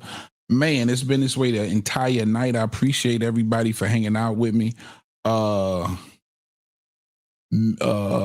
Obviously, the commentary must be to somebody's liking for this many people to stick around tonight. So I truly appreciate y'all for sure. Coco in the chat say, I need something heavy. I love David. He's a Sagittarius like me, for sure. Norman got beat on his birthday. Damn, man. Yo, man. Happy birthday, Brian Norman. And again, for those who don't know, they've both been on this channel. And I fuck with the Normans, man. Matter of fact, Brian Norman Sr. told me himself that I was invited to the homecoming. If they would have beat Devin Haney, more than likely their next fight would have been in Atlanta. And he had invited me to come in to that Atlanta fight, man. So I would have been on the red carpet with the Normans, man. But unfortunately, shit happens, man. But shout out to the Normans, man. Solid. And it ain't over. You know what I mean? Brian, guess what? Brian Norman is 24 years old, bro. 24 years old. That's it. So a lot more money to make, a lot more history to make, a lot more everything, to do in the sport of boxing. We gonna see. Thank you, Coco. I appreciate that, man. At least you came into the chat and said you appreciate the commentary. It's 160 niggas watching right now, so somebody must be enjoying the commentary. All right, David Benavidez in the ring, boy. He done rehydrated all nice and flabby and shit like he do. So, you know what I mean? Got that old good dad bod working. You know what I mean? Titties with the love handles on the side, ain't nigga midsection wide than the motherfucker. And that's why I say he doesn't belong at 75, because it's hard to get a physique. Like his physique come from snacks and burgers and shit. You know what I'm saying? And sometimes you can be a smaller man trapped in a big man's body, right? If you eating healthy and your diet is right, he's easily, I believe, a 68 guy. And in his case, where my power was there, I'd rather be a big 68 guy and listen to the bullshit than a small 75 guy that can't hurt nobody. And my prediction is, even though first of all, everybody picked all of these fights not to go to the distance. They're not go the distance. Bam was the only one who delivered, and that was late in the fight in the 10th. And nobody picking this fight to go all 12. I just don't believe David Benavidez can hurt this nigga. I could be dead ass wrong. And again, they could have worked on something different in this training camp that helped the power of David Benavidez. Here we go, round number 1. But I'm just not so sure he can hurt none of these 75-pound guys. He built up just like Mike Tyson Fury. Facts. He the pole 68 Tyson Fury. All right, here we go. David Benavidez center of the ring with Anthony Yarde. And remember, Anthony Yarde truly does have that light heavyweight power. Let me look at the size. And see, when I look at the size, right, even though David Benavidez looks as big as Anthony Yarde has that physique. It's that muscle tone, that muscle mass, and a lot of that is just natural mass, where it's burgers and fries on the mass of David Benavidez. And David Benavidez inching forward, stealing some of that real estate. There's that beautiful jab of David Benavidez, and Anthony Yarde looking for that one shot. And David Benavidez is going to be there. But what I love about David Benavidez, even though he's a come forward fighter, somehow, some way, he does still remain defensively responsible. Some great head movement. Ooh, nice big right hand over the top from David Benavidez. That hand movement and those subtle feints like that, where he changed levels, and then you don't know where that stiff jab just went downstairs. You didn't know that was going downstairs. That's a part of the confusion he gives his opponents, man. So a great arsenal from David Benavidez offensively, and the constant pressure. But the bad thing about it is a lot of the times he'll just always be in range because of his style. And we're going to have to see how that holds up when it comes to these bigger, natural, career-long 75 guys. And it looked like there's a right hand from Anthony Yarde, and it feels like, oh, there's another right hand from Anthony Yarde. And it seems like David understood and kind of respected that, but here he comes still inching forward. Why? Because he loves the war. There's a jab to the body from David Benavidez. And we all know with Anthony Yarde, he's had some gas issues, especially in those later rounds. And what do you do when you know somebody has those gas issues? You put the water in the basement, man. You work on the kitchen and try and slow them up. There's a beautiful jab up top from Benavidez.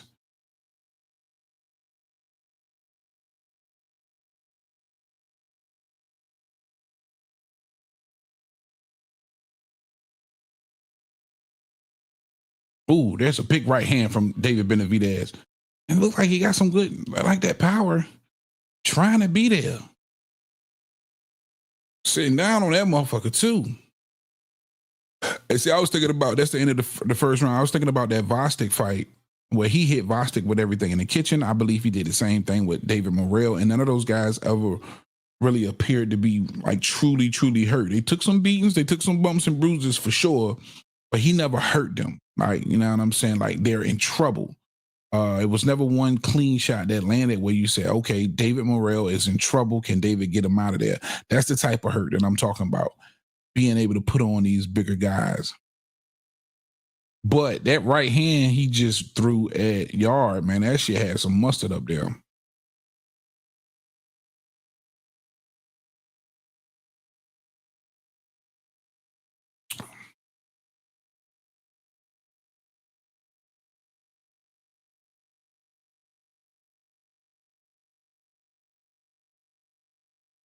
All right, here we go. Round two. David Benavidez. Nice head movement, keeping that high guard and respecting the center of the ring. Both of them got their foot in the tire. And David Benavidez with that nice, what he's got, like a 74 arm reach, trying to connect with that jab long range. And a very underrated jab from David Benavidez, in my opinion. Now, Anthony Yarde kind of pawing with that range fighter. Here comes David Benavidez. The back's up against the ropes for Anthony Yarde. Big right hand from David Benavidez that touches the glove. And here comes Anthony Yarde. There's a 1-2 down the middle. He turns him now. Anthony Yarde's in the center of the ring. David Benavidez is along the ropes. Some decent boxing from Anthony Yarde, who more than in damn near every fight he comes in, he's always been competitive.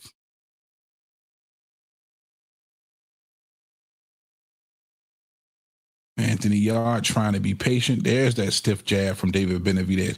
Top of Anthony Yarde's forehead. Here comes David Benavidez again, trying to set up that right hand, left hand to the body from David Benavidez. A return left hand to the body from Anthony Yarde. Right hand from Anthony Yarde, straight down the middle. Looked like that grazed the chin. And downstairs from Anthony Yarde. That hits the midsection of David Benavidez. Benavidez inching closer, still in real estate. There's a right hand downstairs from David. That grazes. Nothing major. Anthony Yarde ain't going to war just yet. Nice boxing from Anthony Yarde. Downstairs and upstairs. Keeping that rangefinder out there and trying to keep David Benavidez at bay. I think he's doing a good job of that. Good head movement from David Benavidez, but the stick from Anthony Yarde, right? He's not sticking it terribly hard, but it's enough to keep David Benavidez at bay and off balance a little bit and looking for the next shot. There's a right hand to the body, hook to the body from Anthony Yarde. David's got Anthony Yarde in the corner and trying to make a firefight. Anthony Yarde turns David Benavidez to the corner, sticks him and gets out of the way. There's a lead right hand from Anthony Yarde. That lands. David Benavidez now looking for trouble, still in real estate, inching forward. Anthony Yarde on the back foot. There's that rangefinder, shoots the left hand, steps out of the side, out of the way. And here comes David Benavidez, big right hand. Quick 1, 2, 3 from Anthony Yarde. Here comes David Benavidez, 1, 2, 3. Ended it with the right hook. Right hand upstairs from Anthony Yarde. Downstairs to the body from Anthony. Keeping that rangefinder out there. There's a 1-2 from Anthony Yarde. Big right hand from David Benavidez. That misses. Anthony Yarde on the back foot. Lead right hand from Anthony Yarde. Trying to box David Benavidez. That is the end of the bell as David Benavidez overshoots the right hand and falls to a knee in the corner of Anthony Yarde. Okay. There's some decent action in round 2. Not a lot of big shots that actually land. Some glazing blows in there. But things are heating up as expected. We already got more action in the first 2 rounds than we did all last damn fight. Yeah. Anthony Yarde is a knot. He pretty much all muscle, man. Not a lot of body fat. There. David Benavidez he's just exciting, man. And every fight I've ever seen him in, that's his thing, is trying to steal real estate, trying to inch up and get closer and get in that wheelhouse and be in that phone booth and hurt his opponents. He comes to hurt you. All right, here we go. Round 3, center of the ring. David Benavidez on that front foot, using that good high guard downstairs from Anthony Yarde, giving David different looks and changing up those levels. There's a nice stiff jab from David Benavidez, and there's a return jab, 2, 3 jabs from Anthony Yarde.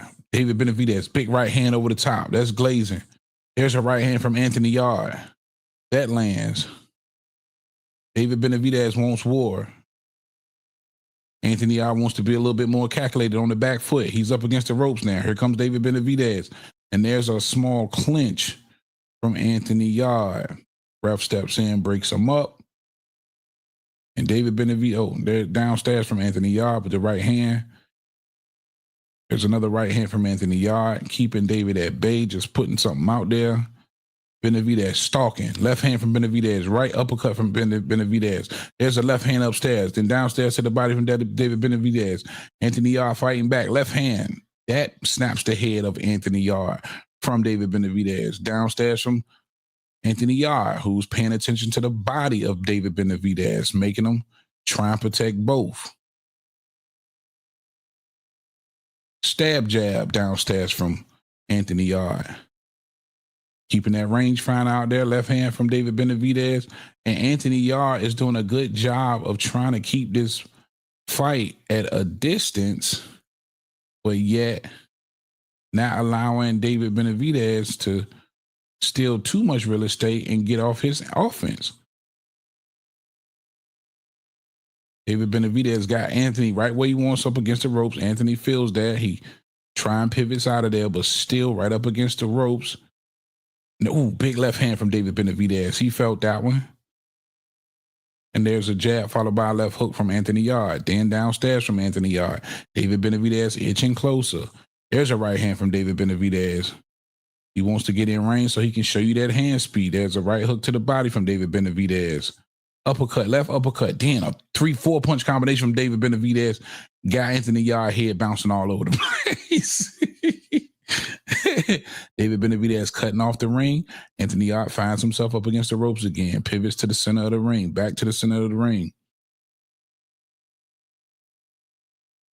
Left hand upstairs from David Benavidez. Right uppercut from Anthony Yarde. He's trying to fight fire with fire. There's another left hook from David Benavidez, followed by the right hand. Both of those land. Anthony Yarde trying to figure out where these punches are coming from. Standing his ground in the corner. Oh, right hand sneaks David Benavidez.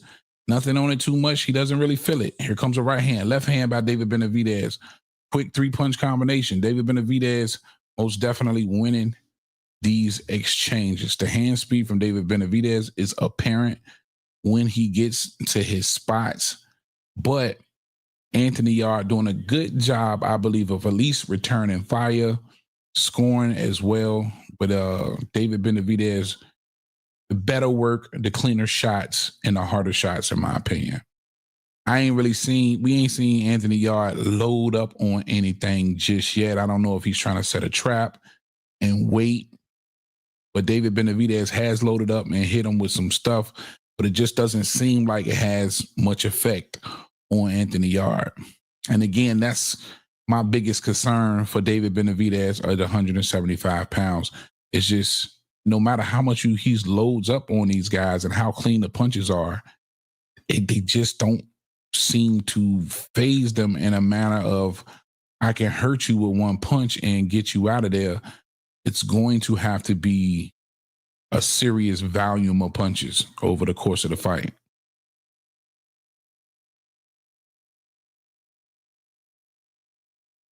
All right, center of the ring, round 4.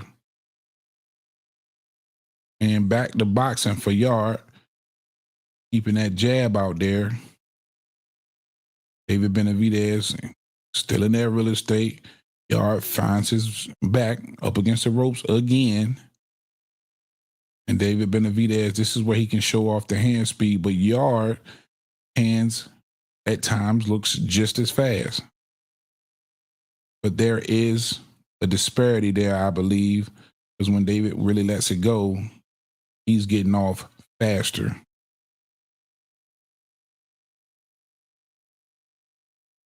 Now, Anthony Yarde, this is maybe his last opportunity at a world title shot.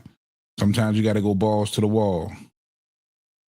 Beautiful lead right hand from David Benavidez straight down the middle. That hits the nose of Anthony Yarde. And there's that underrated, beautiful jab, followed by a left hook from David Benavidez. Then a lead right hand that scores. Oh, nice uppercut from Anthony Yarde. And Anthony Yarde hurt David Benavidez. David Benavidez taking those right hands well. And there's that beautiful jab from Anthony Yarde.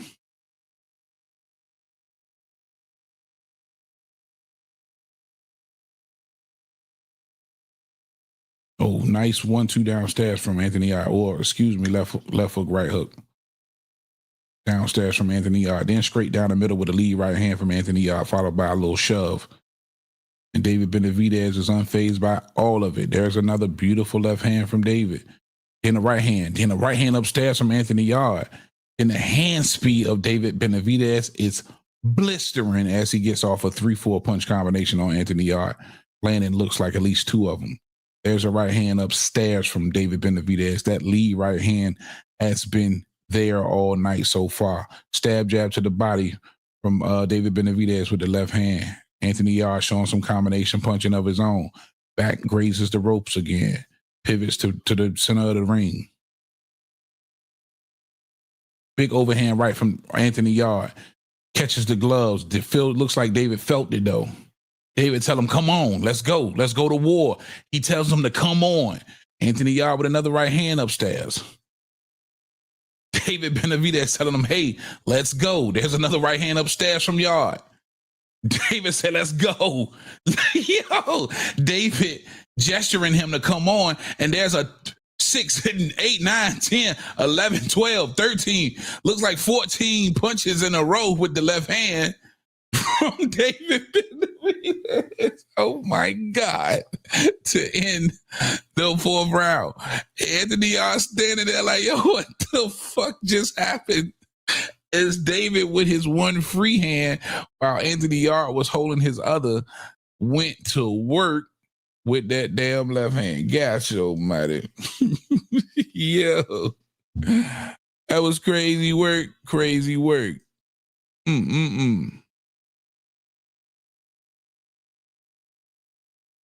at this. 1, 2. Oh, no, here you go. No. Damn. That was a beautiful right hand in between punches from your boy.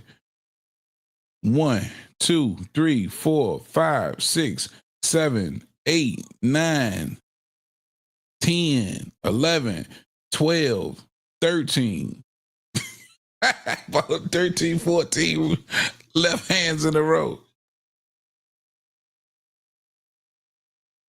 Round number 5. David Benavidez just coming off a one-handed 14-punch combination. Here comes Yarde flicking that orthodox jab.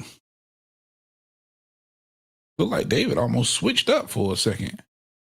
Giving David a couple of different looks, going upstairs and changing levels. David, again, cutting off that ring, inching forward. On the hunt, on the prowl as usual. And I ain't gonna lie, it just doesn't look like Anthony Yarde's shots is having any real effects on David Benavidez, but neither is David Benavidez on Yarde. And Yarde is being patient, trying to counter David Benavidez. That right hand gets home from David Benavidez. Here comes the monster. There's that beautiful jab from David Benavidez that snaps the head back of Anthony Yarde. Misses downstairs. Yarde on his back foot. There's a right hand from Yarde. Countered by the right hand of David Benavidez. Yarde sneaks in a 2-punch combination. And David Benavidez. Oh, okay. Ref steps in, breaks it up, says David was pushing down on the head of Yarde when he got a little low. Nice uppercut from Anthony Yarde. That looked like it scored and split the guard of David Benavidez. And Anthony Yarde is doing some good work, but the speed of David Benavidez and the onslaught, it just almost seems like it erases that work, because when he does go to work, oh, there's a beautiful lead right hand from David Benavidez. It's night and day, right? And here comes David. Ooh, right hand upstairs. Then followed by the left hook and another left hook upstairs. Everything landing for David Benavidez in the corner right now. There's another right hand. And then he eats another right hand from David Benavidez. And then another left hand. Oh, my God. Lead right hand from Yarde. Doesn't seem to be phased about any of it. Now working his own jab.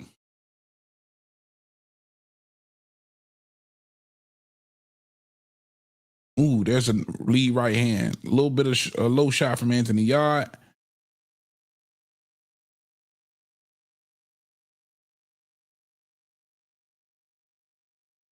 And to me, it appears like Anthony Yarde is saying, all right, well, I like it. It's cool. You know, he ain't hitting me with nothing for real. It's just a lot of speed, but nothing that really hurts. And then I can get mine off too in between shots. What happened? Did the bell ring? I think that's the end of the 5th.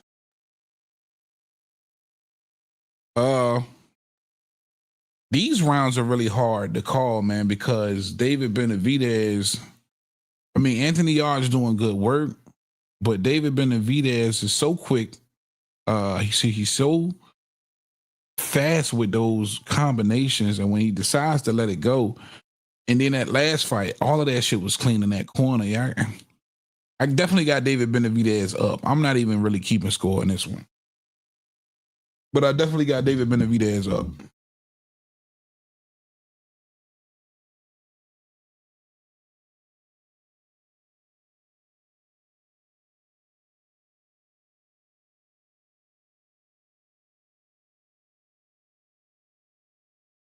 And there was a couple instances where David made him miss and made him pay. But again, Anthony Yarde, it's not like he's not. Oh, there's another lead right hand from Anthony Yarde. It's not like he's not getting his. There's a 1-2 down the middle, left hook up top from Anthony Yarde, and now David Benavidez kind of got the earmuffs on up against the ropes. Now he's inviting Anthony Yarde to come in, and Anthony Yarde comes in and brings some work with him. And David Benavidez, quick 3-punch combination, showing off that hand speed. Fights his way off the ropes. There's a quick low blow warning from to Yarde from the ref.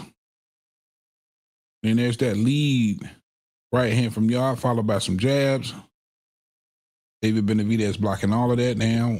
Anthony Yarde comes in and initiates a clinch. It looks like the tank of Yarde is being tested already. We halfway through the fight. And again, around that 8th, 9th round, that's when you normally see Anthony Yarde slow up a ton. There's a right hand by David Benavidez, followed by a left hand. Both of those are clean. Big left hand upstairs from David Benavidez. There's Anthony Yarde, fires back with a left hand, followed by the right hand. That's clean for Anthony Yarde. And another straight right hand down the middle lands. And then an uppercut lands for Anthony Yarde. David Benavidez gestures for him to come on. Every time he hits David Benavidez with something good, David Benavidez tells him to come on. He wants to go to war. Anthony Yarde trying to be patient, trying to be calculated. There's a lead right hand from David Benavidez in the mouth of, oh my goodness. And then another right hand, followed by the left hand for David Benavidez. And Anthony Yarde's mouth is open. He's breathing through his mouth already. Now his nose is busted up. He's bleeding from the nose. David Benavidez going to work with Anthony Yarde back against the ropes. There's a left hand from David Benavidez. That lands. A big right hand from Anthony Yarde. That lands. There's another lead right hand from David Benavidez. That lands. And here comes that hand speed from David Benavidez. Anthony Yarde not seeing a lot of these punches. And here comes the onslaught from David Benavidez. Upstairs, downstairs, back upstairs. It's overwhelming a bit for Anthony Yarde. There's another big left hand upstairs and downstairs. David Benavidez going to work with that left hand. There's 2-3 right uppercuts in a row. Big left hand upstairs, lead right hand down the middle from David Benavidez, and he's got Anthony Yarde right where he wants him. Anthony Yarde is taking the blunt of the punishment, even though he's fighting back. There's blood over the chest of David Benavidez, and it ain't coming from David Benavidez. He's busting Anthony Yarde up right now. There's a big left hand from David Benavidez as he gets out of the way of the big right hand from Anthony Yarde. Anthony Yarde still in that corner as David Benavidez now is teeing off, getting the better of Anthony Yarde. And listen, he whipping that ass for sure. Yeah, the tide ain't turned just yet. David's special, man. David Benavidez is a special fighter, bro. Bam Rodriguez is a special fighter. And I think Abdullah Mason is on his way to being a special fighter too, man. Fire, Coco. Straight fire. What kind of bullshit is this? Oh, no, wrong soundbite. My bad. Straight fire.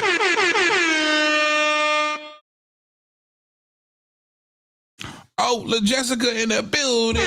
What's up, girl? Coco been over here keeping me company. Shout out my guy Robin in chat. He said, man, I could have watched David Benavidez spar for free at DLX Gym for free here in Vegas. Sheesh. Where you say you out here sparring, man? Yeah. I don't know. He done ate some right hands now. But what? The referee won't. They won't.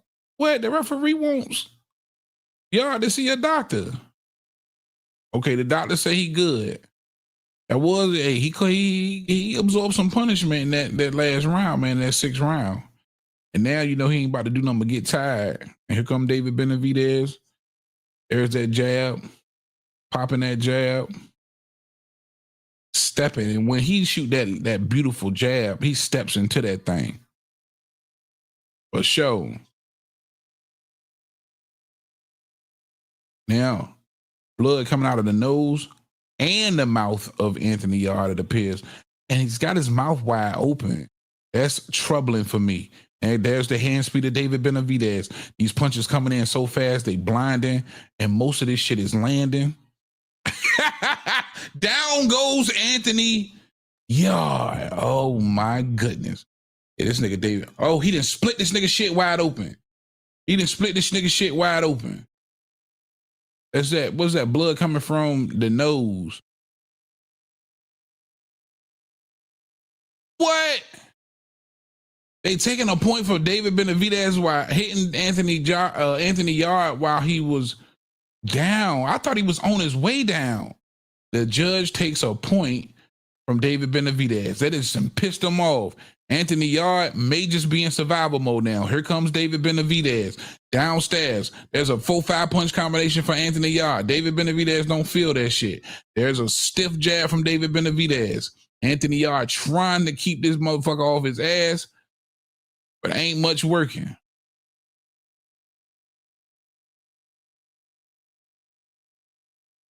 There's that jab from David Benavidez.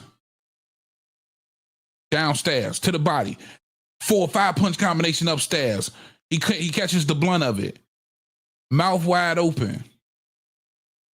Back in the corner. Left hand from David Benavidez. Right hand downstairs, upstairs.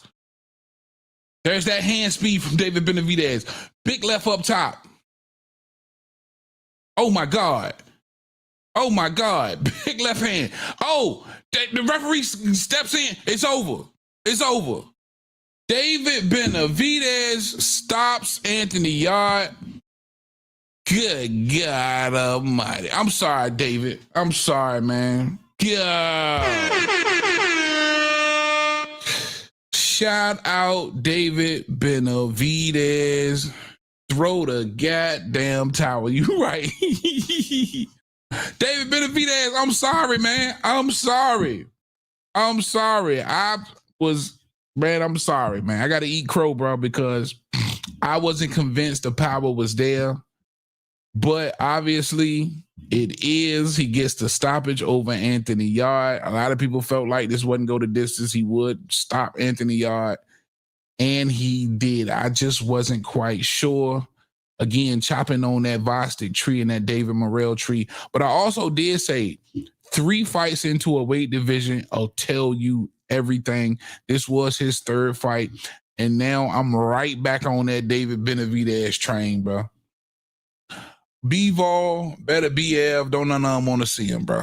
This is it. This is all I needed to see. And it's not like I'm putting a ton of stock in Anthony Yarde, but it was more about does he have enough power to get somebody like an Anthony Yarde out of there? Yeah. And he did it way better than Better BF, in my opinion. Boom. It was that left hand. Good golly, Miss Molly. Good night, Irene. Oh, man. Yes, ma'am. Straight beat down.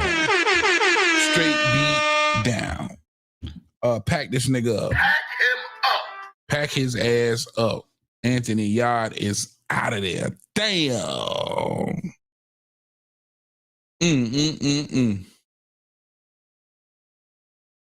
Yeah. And you think about Anthony Yarde versus Better BF, that was super competitive. Better BF did not wash Yarde. Kovalev did not wash Yarde. Man.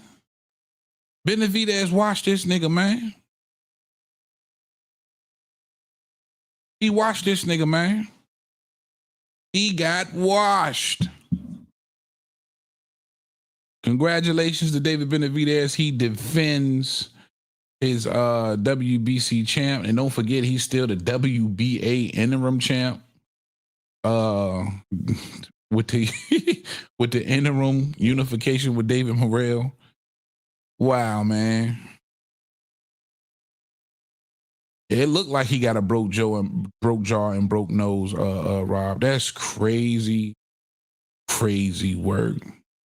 Hell of a performance from David Benavidez. What was that? The seventh round. 7th damn round, man.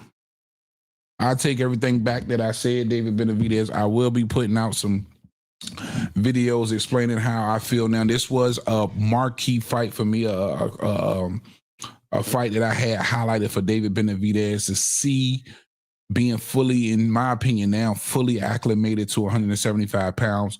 If they was in training camp, and it appears that they've been in camp working on that power, how would it look versus somebody like a Yarde who, again, gave Better BF some troubles, gave a extremely dangerous Kovalev some troubles, battle tested, has real 75 power, because you got to remember Anthony Yarde is what? He's like 27-4 now with like 24 knockouts. So realistic 75 power. How would David Benavidez respond to that? And David Benavidez checks all the boxes again. And I believe the monster is a special fighter, man. There was rumors, is he still a monster? Abel Sanchez didn't believe. I just recently did a video on that. A lot of people didn't believe he was a monster at 75. But I kept saying, listen, it's different when you first move up. You got to get acclimated. Some fights take longer than others. You know what I'm saying? Fighters take longer than others. And this being his third go around in the weight division, this says a lot to me. This says a lot. This is tremendous. Oh, okay. Yeah. Let me drop the link for you. Let me drop the link for you, Rob.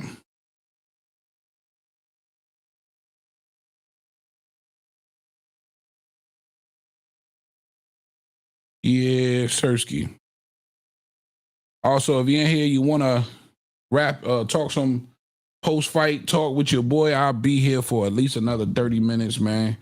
We can chop it up. If you're on Twitter, come on over here to YouTube. I got you. If you're watching me on the shorts, come on over to get off the portrait, come over to the landscape. The link is in the chat. Oh, shit. Let me bring him on up, man. Here he come. Man, the myth, the legend, King Casual. Yeah, Shirky. What's good, man? Hold on, Rob. I gotta change my settings and get you out of the speaker and into my headset, my boy. Very casual. Shout out to Mr. Watson in the background. What's that? That's the mic. No, I need the speakers. Premier boxing champions in the building. There we go. What up, my guy? What's good, man? Man, just been enjoying this. Son in the background. Premier boxing champions in the building. I see Sam Watson, son in the background. PBC oh, word. Yeah. That nigga there, go ahead, bro. Who's that? Ain't that, man? I'm satisfied with all of these fights. Outside of the Devin Haney fight, this was a great card, man. Great night of boxing, and they earned every penny of it. For sure. What was so unsatisfactory about the Haney and Norman? I mean, bruh, the man made his debut at that weight class. You gotta had to kind of give yourself a clean slate on what Haney was gonna give you at 47, because 50 it's clinches, a new man. weight class, bro. 50 clinches, man. I'm never gonna be cool with 50 clinches, man. Bro, I know you, and I know you're gonna go back and watch this fight, but you should. Watch what You fight? gonna see Brian Norman doing a little clinching himself when he shouldn't have clinched. Yeah, now he smothered his punches, but when you look at it, it was never really Brian Norman holding on to the arms. It's Devin Haney. Yeah, correct. Yeah, it's Devin Haney pinching the arms. Yeah, but we expected that, dude. I mean, I'm gonna give you your props. Watching your video when you was breaking down the fight, you hinted at it.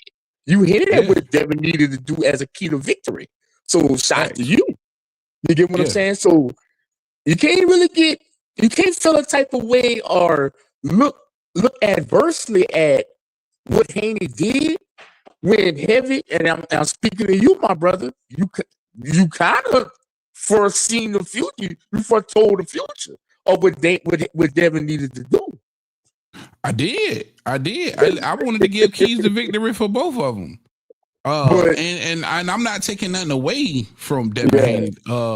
That was, a great Devin Haney-esque performance. It was. I can't take that away. Listen, that right there is extremely hard to beat. You know what I mean? If a nigga clinching you if you getting clinched 50 times in a fight and he has one sharp round and all he really got to do is coast and pop that jab, it's hard to crack that code, man. I was just speaking from an entertainment standpoint. That's why I led off with, I said all of these fights delivered except for that fight. That was a trash fight at the end of the day. But as far as what Devin Haney had to do to secure the victory, hell yeah, I give him all the credit in the world, man. It was Devin Haney. But it also showed you why Devin Haney wasn't the main event.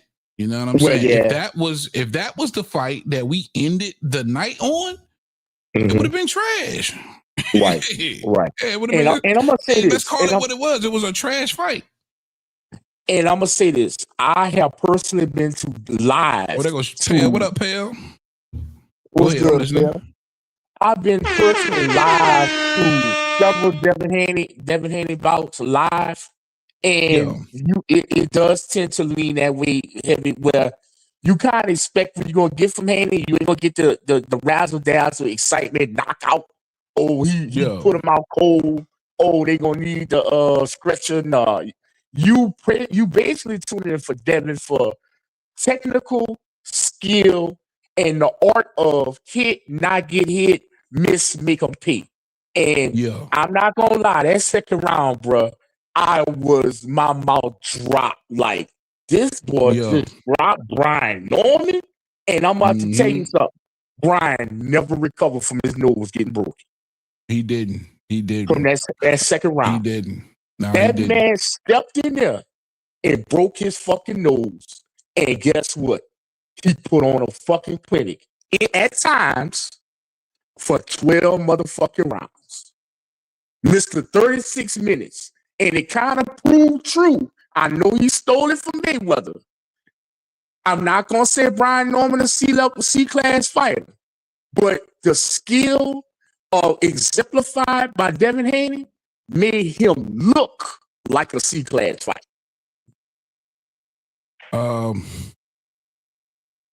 In the second round, it did. That was about it. There were other points. Like I said, when you go back and look at it, I don't want to be wrong. It was a couple of later rounds. It wasn't that many. It went all throughout the fight. I ain't gonna say it was a matter class. Bro, I literally gave Norman like the last 6 rounds, bro. Oh yeah, you were generous. You was well generous. Yeah. Well, I mean, when you got a nigga, you got to. Now I challenge you to go back and look. Look how many shots Devin was throwing, and there was no clinch warnings, no nothing, bro. Like it's first of all, it's hard to watch, and then second of all, I'm always going to give the fighter who's pressing the action and trying to actually fight those type of rounds, bro. Correct. Nah, I ain't no excuse. Hold on, Chappelle. I haven't making excuses. I ain't make no excuses. I'm not taking nothing away from Devin Haney, bro. I ain't taking nothing away from him. I'm congratulating him on doing what he had to do to win. It was just, But if you gonna sit here and say that was a really good fight and exciting fight and you enjoyed watching that shit, then come on, man, that was some bullshit compared to the Abdullah Mason fight, the Ben Rodriguez fight, and then the Anthony Devin laid the egg, my guy. That shit was trash. But I'm gonna say this, bro. I'm gonna say he did what he had to do. Yeah. And whether y'all like it or not, the dream is at 147. That's a different fighter, bro. Long as they keep putting him on David Benavidez co-main events. I ain't got no problem with it, bro. I'm just saying because I bought this shit tonight. I ain't buying no Devin Haney main event. I'm about to push you in the corner on this one, Heavy. There were a couple of times Norman flushed his ass, and that boy took that shit. He took it, bro. I don't think he ever caught him like on the button, but yeah, he did hit him with a couple of shots where it was like, okay, Devin took that well. And I ain't gonna lie, he took it, bro. So I'm giving that to weight. I'm giving that to comfort. And bro, the dream is here. Yeah, And yeah. I Hey, know for sure. I know one thing is welterweight. He had a rough last 2 years with Ramirez, suing Ryan, suing for battery, got caught, the whole Osterine and trying to get his old back. But bruh, let me tell you something. If he can turn it, hold up real quick, Raw. Are you on your Wi-Fi? yeah. Well, I'm something wrong. No, I'm about to say try and make sure you're get on your on my Wi-Fi. Wi-Fi. My bad. I'm not on my Yeah, Wi-Fi. get on your Wi-Fi real quick because I hear a little bit of static. No but problem. I agree with everything. I agree with everything you saying. And again, I'm not taking a damn thing away from. Because see, my thing is, I look at Devin Haney like this is the perfect formula to get yourself to like that Mayweather type status where motherfuckers is really paying to watch you fight and is tuning in to watch you fight to see if somebody can beat you. You know what I mean? In that trash ass style you got. You know what I'm saying? and I don't mean for it to be underhanded compliments because I can see the skill set there and I appreciate the skill set there. But as far as it being entertaining, it's just not. You know what I'm saying? It's just like this, it's not for everybody. Entertaining. Just say it's not for everybody. Some people like it. Yeah. It's not for everybody, and it's going to be hard to sell you as a main event. You know what I'm saying? Nah, because I wouldn't say that. This card, I don't know though, because depending on if Devin Haney's not getting matched up with a real big puncher and a real big threat to knock him out, nobody's going to want to see that as a main event, bro.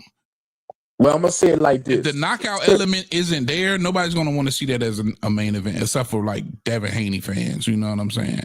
I'm gonna say it like this, and I know Devin known for using Floyd's sayings. Whether you pay to see me win or you pay to see me lose, you gonna pay. So, and that's what I'm saying, and that's what I like for Devin. There you go. Yeah, that's what I like for Devin. I like that for him. I like that for him, bro. Because at the end of the day, the Devin Haney code is real. You know what I'm saying? When he's in his bag and he not on his aggressive shit and he allowing you to come to him and he's patient and he's hugging and holding, that shit it's going to be difficult for anybody. So the Devin Haney code is here for sure. You know what I mean? So shit, get your money, young fella, and do what you do. That shit is trash and boring. But man, I ain't mad at it. Were you listening to the corners during the fight, or you had to sound off? I didn't. I was too busy commentating. I would have to go back and listen to it. But I swear, I do not want to watch. I don't want to sit through that fight again. Okay. Well, I'm gonna help you out. Yeah. Because Mr. Casual has the sound on, and that's me, King Cash. My nigga.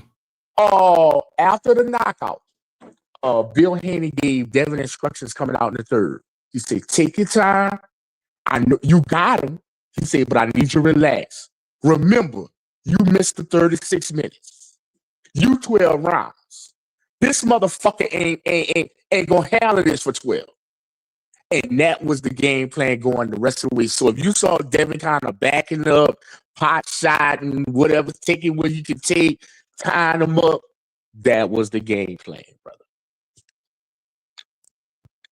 Yeah. It after the second round, it became extremely apparent what the game plan was. And again, it's hard to be mad at it. Real quick, Chappelle in the show, he said it was trash on Norman Jr. part.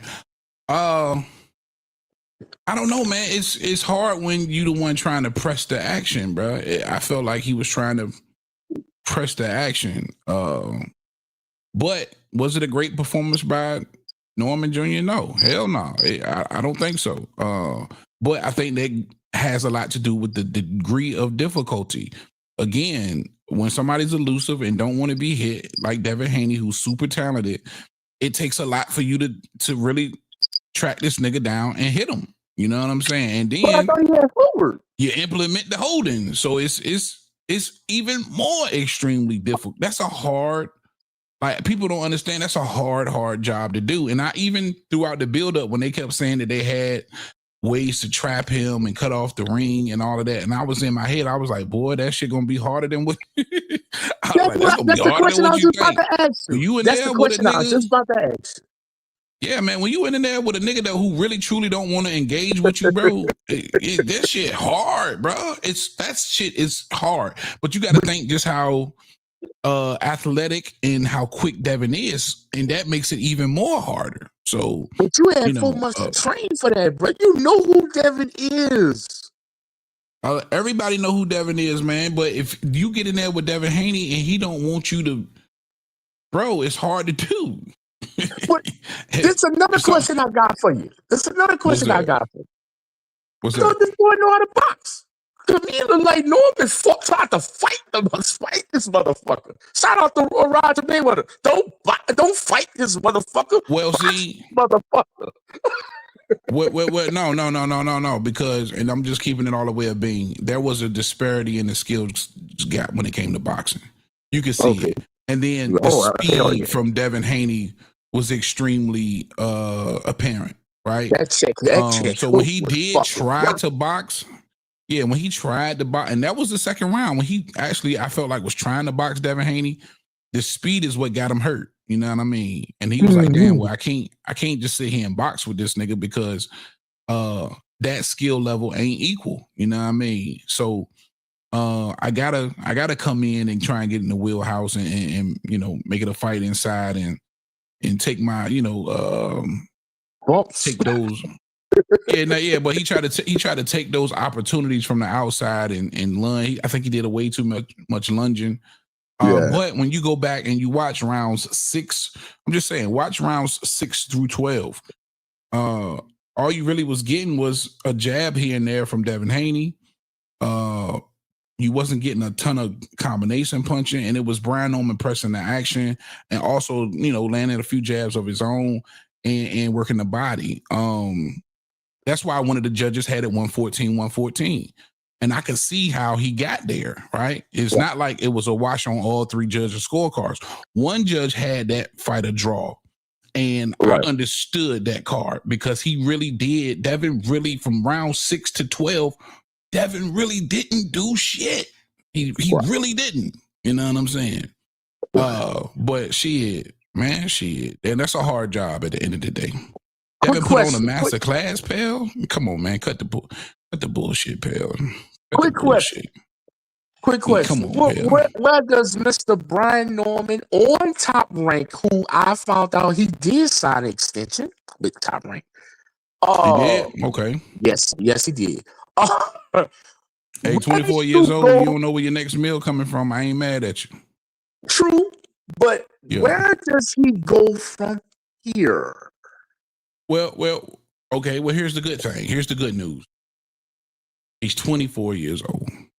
Mm-hmm. He's only 24 years old. He's gotten to fight what many would believe is a Top Rank diet.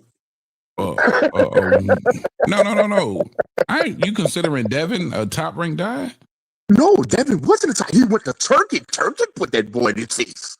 Let me tell you something. Yeah, if Tom LaBeouf and Carl Moretti had they thing, that boy would have beaten the goddamn State Farm Arena in Atlanta fighting a damn Top Rank somebody. I'm kind of glad they did though, because this is a ton of experience for Devin Haney. I think this is a barometer, unless you really know where you at when it comes to these. Motherfucking died, nigga.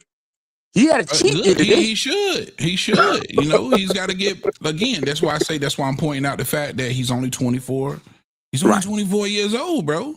So to get this kind of experience, to go over there to Japan and now Riyadh, and to have this under his belt moving forward with this one lonely loss, that in itself is enough to really start from scratch and say, all right, now I know where I'm at. Now I know how I compare to somebody like a Devin Haney. But see, styles make fights as well. But I'm just glad it happened now at 24 years old. And that's the beauty of it. Only being 24, man, you got a long ways to go and a lot to learn. And that can only be good for you in the future, for sure. Sutter Kane in the chat, he said, once again, please answer me this. When in the money era was Mayweather fights exciting, it's the job of Norman to stop all that.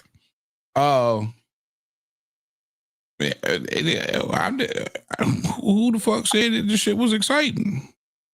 No. You worried about he's saying that even though Devin's not exciting and was not trying to engage, is Brian Norman's feet or point to stop this motherfucker from running. Stop making this motherfucker engage.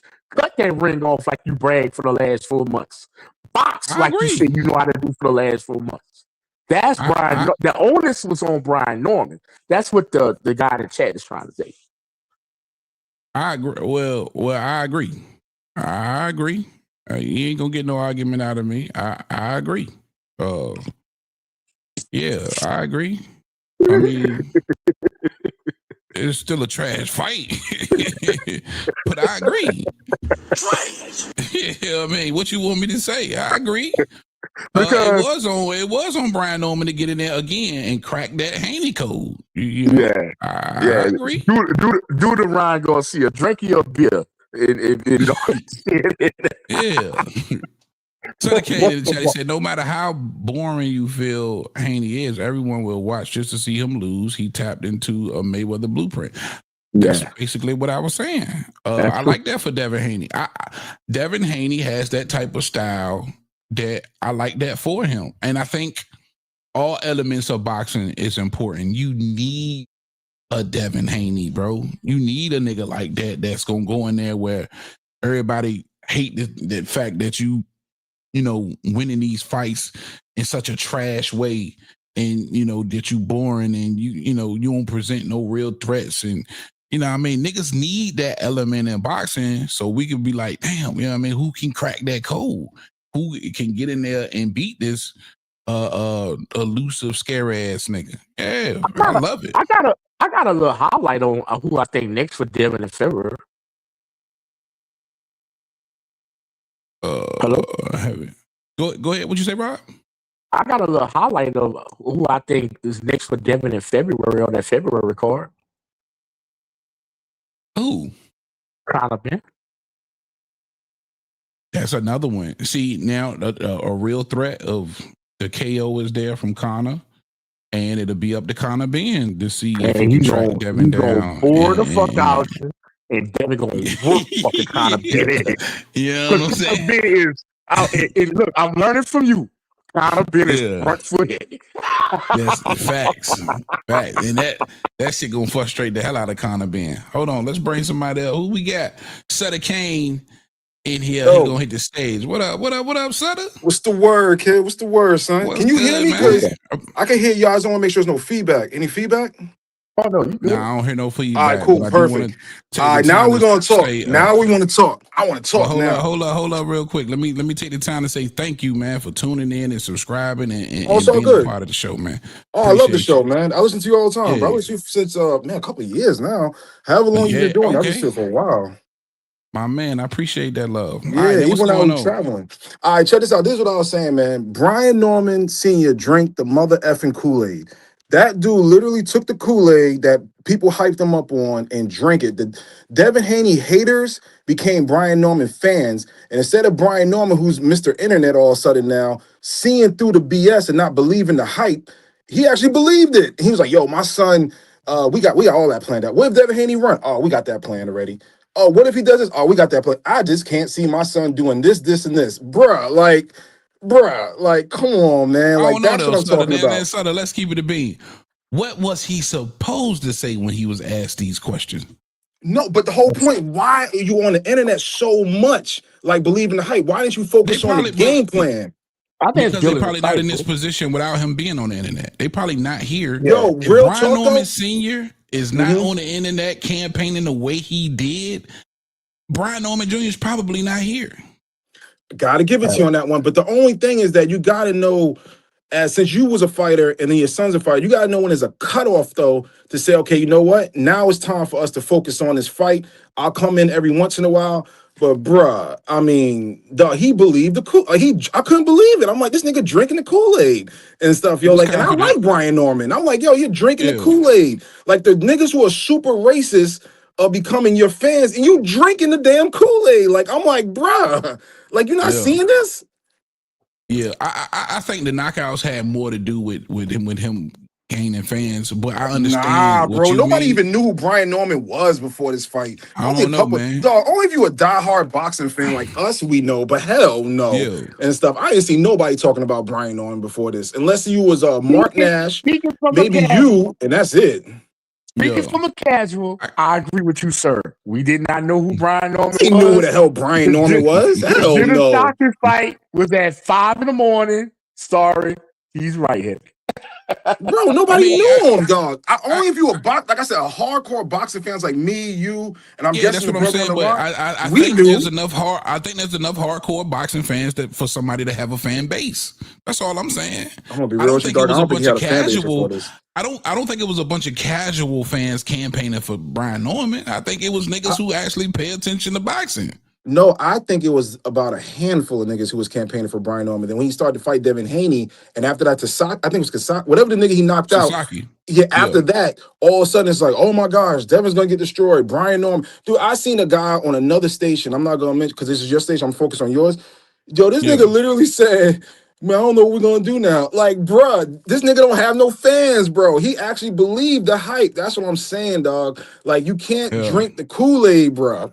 Like, you gotta know within your heart, like, yo, this shit is bullshit. Like, we're gonna get this money, we're gonna fight, but I'm not gonna believe everything these niggas is telling me. This nigga believed everything. Yeah.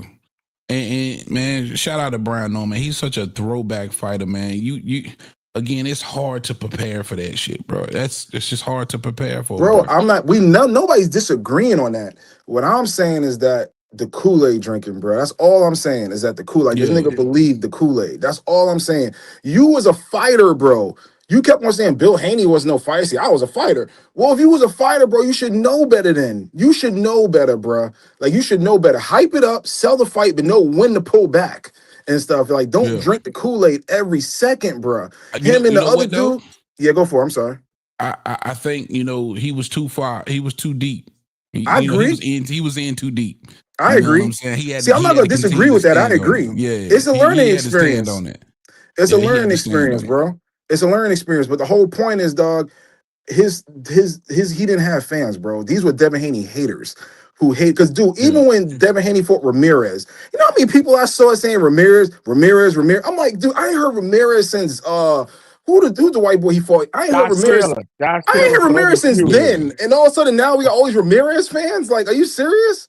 So that's what I'm saying with Brian Norman, bro. The dude drank the Kool-Aid. And it's gonna be the next guy after that, man. Listen, it's gonna be the next guy after that. You gotta understand with Devin Haney, with the whole fashion, with the whole Floyd mimicking, with his whole style, that shit's easy to hate on. It's easy not to be a fan of Devin Haney, bro. Bro, You know what I mean? I think it actually takes special niggas to be fans of Devin Haney when it comes to like inside the ring. I consider myself a special nigga then. See, I like Devin Haney. I like Devin Haney because he's black, he's Muslim like me. You feel what I'm saying? And I like his style of how him and his father was. Remember me and my dad. But what I'm saying in general, that's how I like him. Yeah, that's what I'm saying. So everything you just mentioned has nothing to do with what's going on in the ring. You feel what I'm saying? Yeah. Like, you're a fan of Devin Haney, and why you're a fan of Devin Haney has nothing to do with what goes on in the ring. Bro, can I say this? That's crazy. Can I say this? Yeah, Rob, go ahead. And can I say this?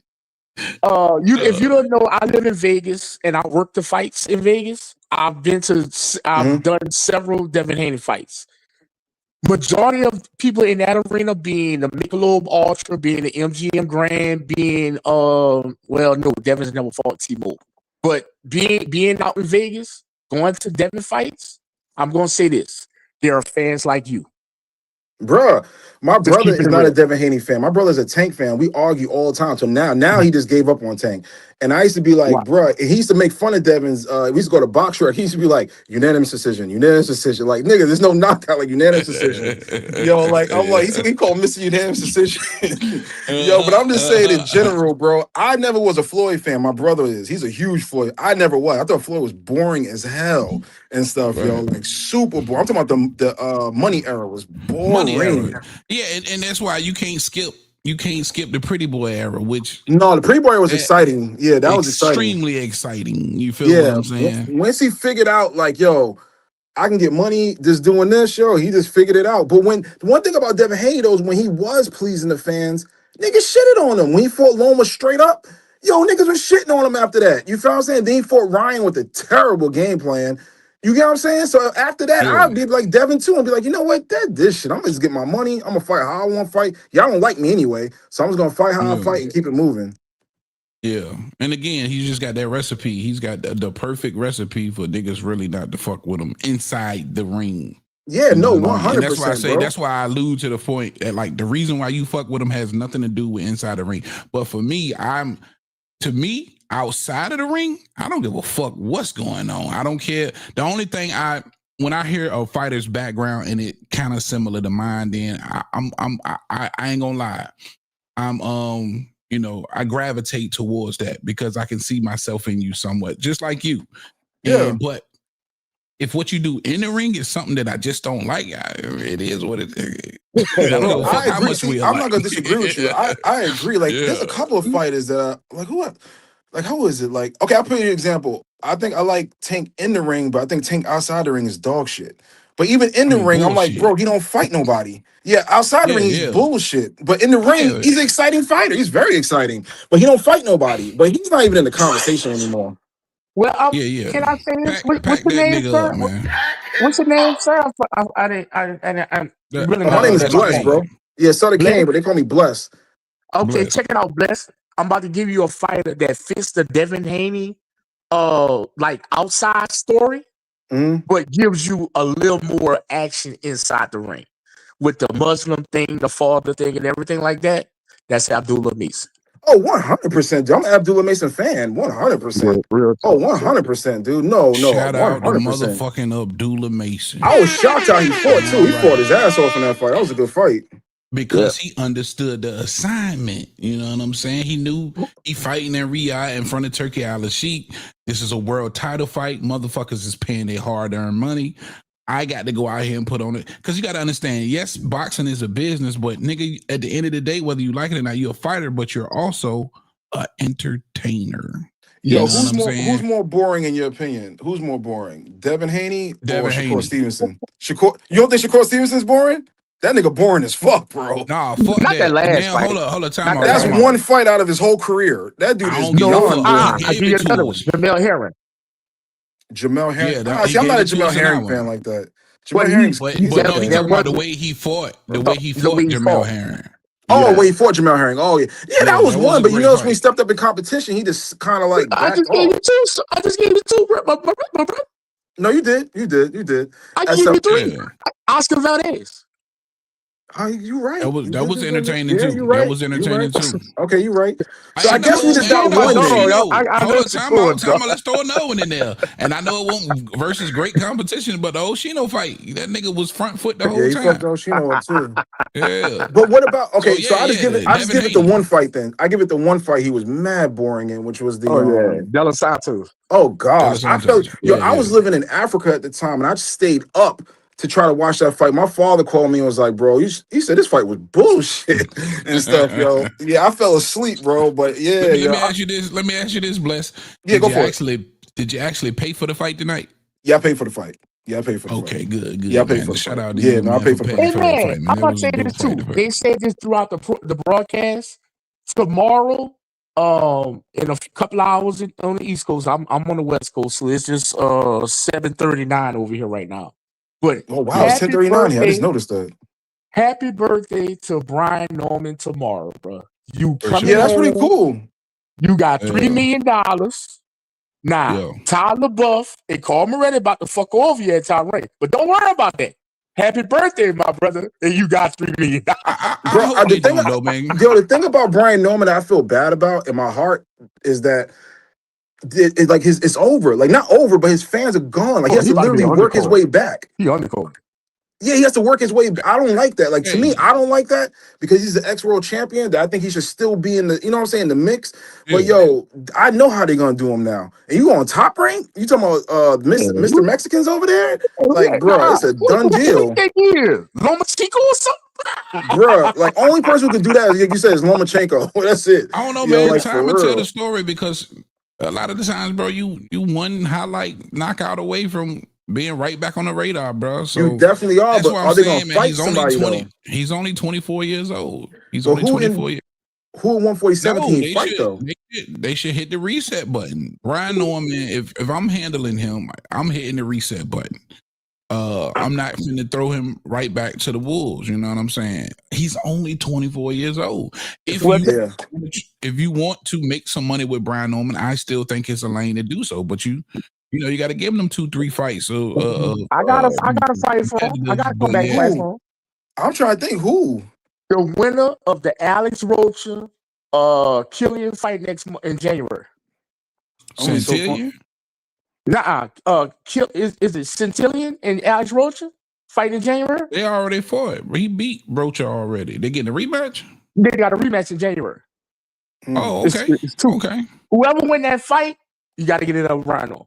And then you got to think again. He wasn't even supposed to be here, man. This was not a part of Top Rank's plans. You know what I'm saying? So another big blessing for him. Like he done made about 4-5 million. You know what I'm saying? Yo, looking at hindsight though. Sorry to cut you off. Looking at hindsight, let's thank God he did not fight Boots because it would have looked worse, bro. I'm gonna be real with you. It would look bad. It would have looked bad, bro. It would have been bad. It would have been real bad. Boots would have stopped him, dog. Yo, he would have stopped him. Yeah, Boots would have stopped. It would have been bad. At the end, you didn't get no 3 million. Yo, it would have been bad, man. But I just don't want to see him. I'm still like me personally. I like Brian Owen before this. I just didn't like the Kool-Aid drinking. But I'm saying I will hope that he continues on. If I was him, I'll go on a knockout streak of bums and then build my shit back up. Just for that's what I'm saying. Yeah, just for Instagram and social media, like all these knockouts and stuff. And then I would just call out Haney again or call out somebody else. And again, don't call out Haney no more. Stop. I'm just talking about from a marketing standpoint. And I can't even, to be honest, I can't even say that about Boots, man, because styles make fights, bro. Boots would have fought him differently, and you never know, bro. With a puncher like that, you never fucking know. Boots is not gets hit clean. Boots gets hit very clean, and he's not going to 50 times, bro. He's not going to clinch him 50 times. He's going to be willing to trade in the pocket. It's you with that fight, you might fuck around and get a war. You know what I'm saying? And Brian Owen might be that one guy where it's like he beats Boots, but might lose to everybody else. Like you get what I'm saying? Like how Vernon Forrest was with Mosley. Like he beat Mosley, but he lost to Mayorga. Yeah. You get what I'm saying? So it's like shit like that. Styles make fights, man, for sure. I just don't want to see him lose, man. Devin Haney's style is just so difficult for like when he in his bag and he's not like on some. Because that shit with Ryan Garcia was personal. So you're probably going to never see that version of Devin Haney. Oh, never again. I agree. You'll never see that again. Yeah, and if you never see that version of Devin Haney again, you know what to look forward to. And that particular style, it's fucking, man, that's what I'm saying.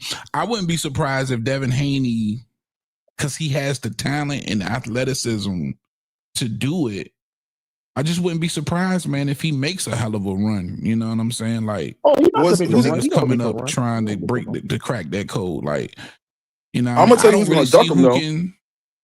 With that style, I'm gonna tell you who's gonna. Also, I'm sorry. Go ahead. No, I'm just saying I don't see who can beat him welterweight at all. Or, but I'm gonna tell you who's gonna run from 54. him. I'm gonna tell you nobody's gonna run from him, bro. I'm gonna tell you who. I'm gonna tell you who's gonna duck the living shit out of him, and already gave clues to duck him. Is who? Devin Haney? Yeah, what? Connor Ben. Turkey will make that fight. Connor Ben gonna duck the shit out of that fight and stuff. He don't want nothing to do with that. I wouldn't blame him.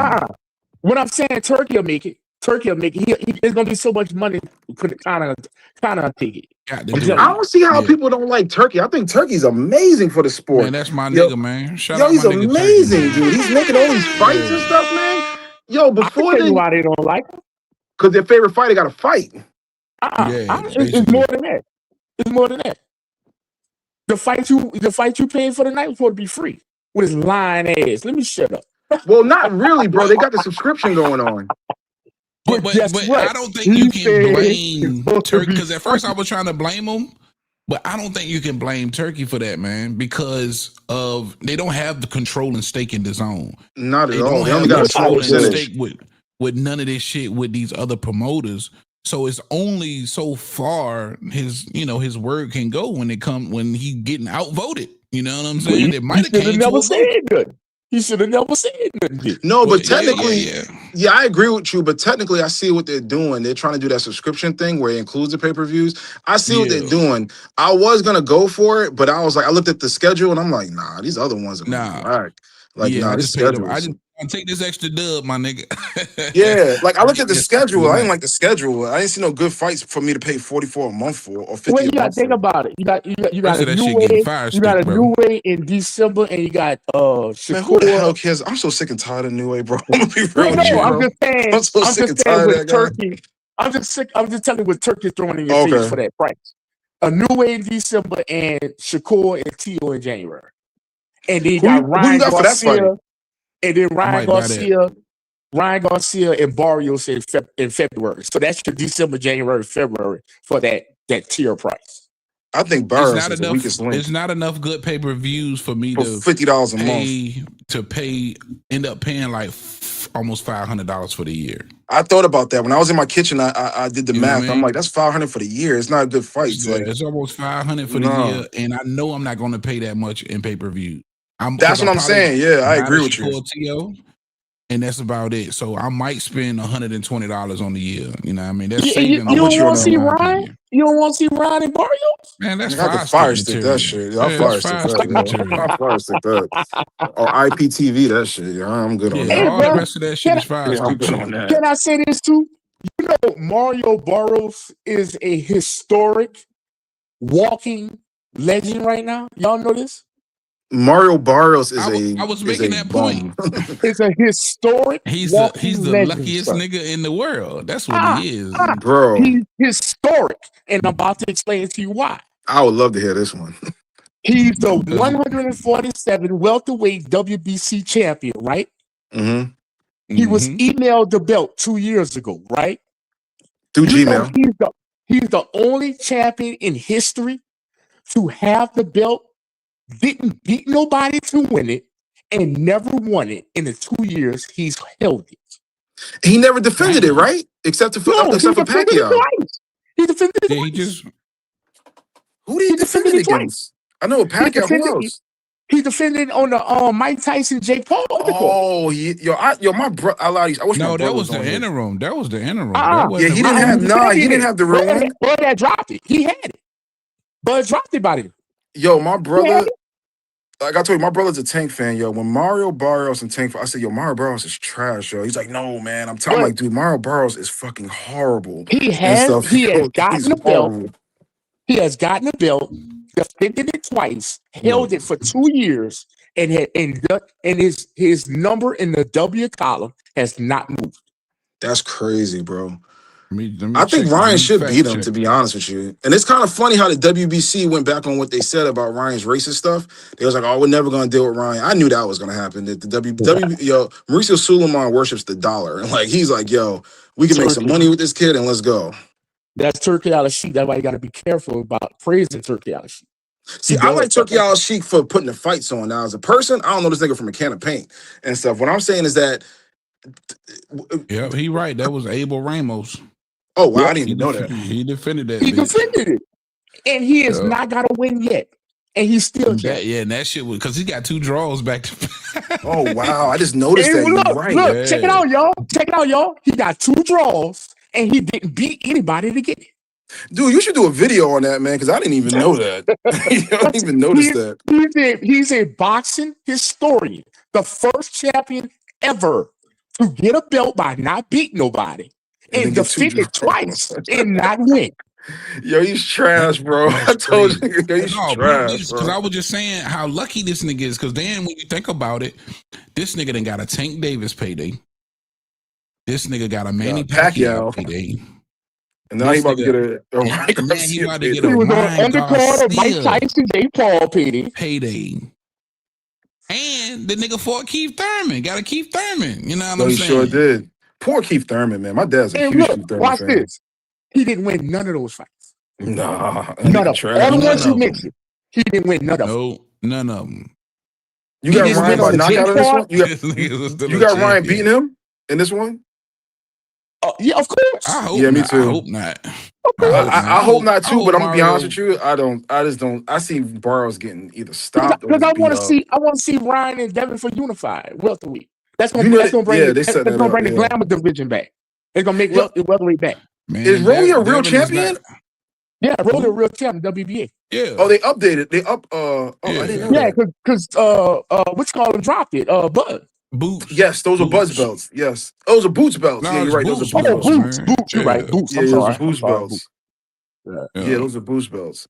Man, I hope Boots do something at 154, man, because I'm gonna be real with you. My other brother is a Boots fan, and I'm just like, bro, your man ain't looking too hot right now, dude. Like, this nigga's fighting like nobodies and stuff, yo.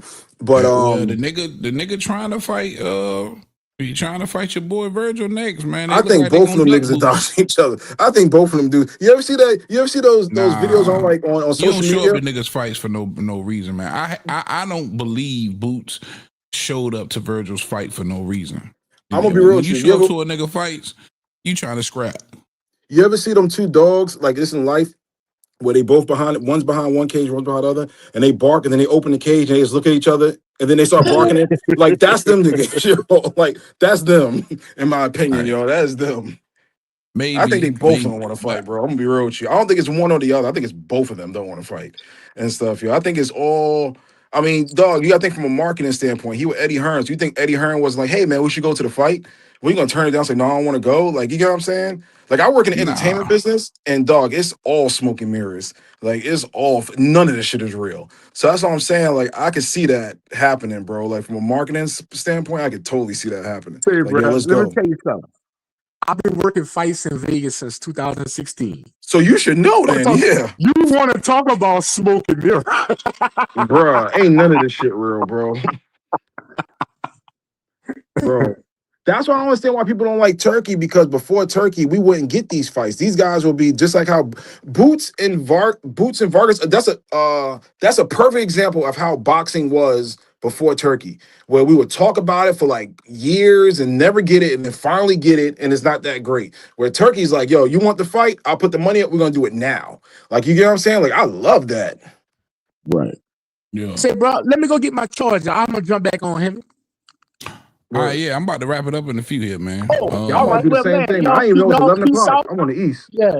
Y'all peace I'm out, about bro. to Y'all I'm about to wrap it up now. Yes, sir. Well, man, it was a good night of fights, bro. Same. I'm For back on my sure. college football, but shout out to y'all boxing fans, dog. No, I appreciate My it. guy, I appreciate you, man. Heavy, That's when you my back boy on here? there. Because you're like sporadic, bro. Like, when you gonna be back on? I know. So, let me explain it real quick. I'm a business owner, man, so I had shit to take care of. Oh, no, I I didn't feel you, have bro.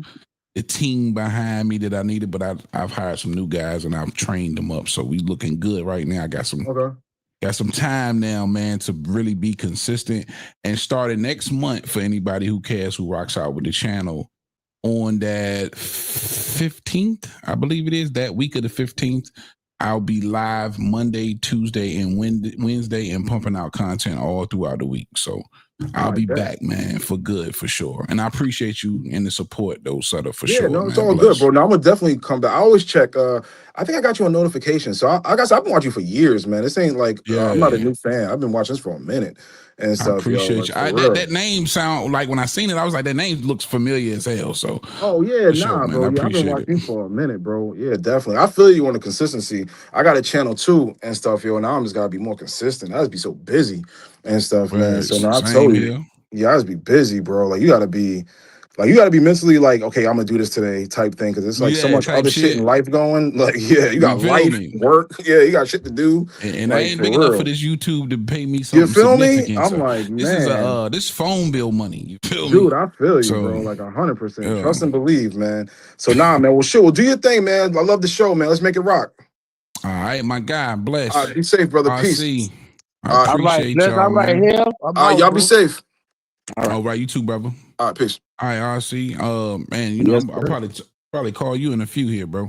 That'll work. That's it for your boy, man. I'm gonna get up out of here. I appreciate everybody for rocking out, man. If you enjoyed the commentary, please leave a like and sub to the channel. Appreciate that love. Everybody who came through in the chat, Chappelle, Mark, everybody, man. My guy, bless. Sutter Kane, man. Who else? Coco, Jessica, everybody, man. I appreciate that love. Punch, Dante's Boxing Talk, everybody. Thank you, man. I had a great time tonight. This card was worth every single dollar. That's it for your boy. I'm getting up out of here, man. Big T.O. Heavy Bag. Heavy Boxing TV. Heavy Bag Boxing TV. That's my little bro. Heavy Bag Boxing TV. So shout out to my man Heavy Bag Boxing. My boy at Heavy Bag Boxing TV. Subscribe to Heavy Bag Boxing TV. Get at my boy Heavy Bag Boxing TV. Heavy Bag Boxing, all right? You heard it from me. You heard it here first. Heavy Bags Boxing. Straight out of Norfolk, baby. Let's go. What's up, y'all? Shout out to Heavy Bag Boxing TV. Strength 412 in the building. Shout out to my guy Trio, Heavy Bag Boxing TV. Get your bitch ass in here and hit this bag. Just go ahead and subscribe to Heavy Bag Boxing TV because he be lit on his channel, no cap. You are now watching Heavy Bag Boxing TV. Hit the bag. Shout out to Heavy Bag Boxing TV. Get in here and hit the bag, baby. You are tuned in to Heavy Bag Boxing. Get your and hit this bag, dude. You tuning in to Heavy Bag TV.